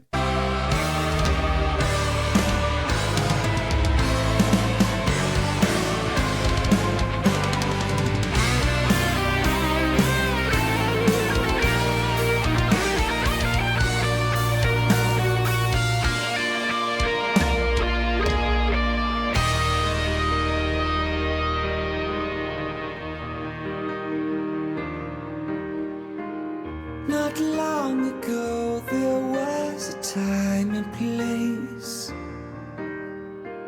You two possess the same desires as faith. You knew how it felt to feel invisible. Music calmed your soul just like a drug. Remember bug. So this is absolutely the place from which germinates a lot of this backstory work that I did on Nefarious and his relationship with his father, because he had this pet name Bug, and the music player, I can't remember if it's shared in the context of the lyrics here.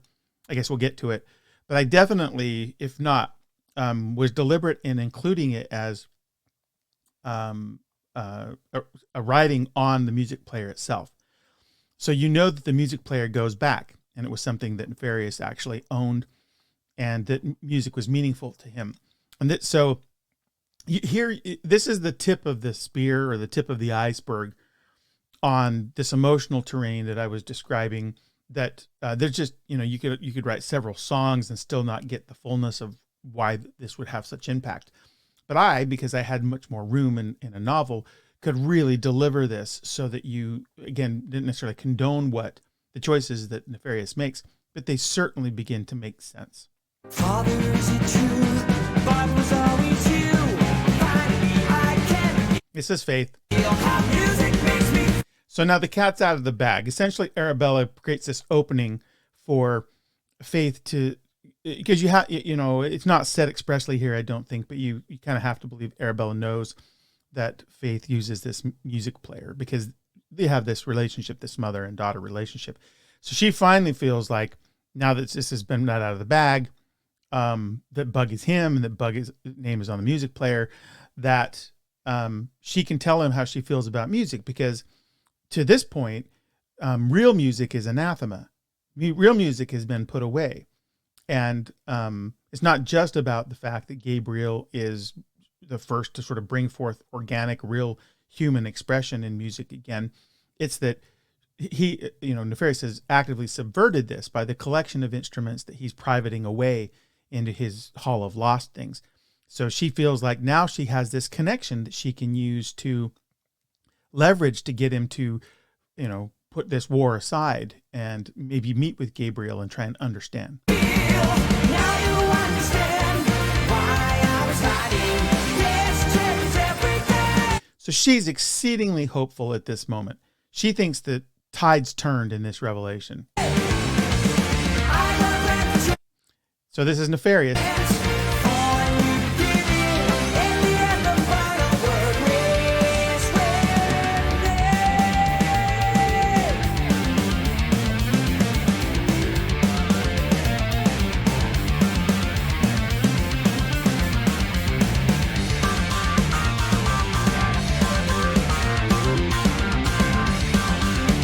Now, what isn't 100% clear to me as we follow the narrative inside the lyrics of the album just now is that when Nefarious says, okay, I'll come, essentially, if he really believes that, I think that what bears out is that he's not 100% convinced, and this is in some ways maybe a ruse. But at this point in time, he's certainly convinced Faith that there's a possibility, and she would believe this precisely because of the revelation, because that they share this love of real music, and he can be reminded of that. And he's essentially told her, I still get the final word, but maybe. And so he's given her this hope. And now we go into this instrumental section.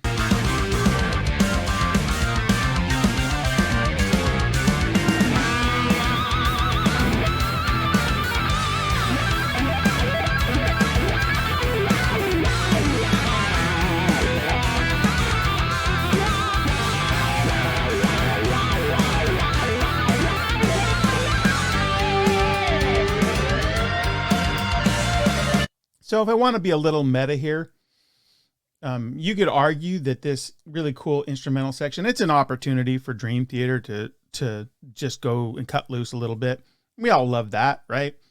But it could also be argued that they just had this discussion about music. They've both acknowledged this sort of touch point that they share, and that the act and creation of creating music is an important human expression and important part of humanity.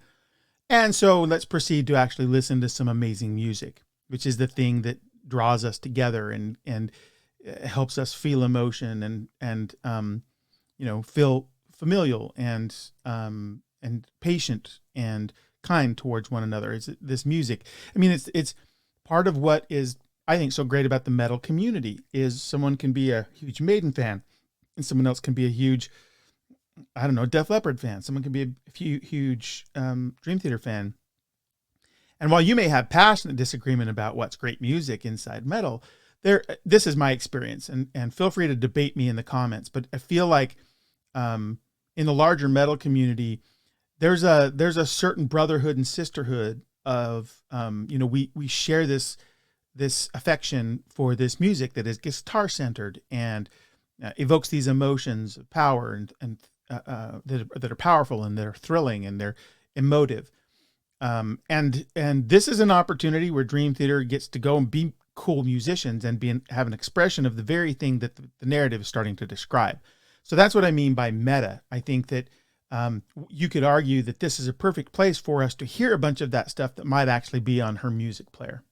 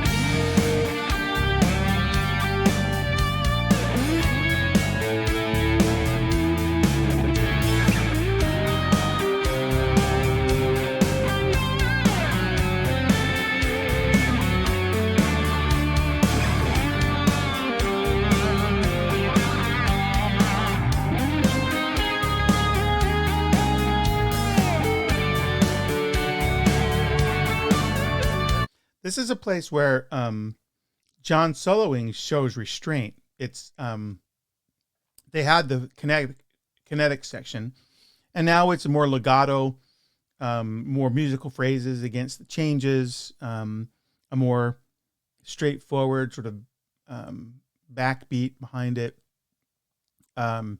which both, shows the diversity inside Dream Theater in how they express themselves musically, but also nods to potentially, in the context of the narrative, a hearkening back to music that sort of just expresses itself with languidity, right? With a different sort of form of musical expression. And there's been organs and different sort of quote unquote older rock instruments. There's just a lot of things to consider in terms of how they put together this particular instrumental section, I think.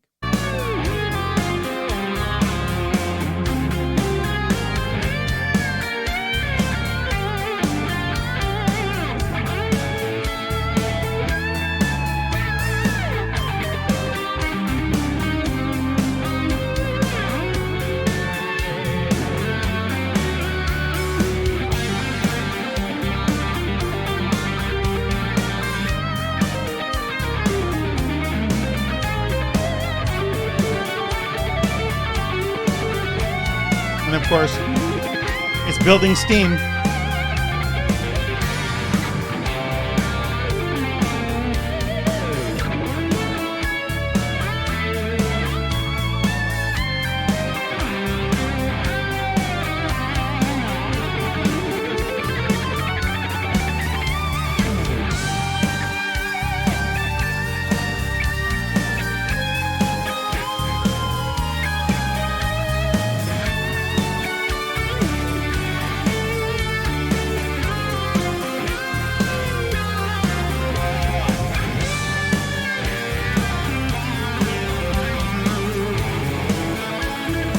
The other thing that occurs to me, this is kind of, there's a an audio bed, as I call it, underneath John's solo, and it's not, a large portion of this is not about catching musical phrases together and the sort of long runs and stuff. It's really like, here's this long section where what's underneath is mostly unchanged, and then John is just soloing on top of it.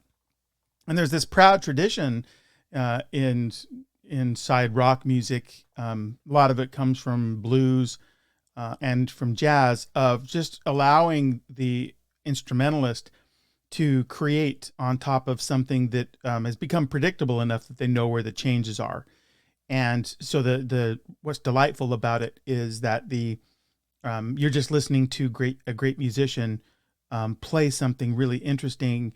It has a flavor of spontaneity to it, over the top of this audio bed. And I don't know that that's exactly what's going on here, but it certainly is in that proud tradition, because what's underneath has been relatively constant. And then John is just building this solo on top of it with all of these musical shapes, as I call them. Sometimes they're runs, but very often they're just really, really beautiful lines.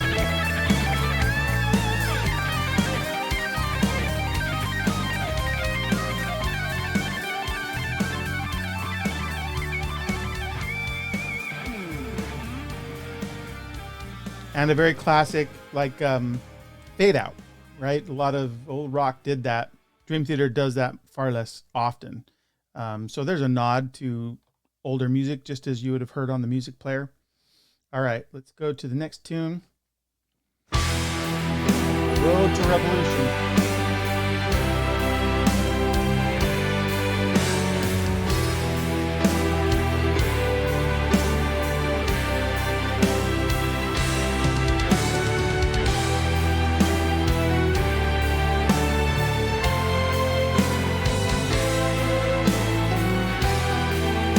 Music has that kind of triumphant revolution umph, doesn't it? Umph is not a very scientific word, but it's got that insistence, that anthemic quality that revolutionary music often will have. And of course, that's the Road to Revolution is the title. So there's some cues here.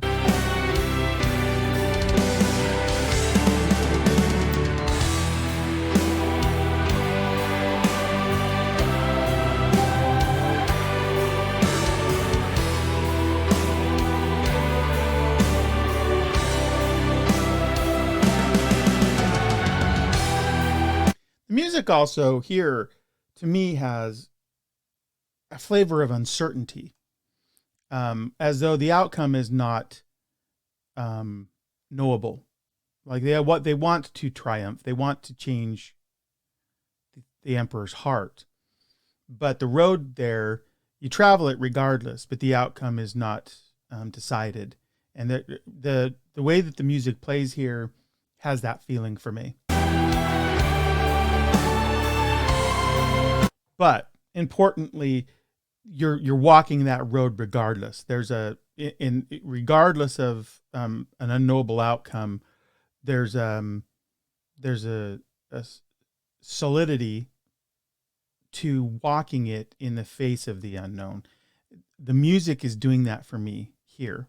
And this is the same feeling I had on first listen. I remember distinctly feeling like, this is, it's almost like a walked Calvary or something, right? Where there's an end known, and it could be painful and could be,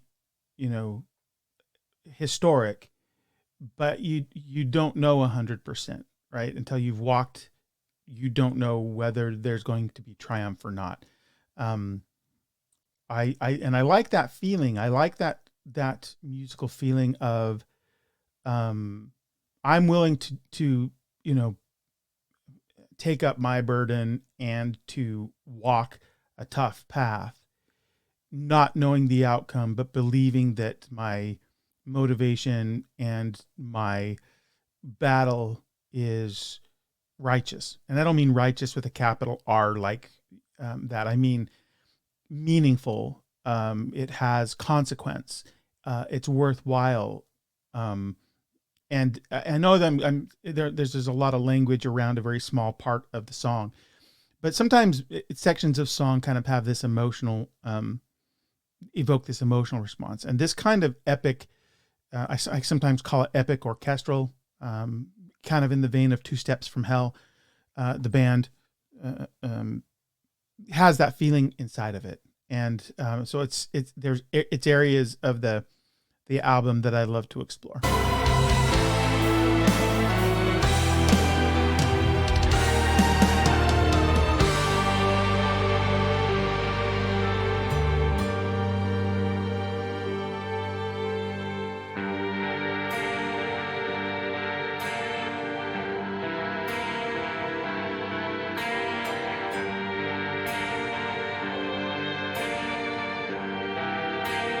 That's a throwback sound. Reminds me of Crimson and Clover. Remember that tune? He only sees what he desires to see. This is Faith. It took a while, but finally he agreed. And she's back at Gabriel's hideout. Though everything may not turn out as planned, if love's a risk, it's worth a chance. See, I'd completely forgotten this lyrical stanza. And yet what's expressed lyrically here is precisely what I was trying to get at with what I believe the music is doing, which is, she says, everything may not turn out as planned, but if love's a risk, it's worth the chance. It's precisely what I was talking about. I think they did a good job of communicating that with the music, even before the lyric comes in and puts some definition to it. Gabriel. There's his theme.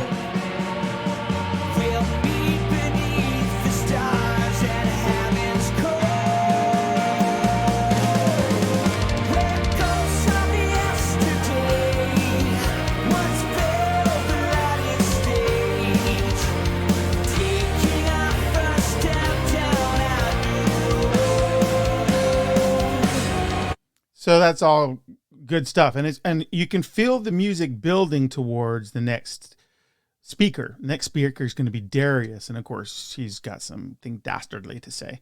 But they're going to go to this amphitheater, and I showed you the art for that. This kind of place that harkens back to yesterday. For us, in a future in dystopia, it might be true that the place we would go would be an arena or a theater, a nice Broadway type style theater. But in order to communicate this idea of ghosts of yesterday and an older stage, rather than like cast the story as, oh, hey, we're going to go meet them at Safeco Field. Like we've got an arena called Safeco Field or some random theater. John decided, he made the choice of an amphitheater to really kind of drive home the idea of the stage as it has existed sort of for time immemorial as a place of, to communicate ideas, and to where the arts, in this case in particular music, are able to reach a heart, right? Change a heart, for someone to have an emotional epiphany. And so I think that John's choice here is really intentional, to use an old amphitheater, which, you probably wouldn't find in Long Island, or which is where I think Heaven's Cove is. But the point of it is, like, this is fiction, of course, and it's also to use imagery to convey something in the story that will, carries with it its intimations of something you already know, which are the things I think I've just described that would sort of belong to your understanding of what that kind of amphitheater is, because so much of this is tragedy. We've talked about it. I think I've mentioned some echoes of the Greek chorus, and so there is some larger sort of tragic trappings to what's going on here, and the theater itself, the amphitheater at Heaven's Cove, is very much that same thing. So that's what Gabriel has just said, and the music is building towards our next speaker, which is Darius. Time's running out. What will your decision be?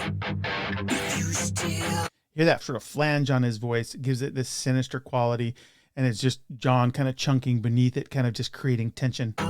have any doubt, think about Evangeline. So he's really turning the emotional screws here, because and part of the thing I talk about in the novel is the degree to which the Empire would have files on all these people, so that they could have information that they could leverage.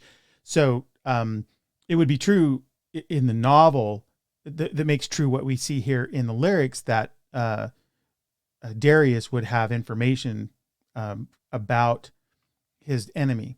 And so he's leveraged. I mean, it's really sort of unconscionable that he's invoking his dead wife to try and, it's what a good villain might do, but it also makes you hate him a little bit, which is also the point. On the road to revolution, our salvation's near.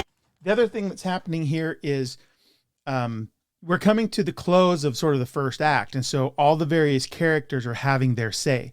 We're getting their point in the story. They do this in Broadway all the time too. For the first act before intermission, is there's usually some sort of statement of, here's where we're at in the story, just so you know, like we're summing up the state of things, so that you go away and you have your restroom break, or you get your dots, or your milk duds, whatever you're going to do on the break.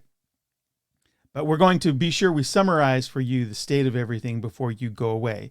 And then we'll come back, and we're going to have an overture to refamiliarize with the character themes, and then on we'll go with the story. So what John's doing here is 100% consistent with good theater work, and all of the cast of characters are having their say to sort of summarize before the break.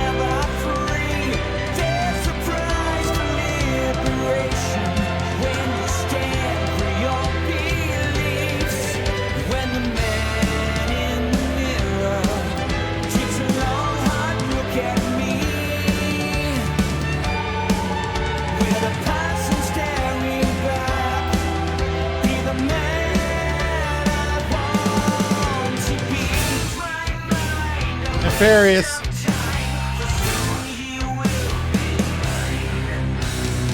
So there's where I was saying I don't think Nefarious was being genuine with his daughter, that maybe there's a chance, because he's essentially he's going to use this overture from Gabriel as an opportunity to really just force his ultimatum to fruition. So and what I love about this is all of these sections from each of the characters is so quintessential to their story arc. So John's done and some of the mechanics of storytelling in theater is repetition, is, to really sort of drive home certain questions and quandaries that the characters are going through, so that they're fixed kind of permanently in the mind of the listener or the audience. And John's doing a great job of that here.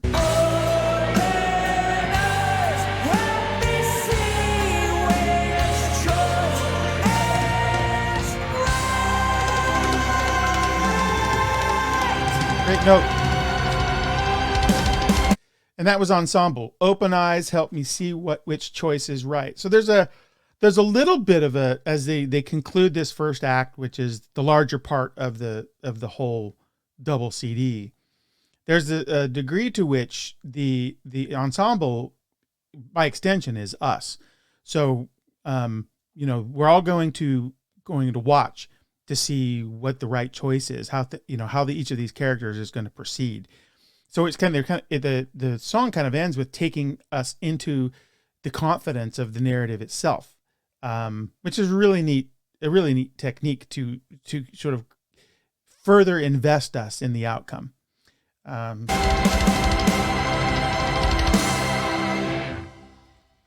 Okay. So you've just come back to your seat. You've gone out. Maybe you bought the CD. Got a drink of water.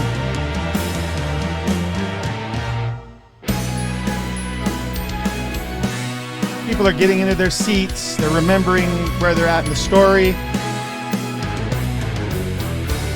Meanwhile, in this case, Dream Theater is refreshing our mind with all of the musical movements, motifs that the characters are identified with.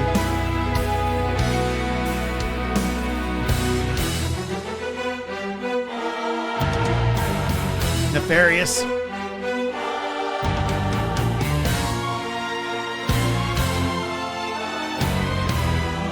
And his trumpets, because he's the emperor.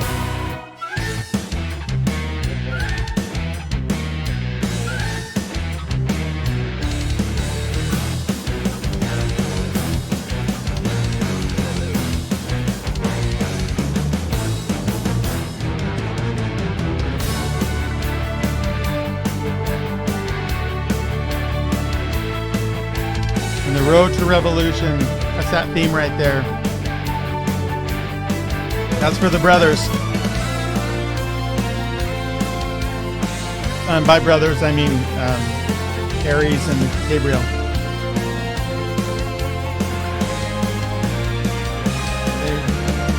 That was Faith.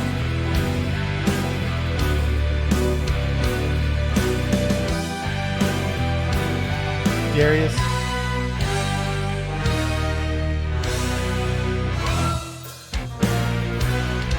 I love this playfulness.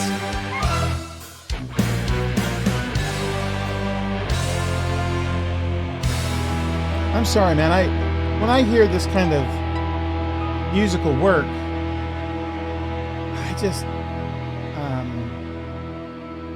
I'm just in amazement.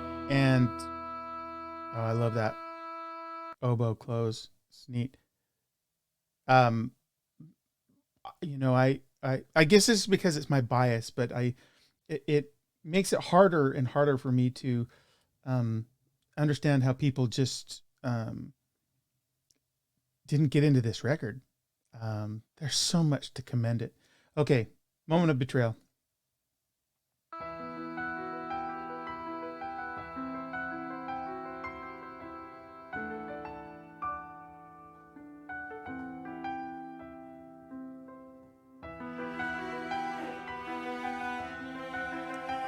So emotionally, this is setting the stage for heartbreak.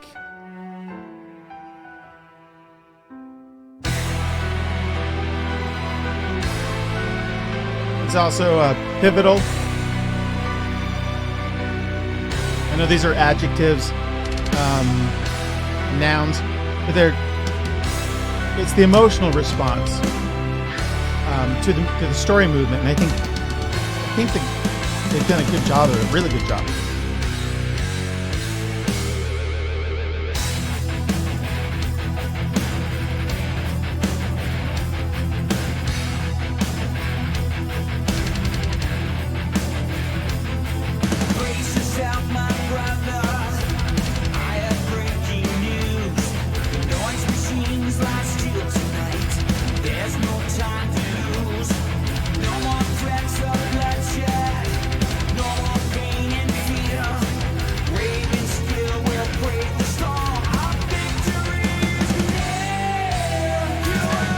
So there he's telling his brother Ares, hey, it's okay.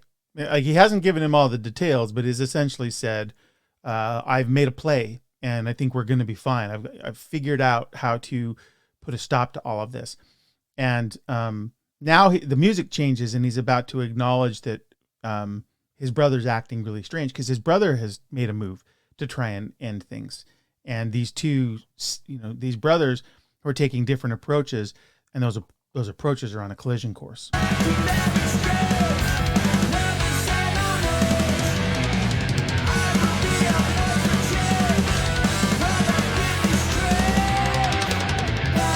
Ares.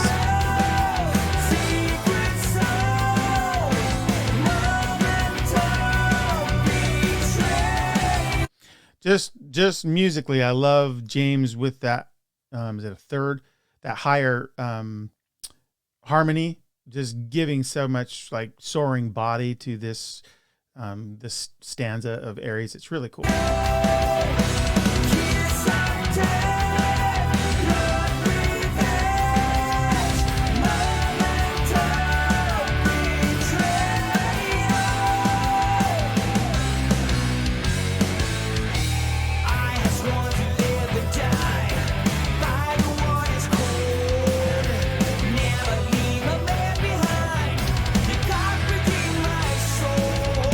So in addition to the chordal changes that like create cool harmonic resolve there, just as a musical thing, narratively, this is where we see Ares starting to have second thoughts about betraying his brother.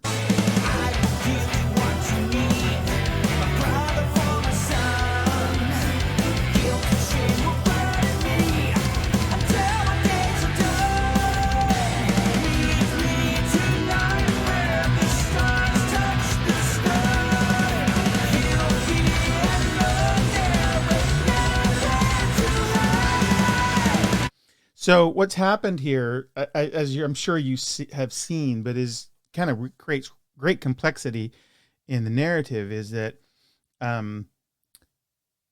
Gabriel has confided in his brother that he's set up this meeting, and what has happened is that Ares has turned around and betrayed that information to Darius, so that Darius can capitalize on it to try and take his brother.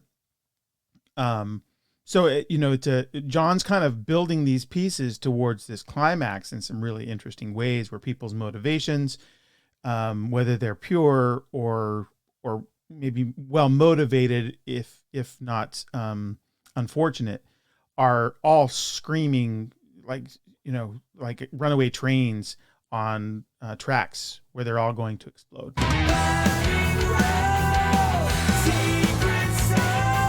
So Burning Rose, Secret Sold. So he's saying here, Ares is that the secret that his brother just gave him, he just sold him out.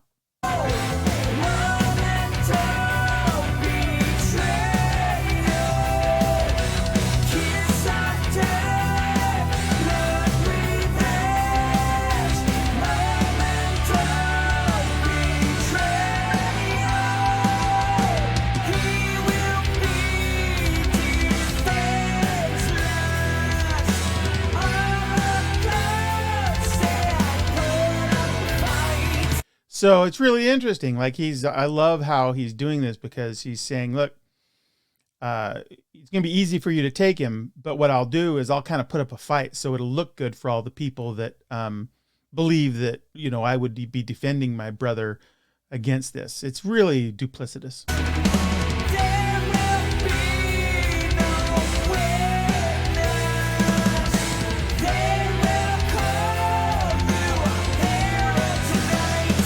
I guess to clarify or to correct myself, the way he's describing it here is there won't be anybody there, but his brother will think this. So the scenario that Ares is creating is that he'll give his brother up, but he'll want his brother to think that he didn't give him up, that this was a happenstance, that Darius happened to be there. He'll put up a fight, but of course he'll throw it.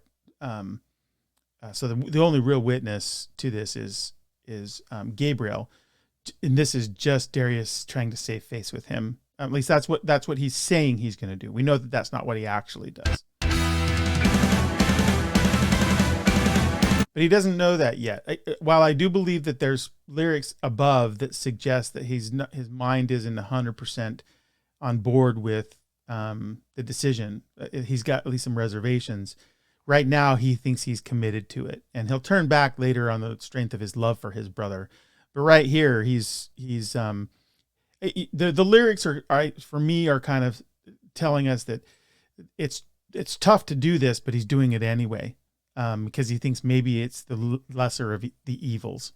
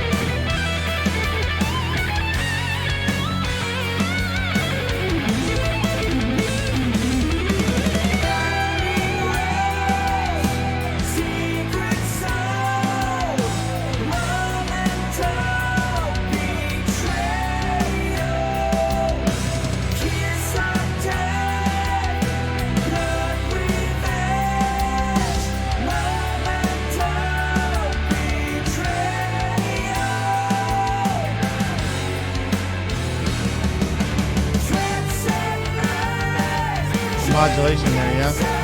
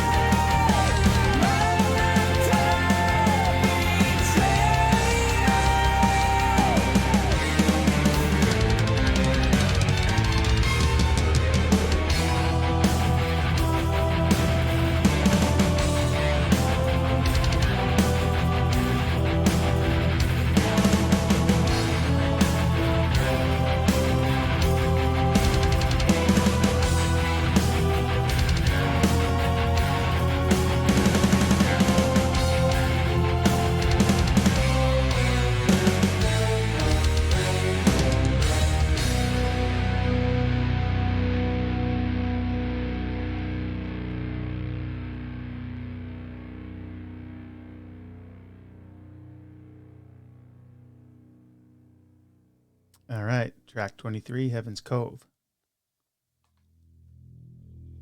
This is all the narrator of voice in this one. So this is a scene setting song, and furthered by the sounds you hear, the crickets, what might have been a church bell.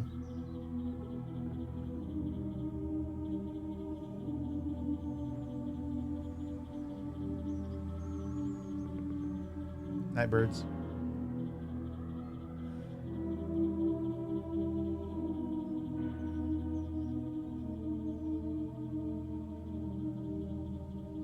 There's some stuff deep in the back that is really neat. First time I heard this, I just have to say this. First time I heard this, if any of you are PC gamers, you may be familiar with the Diablo franchise. And one of the, in fact, my most favorite song from a game ever is the theme for, I'm blanking the name, but it's the main town in, I'll look it up. It's the main town in Diablo. And there's a theme that is played there when you're in that town, looking for goods, and Tristram Village.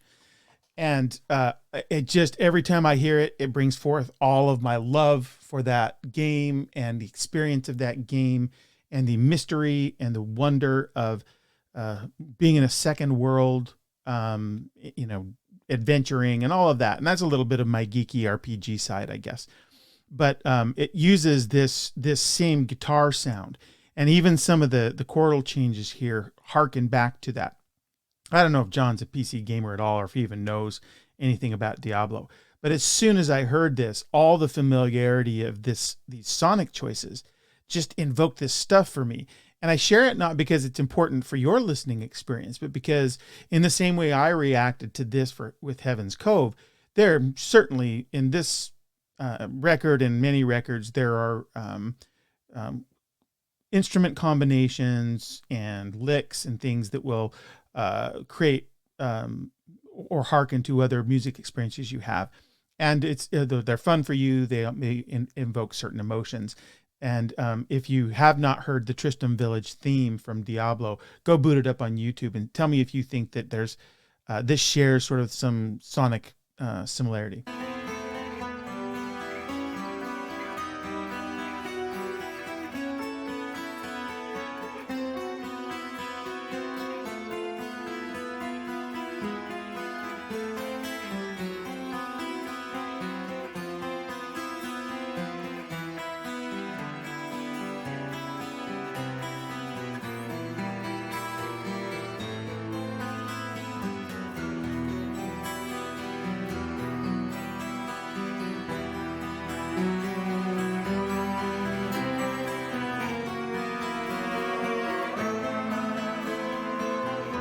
Love the voices in my left ear.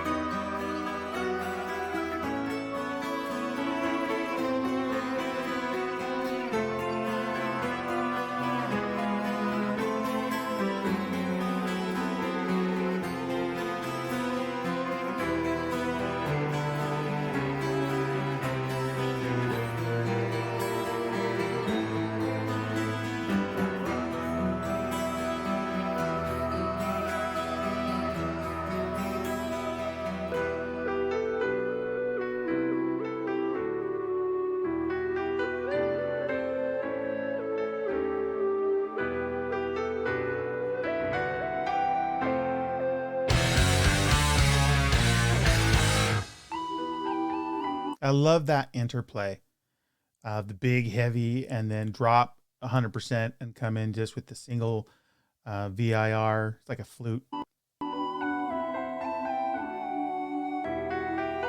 mean, it's got the piano too, but it's that dynamic change, and that's not a new progressive thing. It's just so wonderfully rendered here.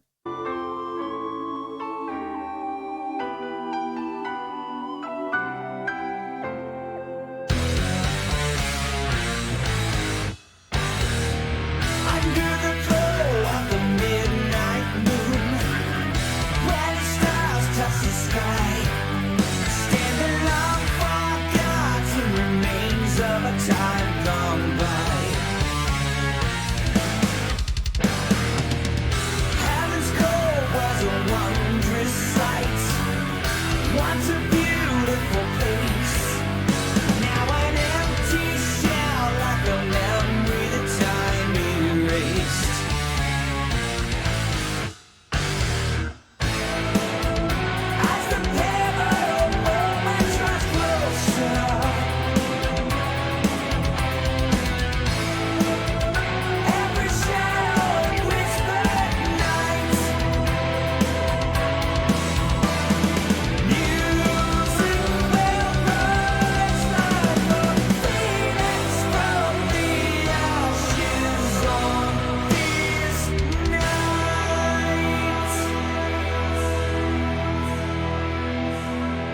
So some of the choices there are sort of beautifully harmonious with the story that they're meeting in this amphitheater, which harkens back to classical mythology, right? Because it talks about the phoenix, and music is the phoenix that's going to rise from the ashes. And so the narrator is setting the stage for this moment in time when music is going to be heard, right? It's going to have a voice for some sort of change, and it's going to rise. And it's sort of couched in this language of antiquity and these mythological images of the phoenix, and all set inside this amphitheater at Heaven's Cove, which sort of makes more sense of why John chose to have it rendered the way it is, as a ruin with stones, which is really more of an antiquity thing,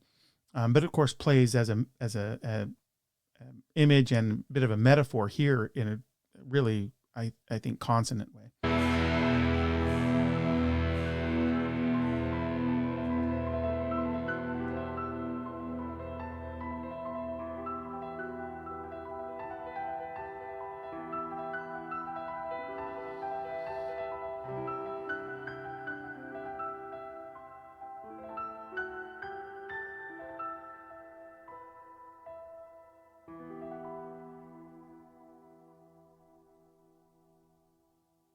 Jordan's the master of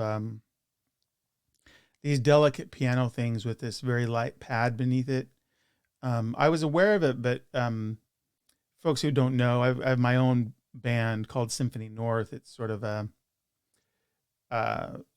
prog rock, symphonic rock metal band. The clearest analog would be something like TSO, but both Jordan and James guested on my record. It's a double CD that it actually tells a story, a holiday story.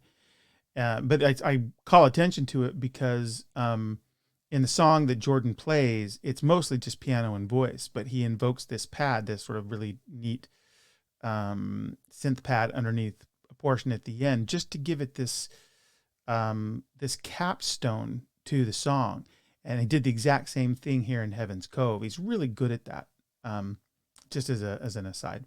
So Begin Again is track 24. This is All Faith. It's back at the palace.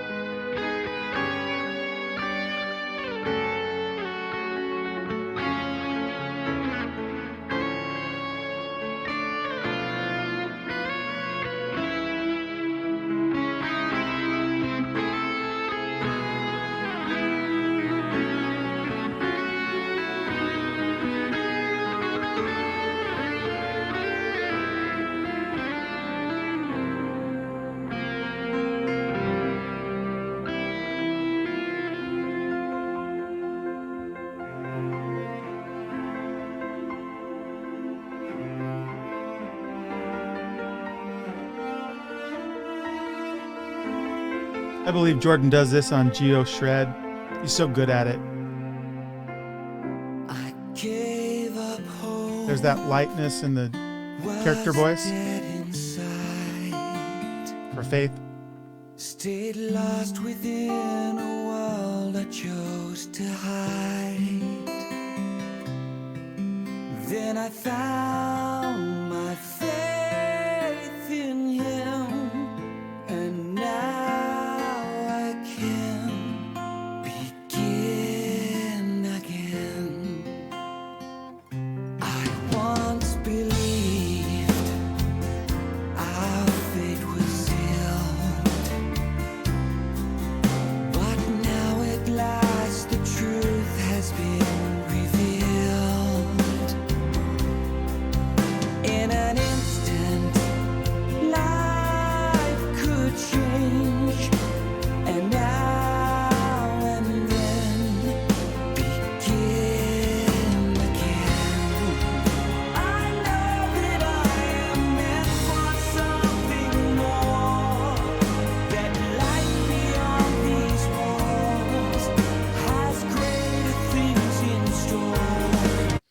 the linger, it occurs to me the linger in this is really interesting because the way that Faith is cast in the record is that so much of what has been her life in the Emperor's world has been this like void of emotion, void of connection, and that there's truth in that in the novel, but to a somewhat lesser degree.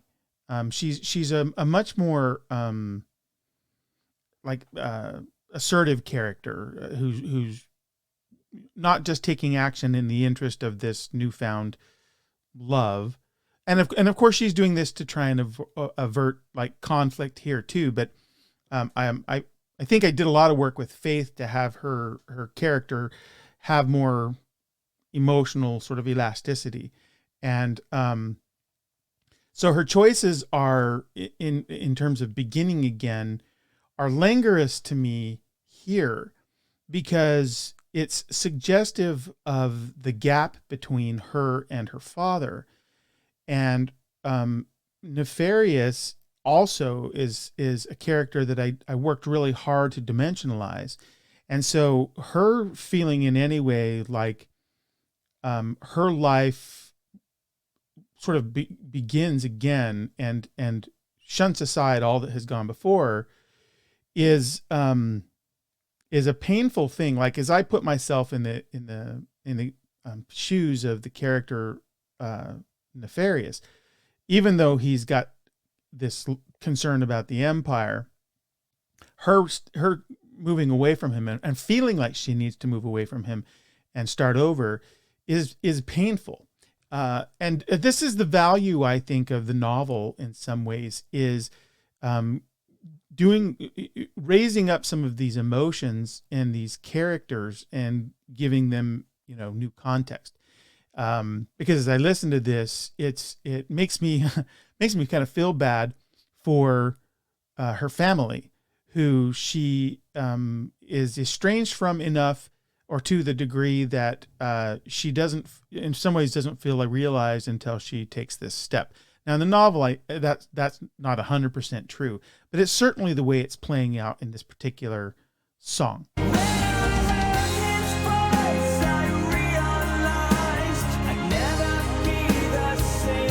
Now, I don't want to overstate it. Like, there is this sort of idea that she's found love, and love changes the equation 100%. It doesn't necessarily marginalize all that's gone before. It just means that there's something new. And of course, new love is really exciting, and it's something to look forward to and with. And that's part of what's going on here. I guess I'm just describing what I think are layers to the emotions that can present themselves in a listen of the album, as I'm doing now, when you have some of this additional character context.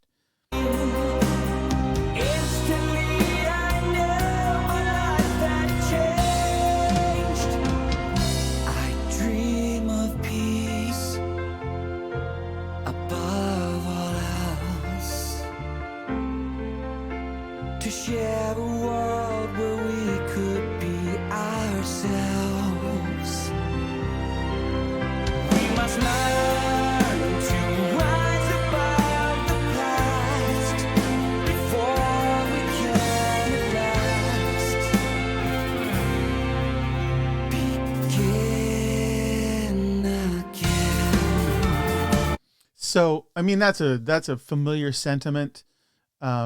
And we know that, particularly in the novel, that she's the diplomat. Her job is to broker peace with other nations inside this dystopian future world that John has conceived.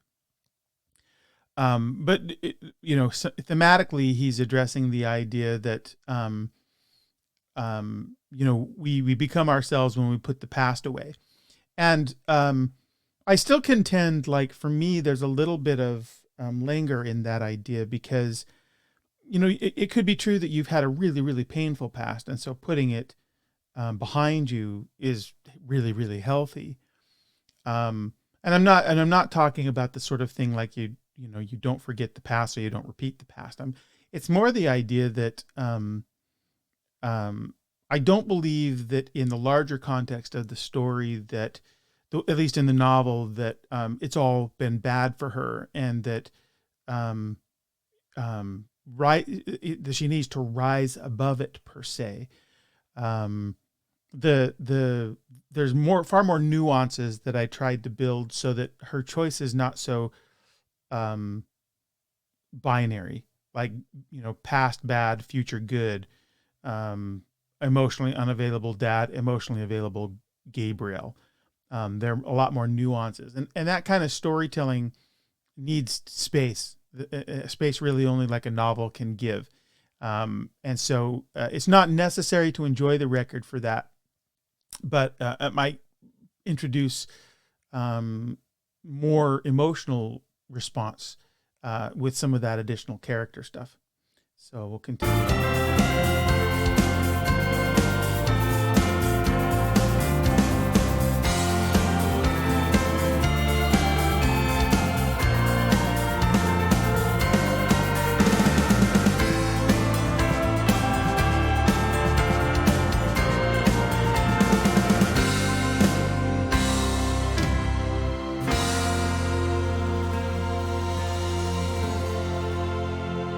There's a lot of that half-step resolve in this record, and I love it. It's there's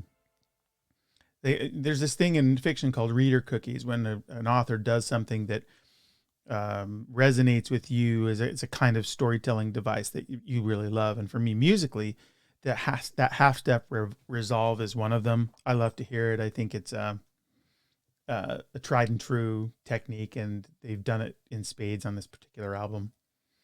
This is The Path That Divides. This is a key thematic idea on this entire album. We talked about it earlier.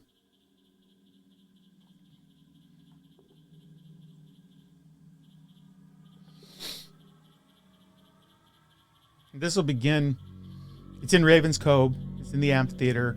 This will begin with a narrator doing a little bit of scene setting, and then we'll get into the more central conflict for this entire set piece.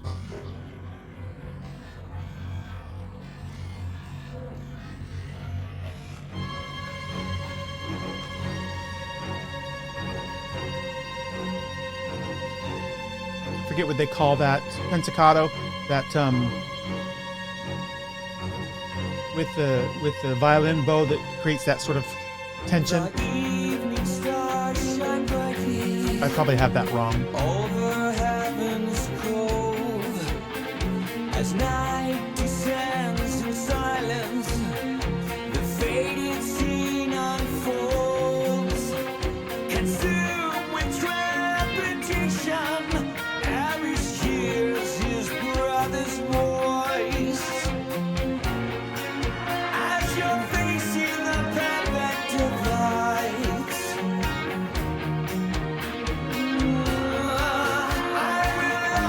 I just love that, what James did there. Just vocalizing on the vowel to, it signifies for me like the human emotion as he came into that line. And I know that they do some reverse effects sometimes on that, but he kind of scooped into it. And it has the feeling of a vocalist just emoting that I love. And part of what's going on here is it's Gabriel's voice, but it's not, I don't take it as like he's literally saying it here in Heaven's Cove, but rather his brother's hearing this echo of the voice when they have this conversation before, that I'll always stand by you. So as he's now at the precipice of giving up his brother and betraying him, he's hearing in his mind his brother saying, I'll always stand by you. So he's feeling the emotional conflict of betraying the same brother who said that he would stand up for him and stand with him. Thus the internal tension that he's feeling. And so I think that it's just a memory of something his brother said. Be here by your side. And I think the sound that the sound effect they put on it helps kind of create that idea that it's a memory versus something that's happening in real time. I feel my pulse begin to race. Beads of sweat drip down my face. There you go. There's the grit. It's the Aries character. So there's a little bit of distortion that James is leaning in on the voice. I have made a grave mistake. What have I done but not for my son? It's not too late. I won't betray him. So there's that, like, he changes his mind, that very staccato, like arriving at the decision and declaring it.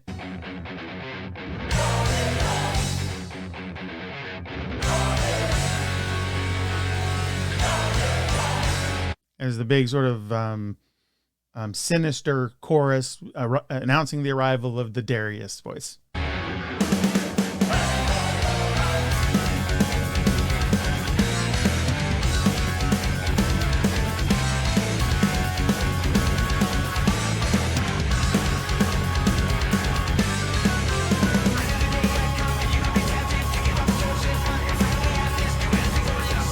James has, from the beginning of his tenure with Dream Theater, done this thing with many songs that is almost like rap. It's like a very rhythmic singing, and he's very good at it. And he does it, and it's got this effect here, a little bit of this sort of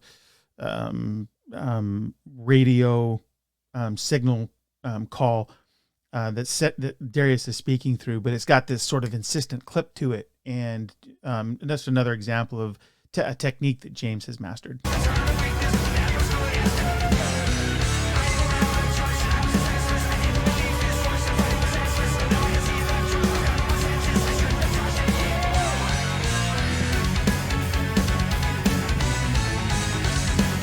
that was Arius in response. So there's a sameness, like these are two sides of the military conflict. And so they share a lot of emotional terrain. They're both wounded.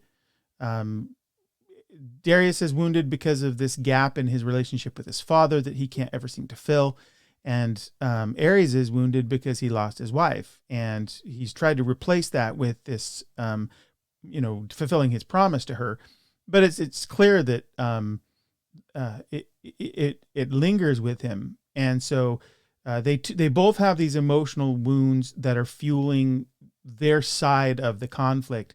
And so there's a sameness as those two banter back and forth with those two stanzas. There's a sameness to the sort of sonic signature of them. And I have to believe that's intentional to start to sort of create that you may be on opposite sides, but in some ways there's a similarity between these two characters. And then here comes the narrator.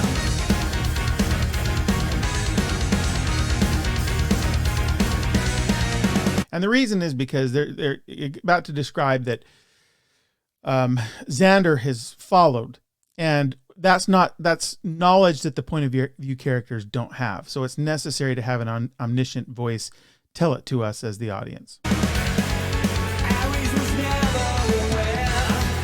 His son had followed him there. Confusing, deathly afraid. That's what you hear of me brave. On the path that divides, you are there by my side. There will be no betrayal tonight. So, I mean, one way to look at this is Aries speaking, and he's talking about the path that divides. And at least one reading of the path that divides is death, as I said. It's the separation and the choice, sometimes not a choice, but that what we do in mortality versus whatever comes after mortality. And that reality of life versus death, that his brother, Gabriel, told him he was going to stand by him in the face of the mortal danger of this conflict with the emperor. But even going further back, and the way I framed it at the outset in the prologue is when he lost his wife, Gabriel was there. He tried, he failed, even though he couldn't really have been expected to save her with his fledgling knowledge of this music gift he has, he nevertheless clearly maintained his support for his brother all through this time of Xander's lifetime, and which is 8 or 10 years, I think, of being there for him as was sort of emotionally stunted by this loss, and trying to turn it to some positive future. And I think Ares is acknowledging here, you were always there for me through all of these, these inflections in my life that had potentially grave consequences. And therefore there would be no betrayal. I simply can't do it. In this moment, he doesn't recognize or realize that his son is nearby. So he may think that his son's in no immediate peril if he does this reversal on his commitment to Darius. But that is what's going on because Xander's there watching.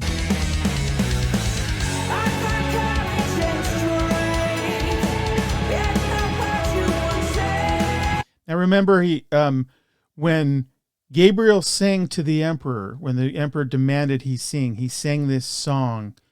And remember, I was saying, I believe that song was sung to a collective audience, not only to answer the emperor's demands, but to embolden or at least encourage the people of Ravenskill that all could be well in the face of this threat. And part of it was he talked about this path that divides and standing in the gap in support of his people. And that's what Ares is remembering here. I found courage and strength in the words you once sang. And it's that song that he sang ostensibly to the emperor, but really was for as much, if not more so, for the people who had his back, the crowd there from Ravenskill.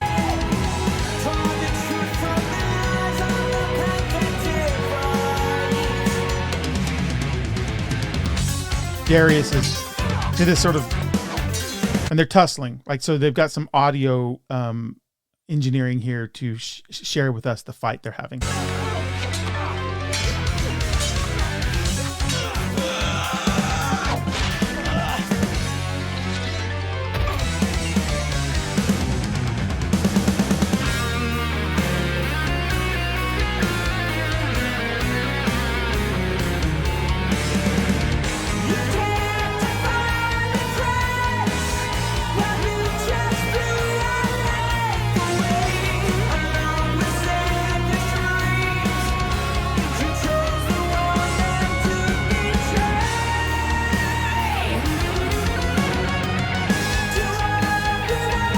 Now, this is the narrator. Even though this is a similar melodic line and a similar register, the transition of point of view is necessary to sort of comment on the battle between them.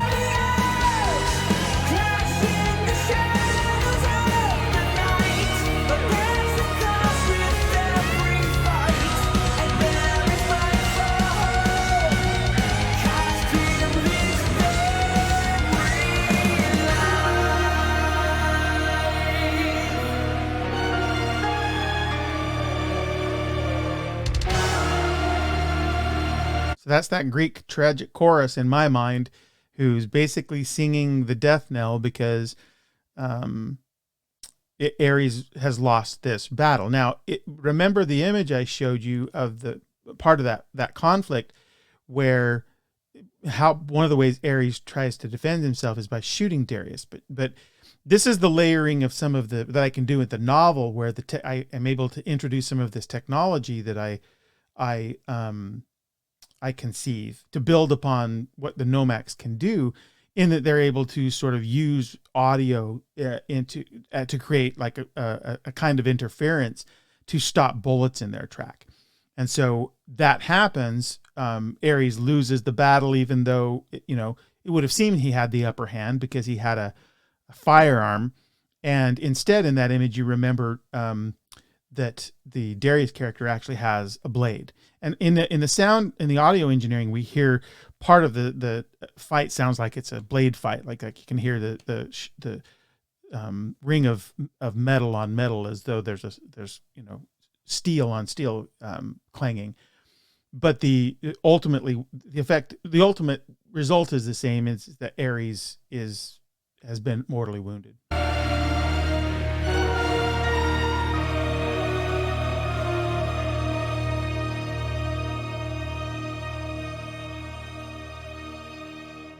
So the path that divides, while the song itself gave courage to Ares to not continue with his betrayal, the song has another meaning in that he's mortally wounded. And if I'm right that at least one reading of the metaphor of the path that divides is death, then it has another meaning here as a song title, because it's the consequence for Ares of his actions.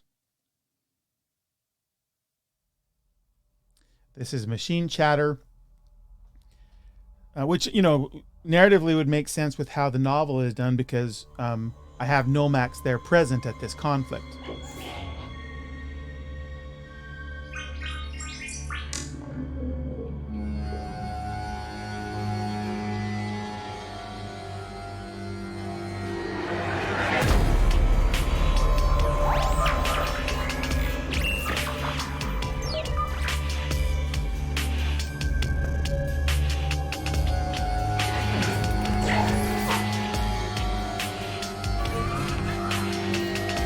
I think Jordan did such a good job with these interludes.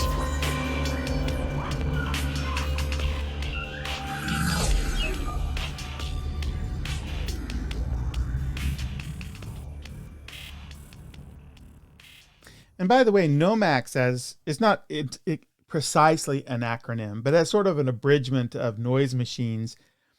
I actually think that term works really quite well. I've read a lot of science fiction, and the sort of vernacular of the people in describing things, to shorten how they're expressed happens all the time in science fiction. And these names aren't 100% clever. They're very much just truncations. So what John did here, I think is a very science fiction trope. And I mean trope in a good way. Sometimes tropes are considered to be, lazy in storytelling, but I think just the opposite. The value of a trope to a writer is very often being able to communicate a whole host of things without having to overly describe them. And you can imagine people that don't like these drones, these things that the Empire has created, would come up with simple and maybe derogatory sounding like Nomax. So I think the choice there is really a good one. Okay, The Walking Shadow.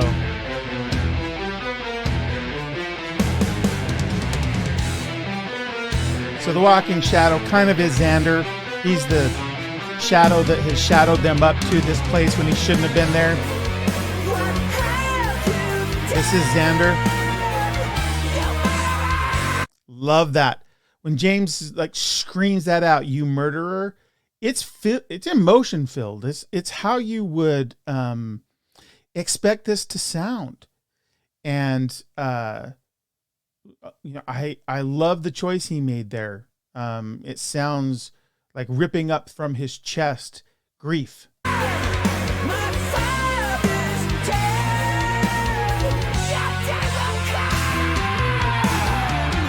Yeah.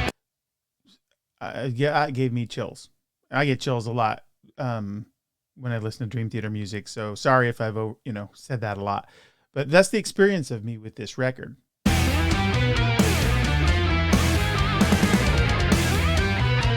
And now Darius, because he's just now. Remember, Xander's just said, "Your day will come."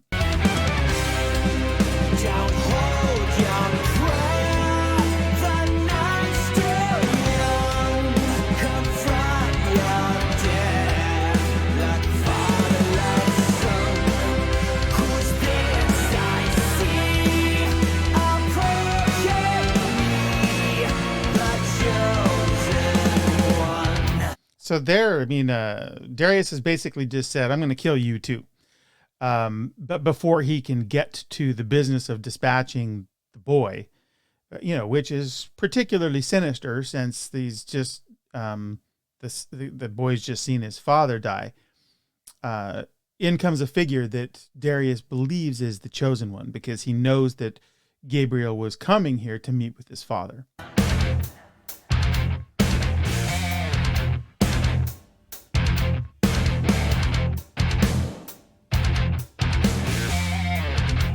And this will be the narrator. Drawing closer, piece by piece, the walking shadow hides its face, never aware of the looming attack. So this is good. Like it's the camera drawn out so you can see the whole scene. That's the perspective that the narrator affords us. Like stepping right into a trap.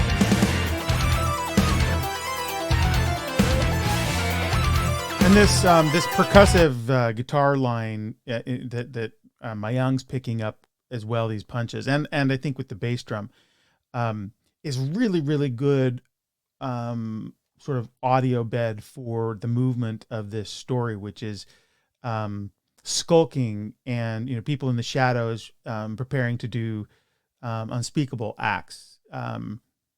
I think it's another place where it seems clear to me that the musical choices are being driven by the narrative choices.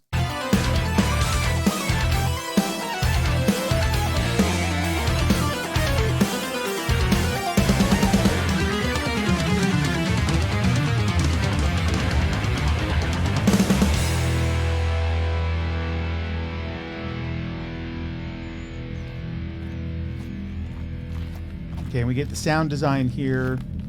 Footsteps coming into Heaven's Cove. High voice signaling some sort of impending tragedy.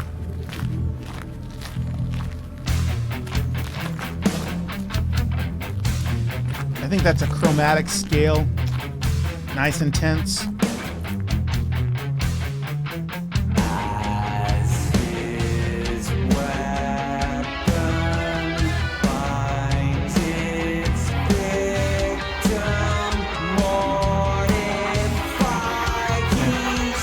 So much more movement. You can hear all the movement underneath it as we're building to this attack.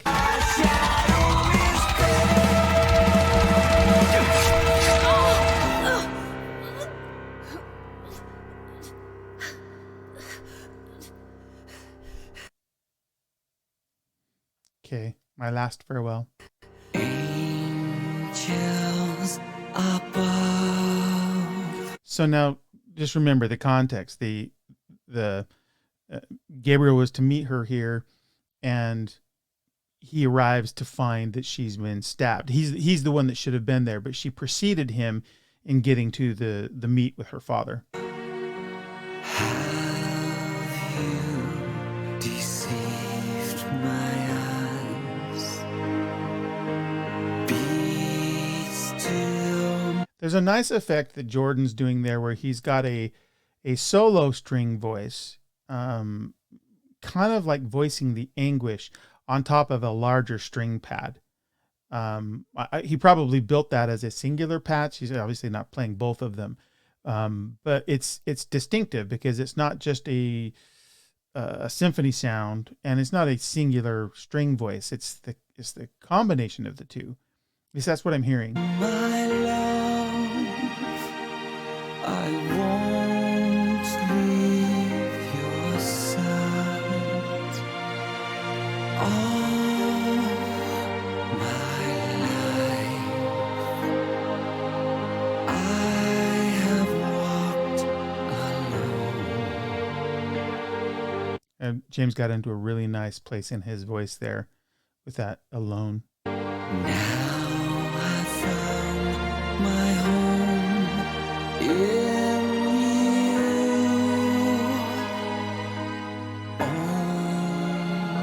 Only I'm too late. Okay, before we get into the more frenetic movement of this track. I don't think I said before, but there's part of one of the themes being expressed in the entirety of the record is this idea of home. The emperor is trying to safeguard in his own, misguided ways, home for the entirety of the empire. Certainly, there's a subset of that is his own family, and how he's trying to steward that. Again, however misguided or ill-fated that is.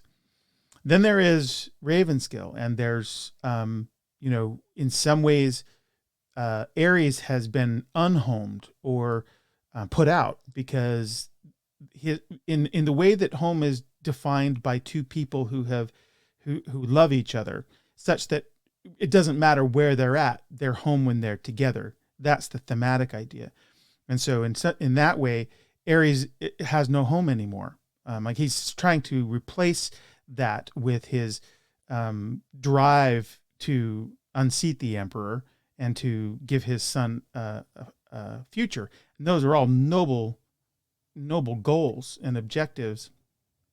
It doesn't change the vacancy in him, the fact that he doesn't feel ever truly at home because his love is gone. And Gabriel has been this self-doubting musician, with this gift of music, who has never really himself felt at home because of this doubt. And but he finds that he can, even though he's committed to standing with his brother, he finds a true sort of ability to climb that mountain, as the I can't forget the song, but it talks about I can do this if we're together. He finds this fortitude when he finally finds this partner, this woman that he loves. And so home becomes defined, and this isn't new. John didn't invent this, but I love his use of it here because he's describing that home is not a physical place. Home is a state of being, and that you can rest easy in the idea of home and the idea of being home in the company of somebody that you love. And so Ares, of course, is mourning that because he feels like just as he was arriving at this spiritual and emotional place, it's been stolen from him.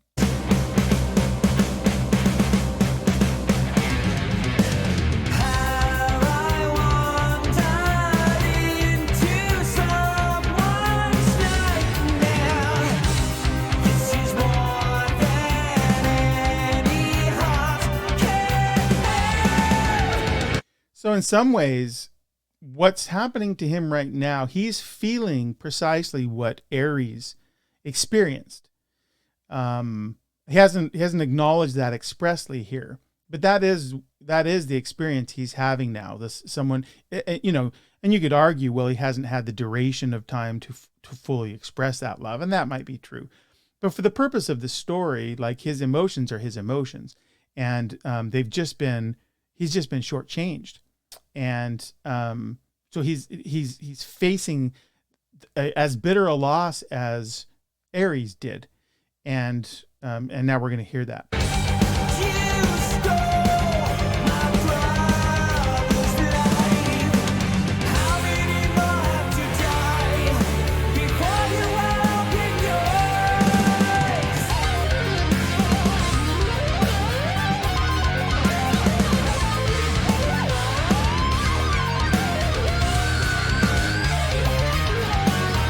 So I hear this music, and it's the chaos, internal chaos that Gabriel's feeling at this. And so these wicked solos that Jordan's ripping off here are just like emotional duress.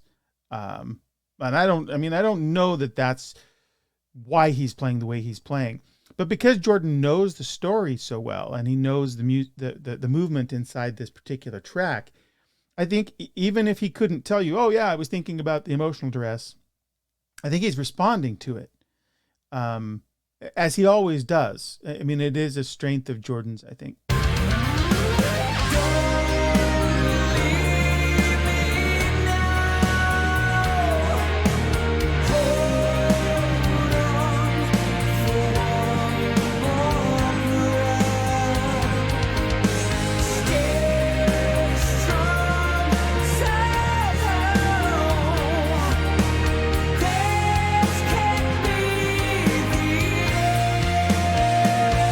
Just get chills. So now you see why I made the choice with the prologue to show you the emotional and tragic scene of Evangeline's death. And so you knew the wound it opened up inside of Ares. You knew what it meant that he would ask his brother to save her. You knew what it would mean that he couldn't, for his own sort of grief over this, I'm sure, a member of his family he loved. But so that at this moment in time, 3 days hence, that he's now staring down that same grief, and he's understanding it in a way he couldn't have before. And so part of the narrative device that I tried to set up here was to deliberately create the echo, so that when it comes time for Gabriel to try and save her, it's not only about can he save her, but he is burdened with his failure with Evangeline.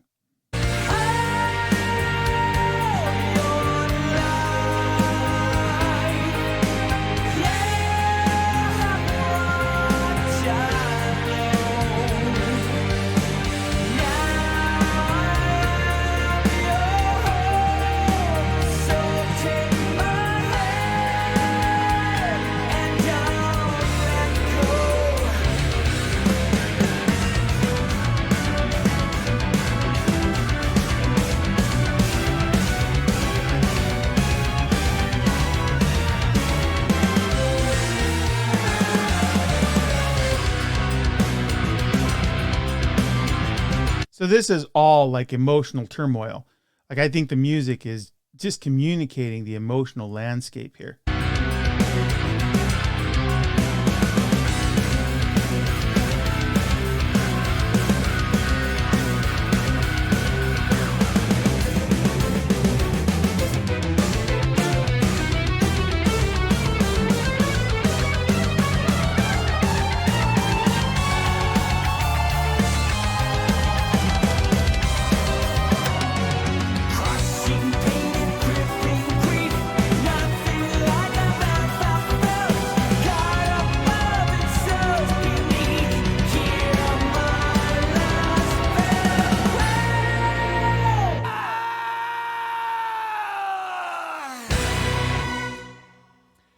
So one of the things that I set up in the novel is that the grief that, so there's a couple of things.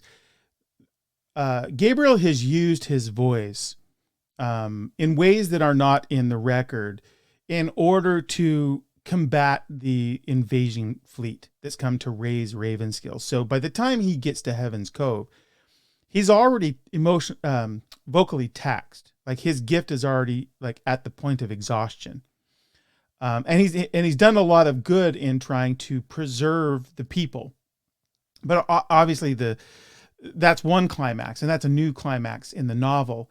But there's the more important climax, which is the one that John's written for the record, which is the comeuppance, at Heaven's Cove. But the other work I do there is to create the scenario that by the time he gets to this moment where he is losing faith, which is the next record, which is obviously got a double meaning. He's losing faith, the person, and he's losing faith in himself. Is I have established that his voice is gone. So when he makes that scream at the end, "Hear my last farewell," and you hear just this heart-wrenching, raw thing come out, the way that I set it up in the novel is that he has absolutely exhausted his voice. It's gone. Like, not, whatever sort of magical power exists inside it is not going to be available to him now, because the grief that has tortured his voice now, when it was already kind of on its, last legs, has completely exhausted itself. So he is without any power to save her, which is compounded by the fact that even with all of the voice that he may possess, had nothing else happened, no grief screams, no fighting back the invasion of the Emperor's fleet. If none of that had happened, and he still had all the powers of his voice, it's still not clear that he'd be able to succeed here, because the last time he tried to use his voice to save someone who was close to him, which was Evangeline, he failed. So there's this multiple points of failure, all kind of, converging in this moment of most desperate need. And this was some of the additional like wrenching I was able to do with the novel to create hopefully some emotional pressure in this next song, which is Losing Faith.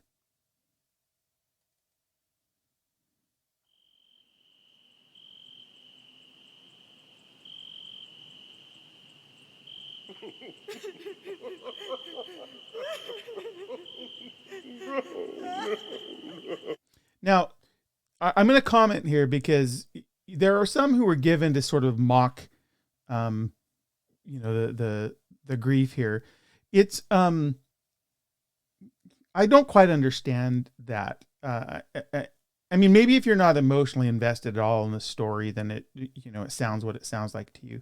But the one thing is everybody grieves differently, and the sounds that they make are more automatic responses. They're not trying to think about what they sound like. And obviously these are actors. But for me, the suspension of disbelief and sort of being inside the story, I just, I hear the grief in the voices. And so I'm not concerned with the believability or the actor's choices and how they want to communicate the grief. I kind of just hear the grief for what it is. And I encourage people when they have a listen of this record to kind of suspend their disbelief, as you do with any fiction, and just kind of go with the story and see if some of the criticism you might have in listening to these tracks individually or piecemeal don't kind of become invisible and sort of not unimportant as you are experiencing this story. And the emotions of the characters, as we're getting right now with these actors.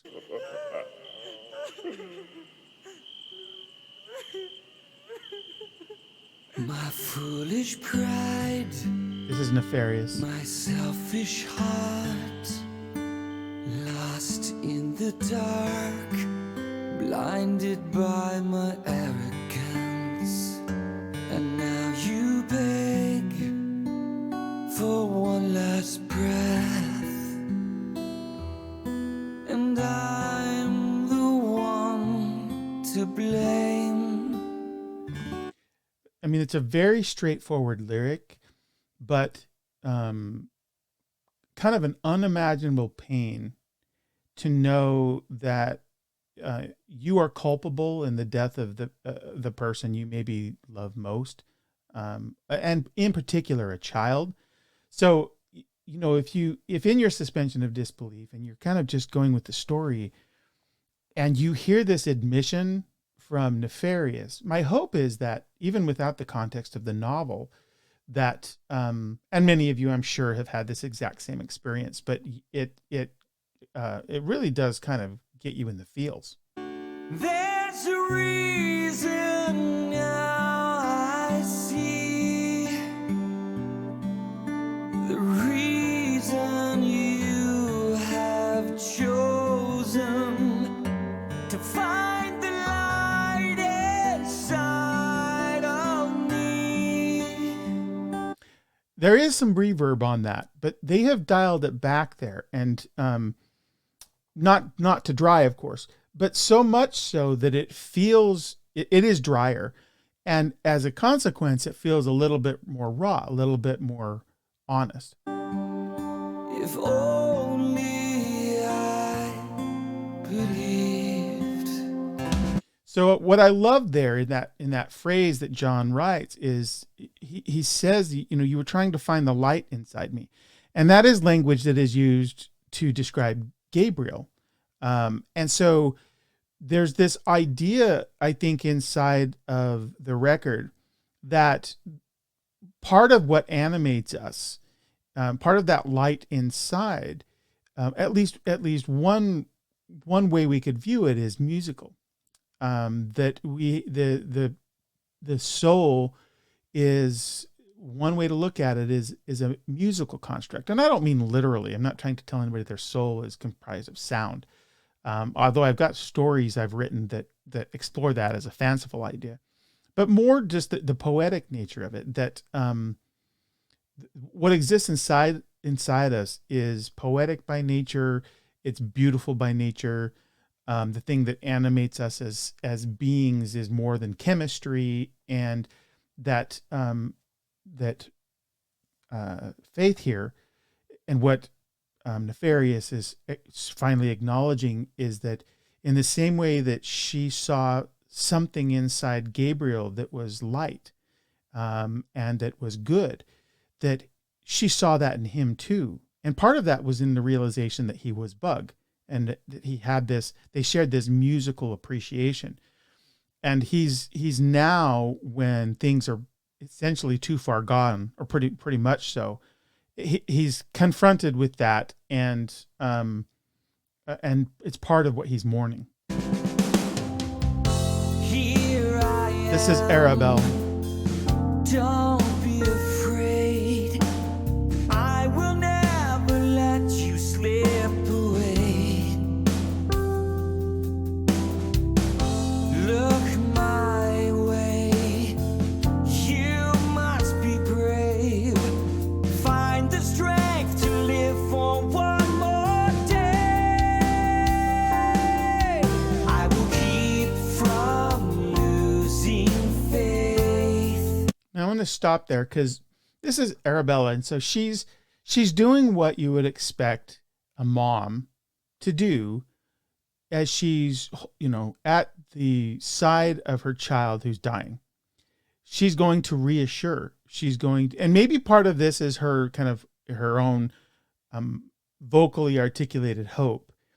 But I've seen real life scenarios where parents are with their dying children, and they do nothing but talk of the future to give their children heart and confidence in these failing hours. And it's beautiful. It's tragic and it's heartbreaking, but it's beautiful. And this is what Arabella is doing. She's talking to her daughter in a hopeful way, telling her she's not going anywhere, because she's going to make sure she's okay. And that last phrase, I will keep from losing faith, obviously there's the double meaning. It's her daughter, but she's also she's trying, I think, she's also self-encouraging. She's also trying to tell herself, it's not over. There must certainly be something that can be done. And it's a last hope. But she's articulating it for her daughter, to give her heart. I will ask for grace, and hope will find a way. So there's grace isn't capitalized here. So it isn't, I don't think that it's a canonical or a religious allusion. I think it's you could even just abstract it against the universe, but that there are times when things happen, and you hear these stories all the time repeated from surgeons that just defy sort of all explanation. And they very often happen in service of people who need a miracle. And this is kind of what Arabella is asking for. She says, I won't give up faith, and I'm going to ask that for a miracle in my life, and hope will find a way to make that true. She doesn't know yet that can be a thing. But she has a belief that that's true. And a parent having that at their child's deathbed is a remarkable thing. And I just wanted to comment on it because I know that it's a beautiful song, and James is singing it beautifully, and it's sort of it's a more spare orchestration, but the emotional quotient is very high.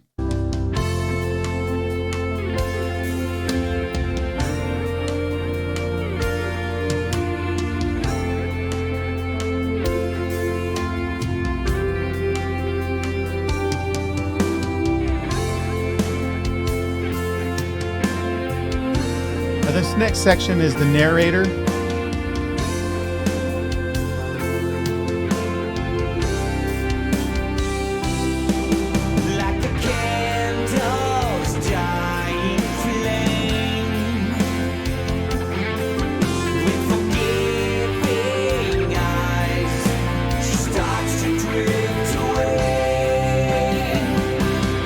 Okay. So I'm getting chills. Because I see it so clearly in my head.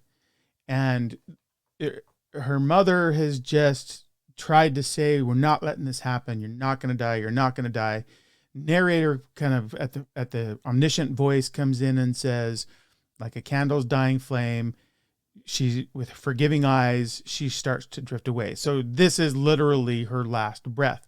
And at this moment, the music shifts and Nefarious comes in, and he is throwing his Hail Mary. He is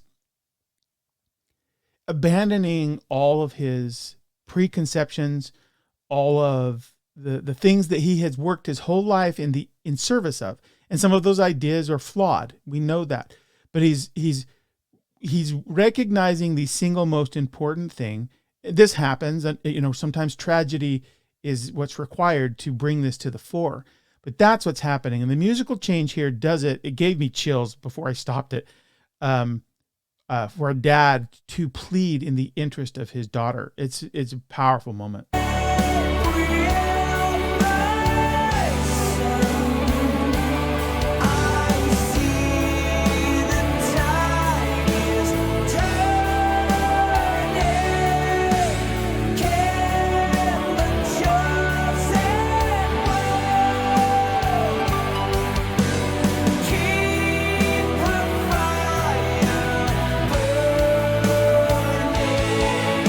So there it is. He said, I see the tide's turning. She's going. Can you do something?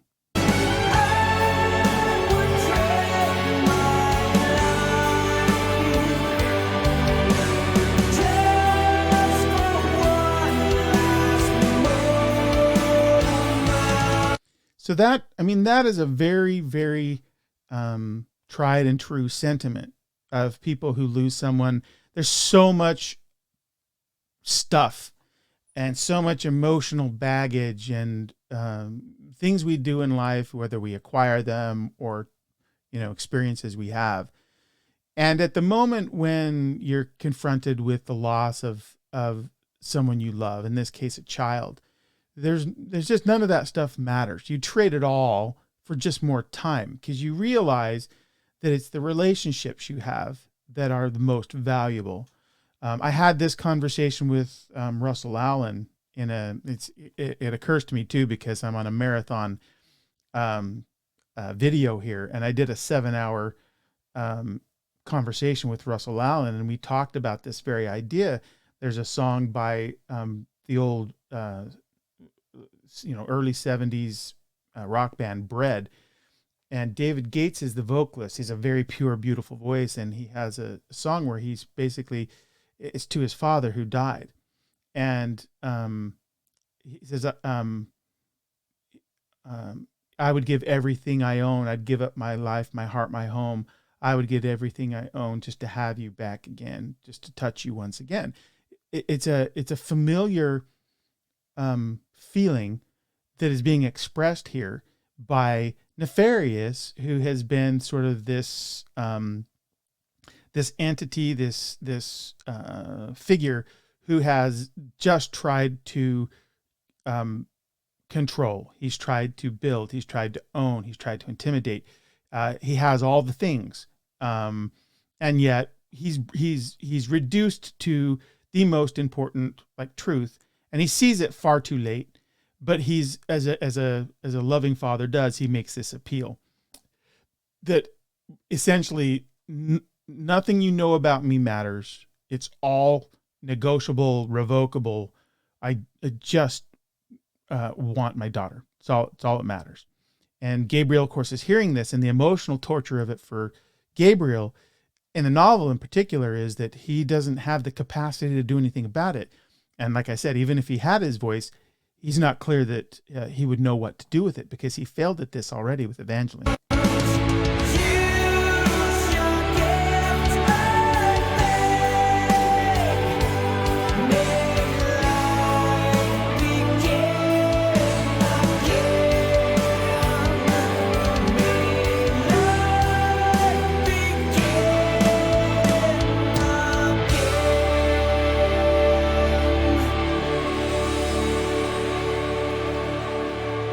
Okay, so Nefarious has made his plea.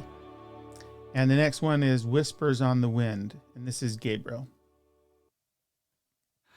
If I still had something left, I'd surely use my gift to give her one more breath, to see her smile again.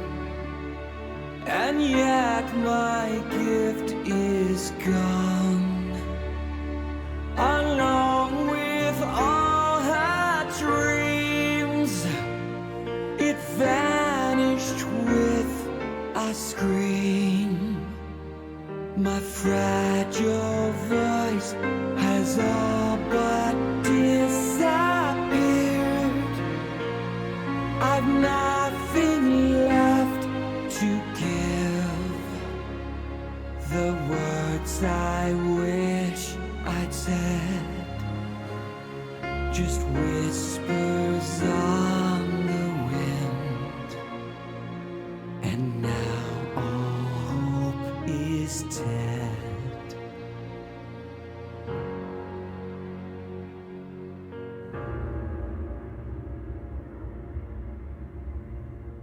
So really quite self-explanatory. In the context of the record, it was the grief-stricken scream that Gabriel let out with when he lost his brother, and it just sort of robbed him of all his capacity. I stress that idea that much more, as I said, by his multiple use of his voice in the interest of the people in the run-up to this final moment, so that you really do feel like he's given everything he has, and he is completely at his end, like emotionally and physically. So then it comes to Hymn of a Thousand Voices. And I will say that there are songs that I might like better for their compositional value, maybe even their lyrical value. But this song, the Hymn of a Thousand Voices, is a favorite of mine because it holds up this idea that in your extremity, there are people, and it's kind of that brother, can you hear me idea a little bit, that in your extremity, there are people in your life who will stand with you, and that this chorus of voices, if you're blessed to have friends and family, that they can lend you strength sort of by, and you can do things by proxy of this strength, and you can achieve more because these people stand with you. And this idea is one of my favorites in all sort of narrative design. And I think John just did such a great job. So in the book, I spend some time there's a character named Hymni. And you'll find if you read my other fiction, I almost always name a character Hymni. Hymni's the baker. And so he's someone that has been a friend to Gabriel his whole life. And what we learn about Hymni is that he's been kind of a double agent. And so he's much more savvy than we give him credit for. But he's one of a number of characters that come into scenes in the novel that show up here. There's the larger sort of faceless people from Ravenscale who've made their way to Heaven's Cove, but they've been marshaled there by Hymni in the book. And other characters who have speaking parts, and they have specific place, like in the Savior in the Square, there's a couple of characters. All of these people converge in this scene. And it was an opportunity to do something in the novel, a kind of storytelling I love, where the people that you have tried to represent and that you've tried to stand up for when you're down are there for you. I just love that construct. John had already done it. I just got to put some additional faces to it and maybe make it a little bit bigger for the purposes of the novel. But that's what this song is about. And for these reasons, it might be my favorite track on the record.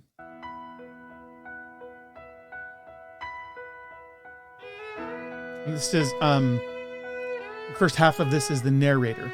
So we've pulled back to a perspective where we get to like look down upon Heaven's Cove from a distance, and we get to see these people from the town knowing that there was something going on, feeling like that they needed to be there to help, and they're coming. And then, you get the claps there. And, I know that some people think that's maybe a little maudlin, but I mean, for time immemorial, one of the ways we've shown sort of agreement and people in unison is with this clapping idea. So I know I use the term consonant a lot, but it is a very consonant sort of musical technique to illustrate the thematic idea, which is, people working in unity. Out of the shadows, one by one they came. I just love that violin line up above that acoustic guitar. To shed their light upon his moment of doubt and pain. So see, I don't know if John intended this, but in the writing of that lyric, what he's talking about the light inside all of us. We've just talked about the light that Nefarious realizes that his daughter saw in him, just as she saw it in Gabriel. The narrator's now telling us this light exists in everybody, and the people are coming to share that with the tragic figures who've just experienced all this loss as a way of supporting them. Now, there's going to be a more magical thing that happens here in a minute, but right now it's really just a gesture of humanity. 1,000 voices ring up through. Love my young. He's like, he gives this like drive, this very subtle, like pushing forward through the pain with this bass beat.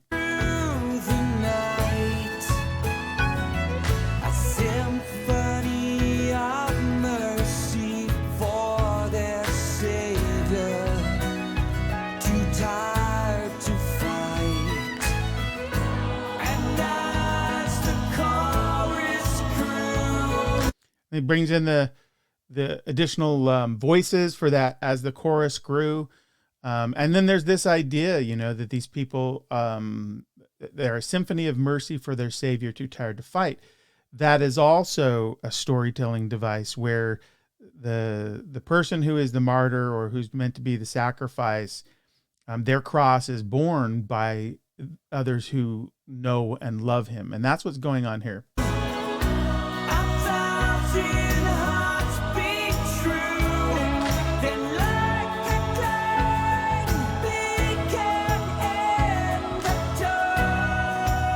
And by the way, when I say their cross, I know that there's a specific religious significance, but I'm using it also in the abstraction, which is the burden of the savior figure to stand in as a sacrifice for a people, which is, there's many stories that sort of tell this tale. One of the beautiful movements of that story very often is that at their end, when their strength is failing, that the people that they have stood for, that they have healed and loved and supported, reciprocate. And this idea of reciprocity is at the heart of this part of the Savior story. And this is what's going on with this Hymn of 1,000 Voices.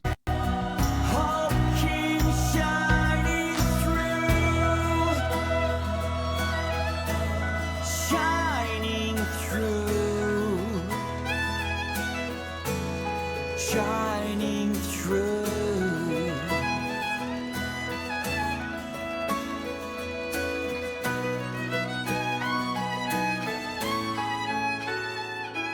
Amazingly, the Savior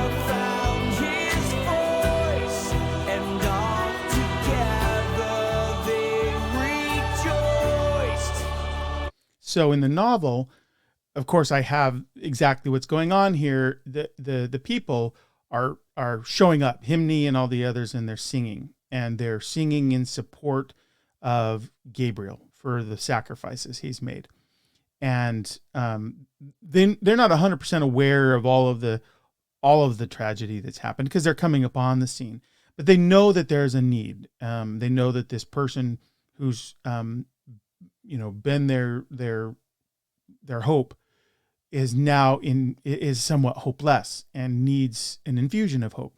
And there's this idea in music in resonance of sympathy, which is that two strings can sort of vibrate in sympathy of one another. You've seen probably demos of this on YouTube where a string can be activated at a certain frequency and another string will start to vibrate in sympathy.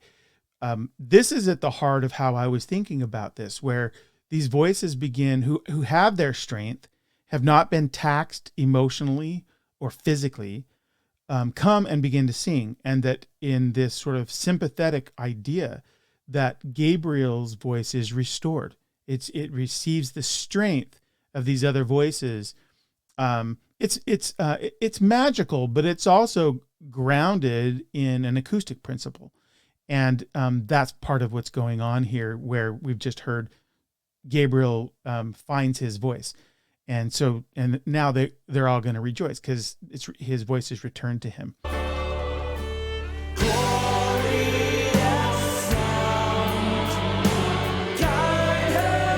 Hear the big choir behind. It totally makes sense that that's what they do, because you've got all these people singing together.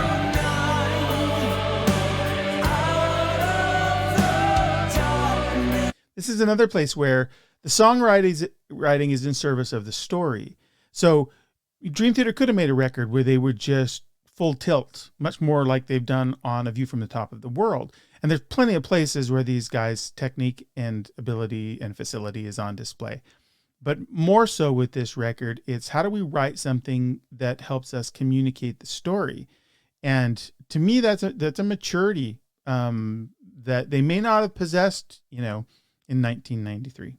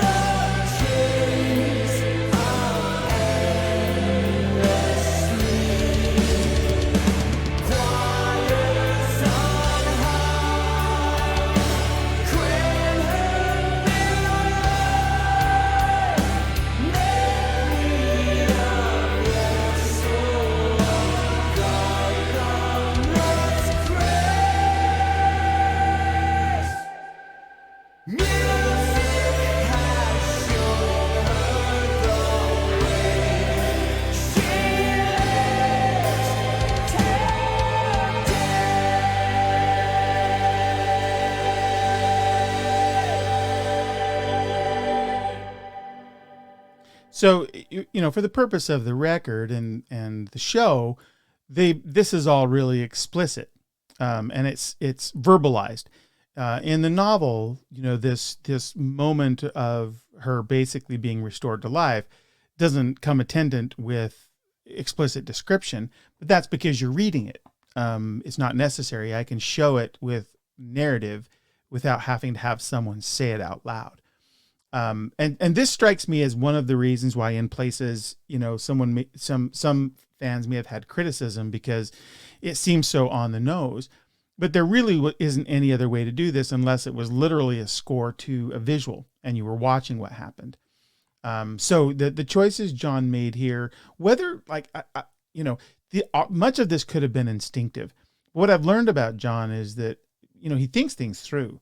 And so and because this was something that he had been germinating for so long, I think he realized how he needed to communicate the story, both narratively with the lyrics as well as with, the soundtrack of this story, which is the music underneath. So now we'll go to one of the seminal tracks, which is Our New World. And this is filled with hope because faith has been restored.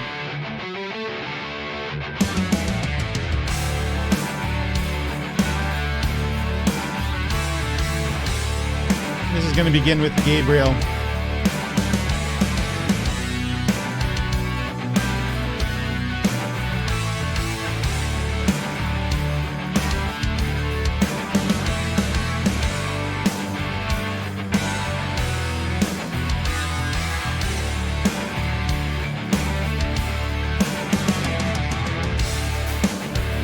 Like your father once said, life is not what you're given.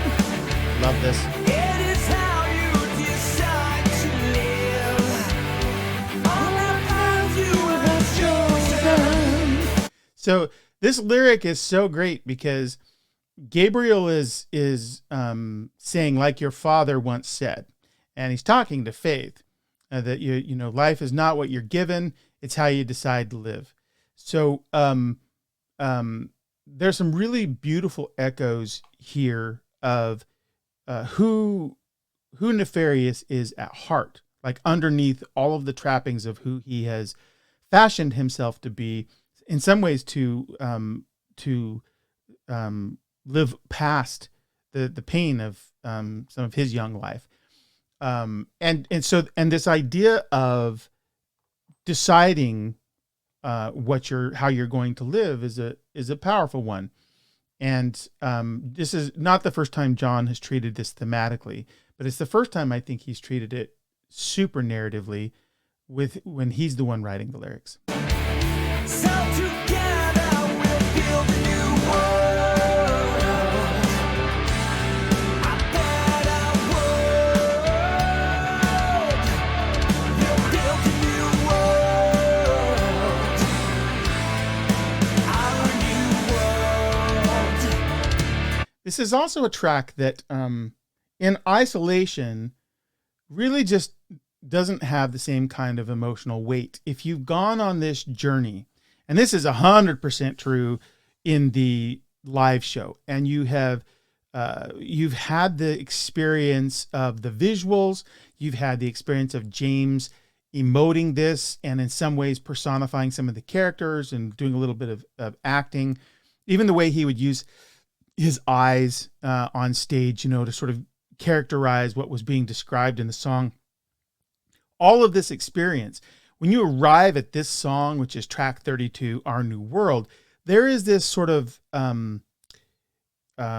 effulgent joy, this kind of release of characters coming to peace, being given another chance at life. All of these emotions sort of are released. And so this song live is enormously big.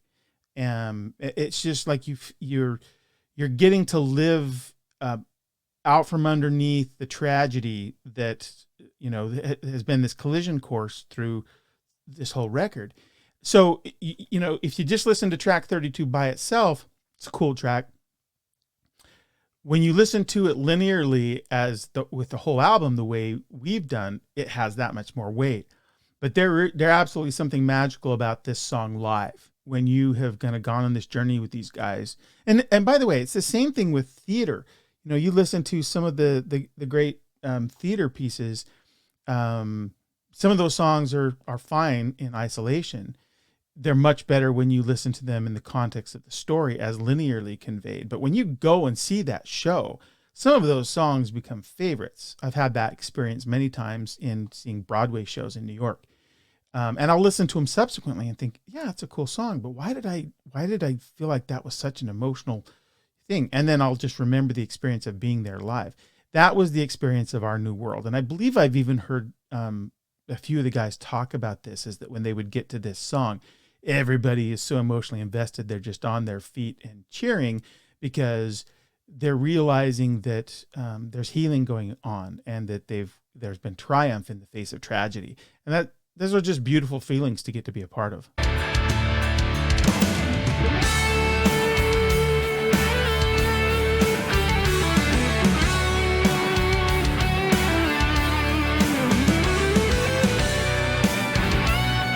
So that was Gabriel. That was Gabriel on those first couple of verses. Now it'll be Faith.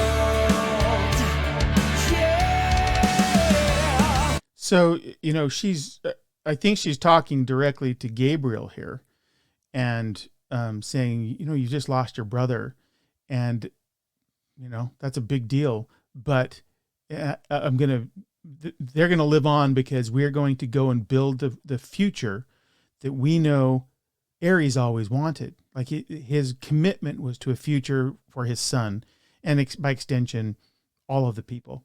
And that future will be realized. And so she's telling Gabriel there's sadness, but there will be joy. There'll be good fruit that comes as a consequence of the tragedy that we've just experienced.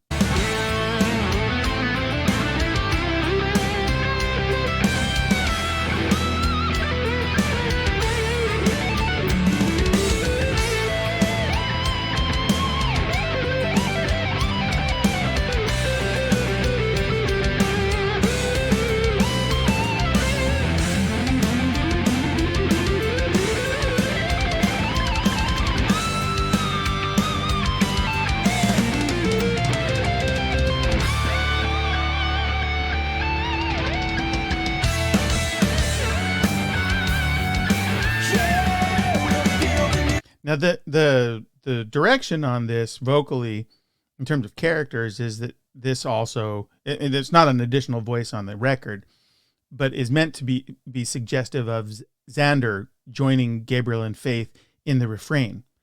And of course, you suspend disbelief because, his father's just died. He's probably not singing a song. But this is theater, and it's a fiction. And in the context of that, the idea that Xander would recognize the sacrifice his father made and the future he wanted, then it is appropriate that he would participate in a song that memorializes the future the future his father died to try and create, and that they now commit to being sure is a reality.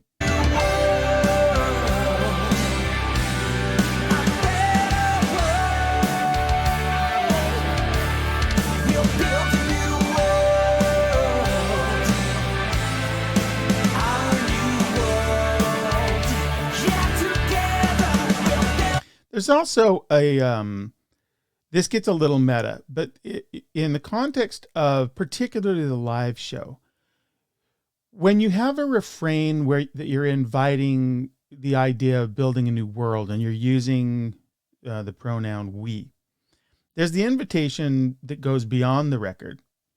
And it kind of goes to this idea that we are going to suffer tragedy and it's going to really suck. And people are going to die. There's going to be unnecessary violence and loss. But there is the invitation and the opportunity for us to build a better world. And I believe that John, and really all of the guys, I say John a lot because he was the catalyst for the record, because the idea for it germinated with him in the story.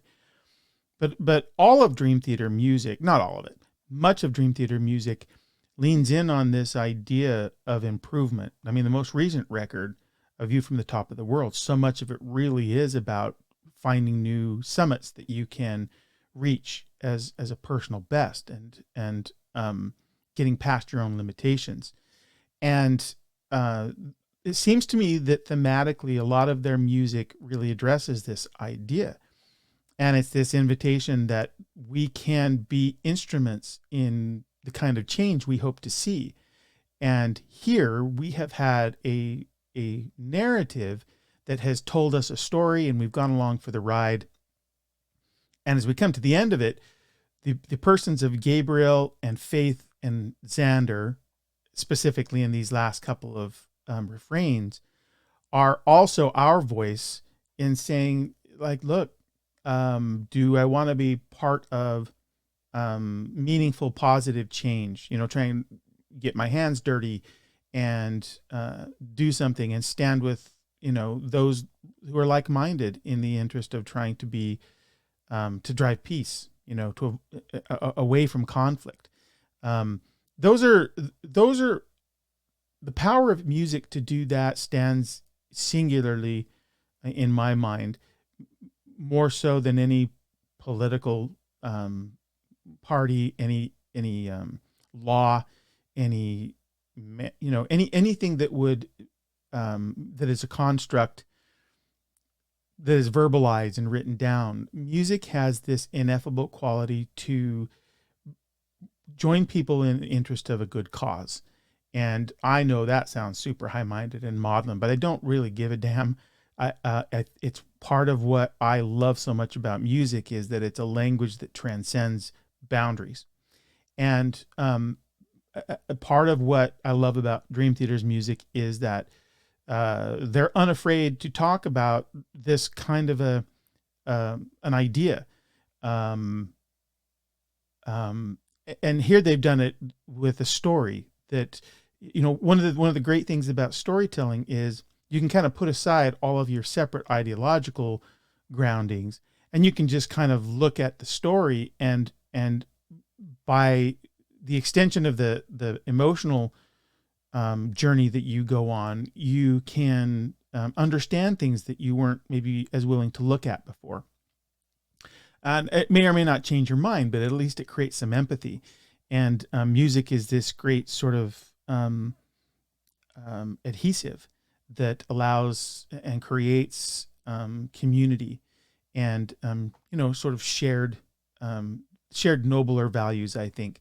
And I'm not trying to sound sappy, but the first time I heard this live and they got to this song, I had this euphoria, and it actually tripped up into my consciousness to think there's a better world for the story. There's also a better world that can be built by being anxiously engaged in a good cause, as it were. And, we can all be a part of that in some way. And I think that those are valuable ideas.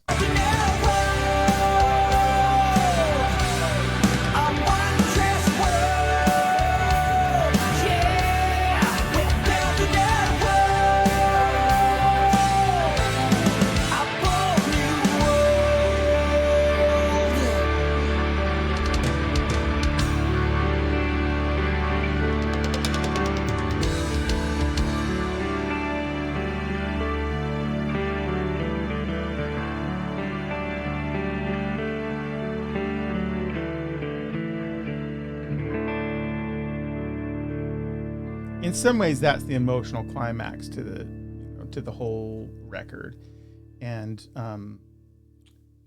there's still a little bit more music, but that's an important moment. So we'll go to let me move this over. We'll go to the next track,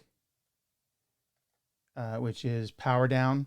This is another, the idea here is that the Nomax are kind of no longer valuable, and they're kind of shutting down that technology from its place in society.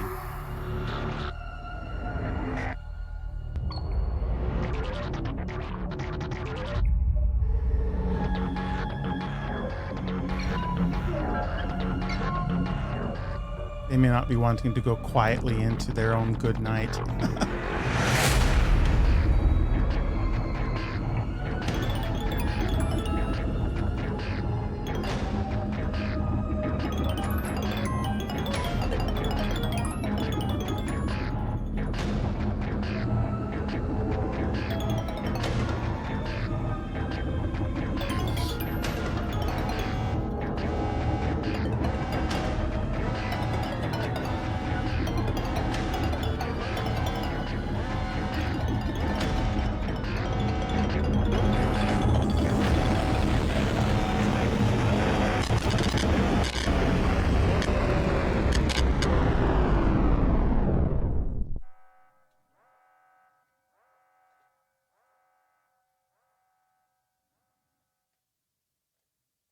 Yeah.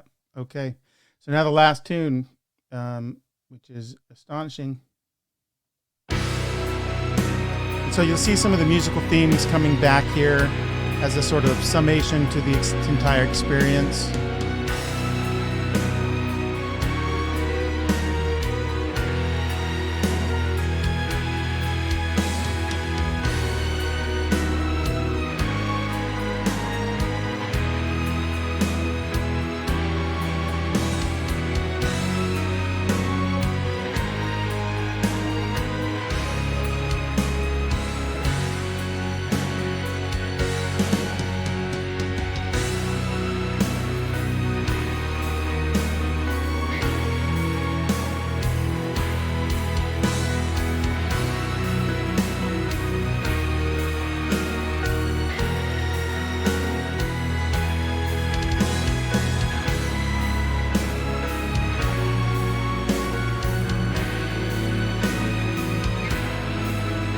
There's a kind of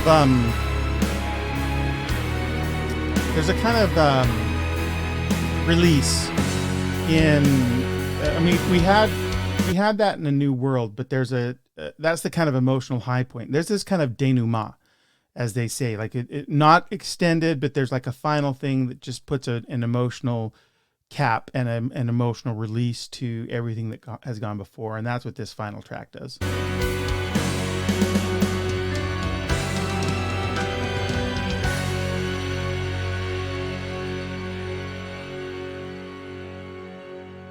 Brother, can you hear me? His life is in your hands. He is. And denouement, coda, epilogue, in a real way, where the story has this final motion, and it's the voice of Ares, kind of committing Xander into Gabriel's hands for safekeeping. It's kind of a beautiful final moment for the brothers to share. Just a child and still too young to understand. Show him love and courage, that freedom knows no bounds. Tell him he could never let me down. I mean, there's a really interesting thing at work here in this turn of phrase, that Ares is saying, freedom knows no bounds. Tell him he could never let me down. In the emotional architecture of several of the characters in the novel, there is this sort of tension between the parent and the child. And I like that, and I deliberately elaborated on that.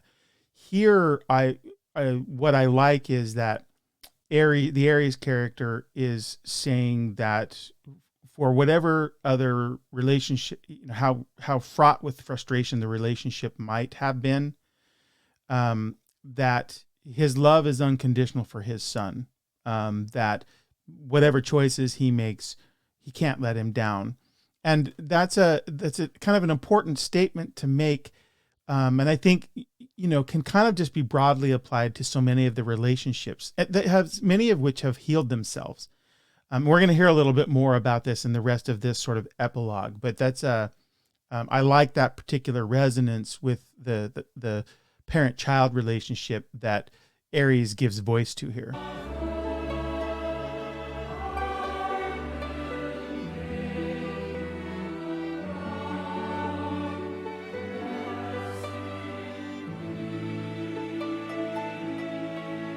So, Father, I will make you proud. Rest in peace, Xander says. And the interesting choice to have the full choral behind it.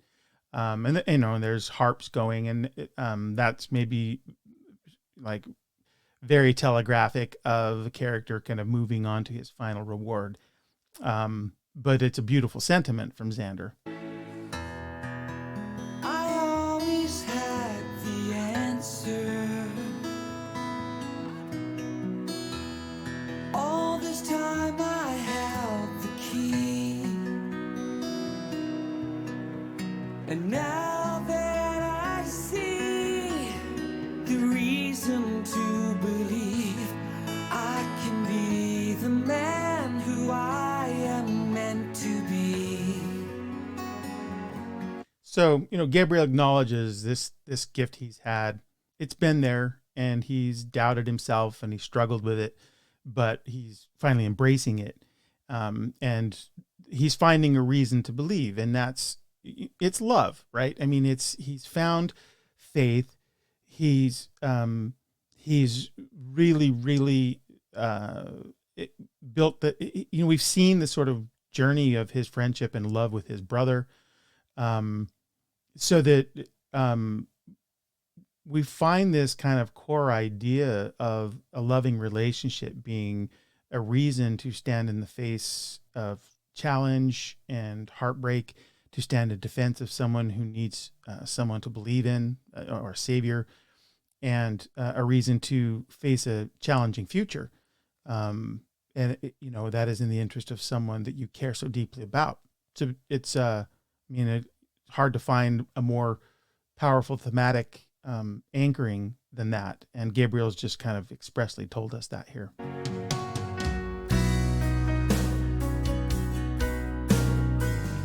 Because of you, I live again. This is faith.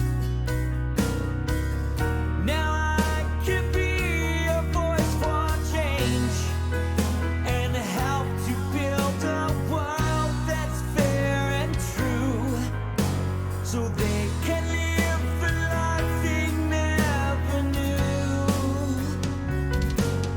So that's a hearkening back to the first time that she saw Gabriel and saw the people of Ravenskill, all the way from that very early moment in the story. She's now articulating that part of she's going to bring to bear her abilities to try and build this future in the interest of those people and a world that's fair and true in a way that hasn't been true for the people of the Empire.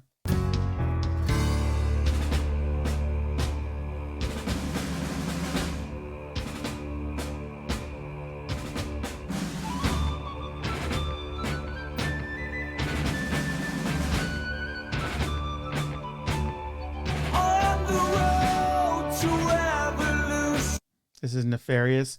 And of course, we've got the snare drum helping to sort of signal that this is the military commander. But he's about to share his changed heart. There are lessons to be learned. All the things you thought that mattered are lost at every turn. When the light of my existence was slipping through my hands, pride and ignorance receded to reveal a humbled man. A little bit of grit there, weathered man, a wise man, sharing the truths that the wisdom that he's hard won, not really won, and some of it's kind of been forced upon him. But recognizing these things we've talked about, which is that the light of his life, his daughter, these loving relationship that he's taking for granted, or has taken for granted, when they were at risk, and everything was stripped away, he understood what was most powerful, and it created a humility in him that allowed him to see things. So a lot of what's happening here is a narrative device that's used very often. And I use it in a different kind of way in the novel, but in theater and in plays, they do this sometimes to kind of make sure that if the moral of the story escaped you, here it is. And it's very much like the other side of the overture, where we are hearing the musical themes and motifs, but we're also now giving the emotional and narrative summation to these characters, the conclusion of their arcs. So John did a very nice job in putting this together architecturally, to say nothing of the music and lyrics, which I think I've borne out, have really been pretty on point. My prince, my son, you got This is Arabella. lost along the way.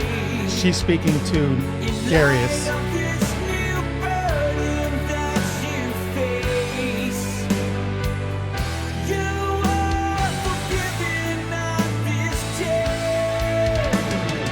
And this is a place where I diverged narratively from how John expresses it here. The way I have it in the novel is Nefarious essentially tells Darius, you're going to have to stand, accused of the things you've done that are patently immoral and unlawful. But we believe that you can be reformed. And once you've served that, whatever that debt is, you'll have that opportunity. And so forgiveness can be yours, but it's going, you're going to have to sort of pay your debt. What he does say is, through this, I'll stand with you. I'll be with you. I'll support you more emotionally, and these kinds of things. It was one of the quibbles that some listeners had is that sort of Darius is given a pass here. And I can't speak to all of the context for this in the breakdown that John has. I can't remember all of the information in the song by song breakdown that he wrote, but it is a place where I added some additional stuff to kind of reconcile like a lawful sort of accounting for what Darius had done. But also nodding to the fact that there's redemption if you're willing to do the work and pay the necessary consequences.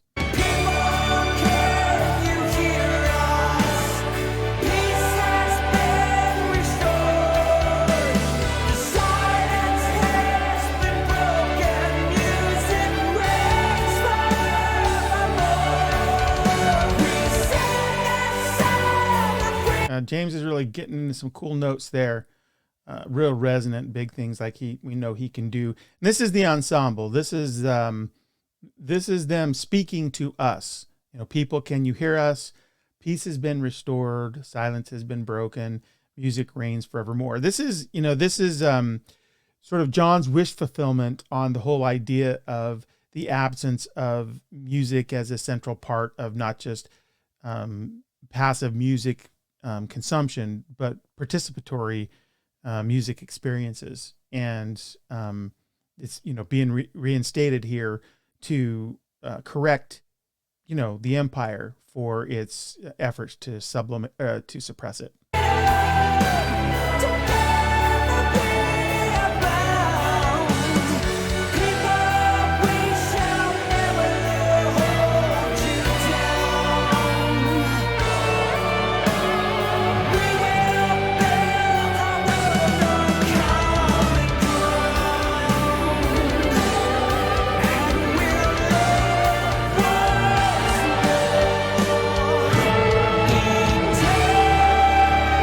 So, the summation is that the Song of Freedom will persist, that we are bound together in this future that we want to build. People won't be suppressed, and that all of this will create common ground that we'll stand together on. It's a very triumphant, sort of beautiful, shared future that this is signaling.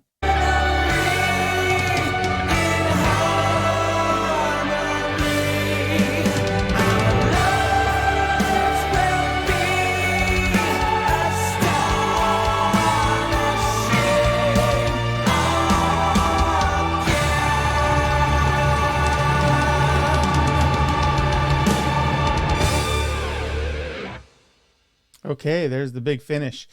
Our lives will will live once more eternally in harmony. Our lives will be astonishing again. And astonishing, I think it's, of course, Gabriel was known as the Astonishing, but I think what John is sort of telling us here is that with the incorporation of music into our human experience and expressing that and doing it, even if it's imperfectly, but the engaging in the act of music. And there's an argument to be said that listening is co-creation of music because it creates the sounding board against which the music finds meaning. But in doing that, our lives were astonishing. Like the music comments on the beauty of the human experience and helps us through tragedy when it occurs, or works us through depression and anger and fear, as well as celebrating things like the restoration of life and of relationships and love. Those are astonishing things. And so in a lot of ways that title works so well. It sounds pretentious on its face, but once you sort of come along for this ride, you realize that, like, if we don't, as music listeners, if we don't believe that music is astonishing, I don't know. Most of the people I know who are music lovers and spend any sort of degree of their time and energy on music, they hold it in esteem like this. They believe it's astonishing. So I think that is an apropos title. And so that concludes my sort of marathon session on the Astonishing. For anybody who's made it this far, thank you for listening and for watching. My eyes are a little bit bloodshot because it's on into the early morning, but the record matters to me, not only because I got to work with John on it, but because I love the ideas it expresses. I love the vehicles it used to express them. And I wanted just to kind of have the experience of documenting that and sharing some of my thoughts. Pretty wide ranging, I know. And I don't fault anybody for not making it through this far. But nevertheless, it's this kind of thing that that I like to do. That if you enjoy, feel free to follow me as I kind of take these journeys and suggest things. I've been asked to do some other records, which I'm going to do in the near future. But for now, I'll sign off just with a huge thanks to John and the rest of the guys for trusting me to be a part of this record and a part of sharing the story, and with hopes that folks who have not heard it will still hear it, and those who have maybe find some value in some of the things I had to say about it. So thanks again, everybody. And until next time, take good care of yourselves and take good care of one another. Goodbye.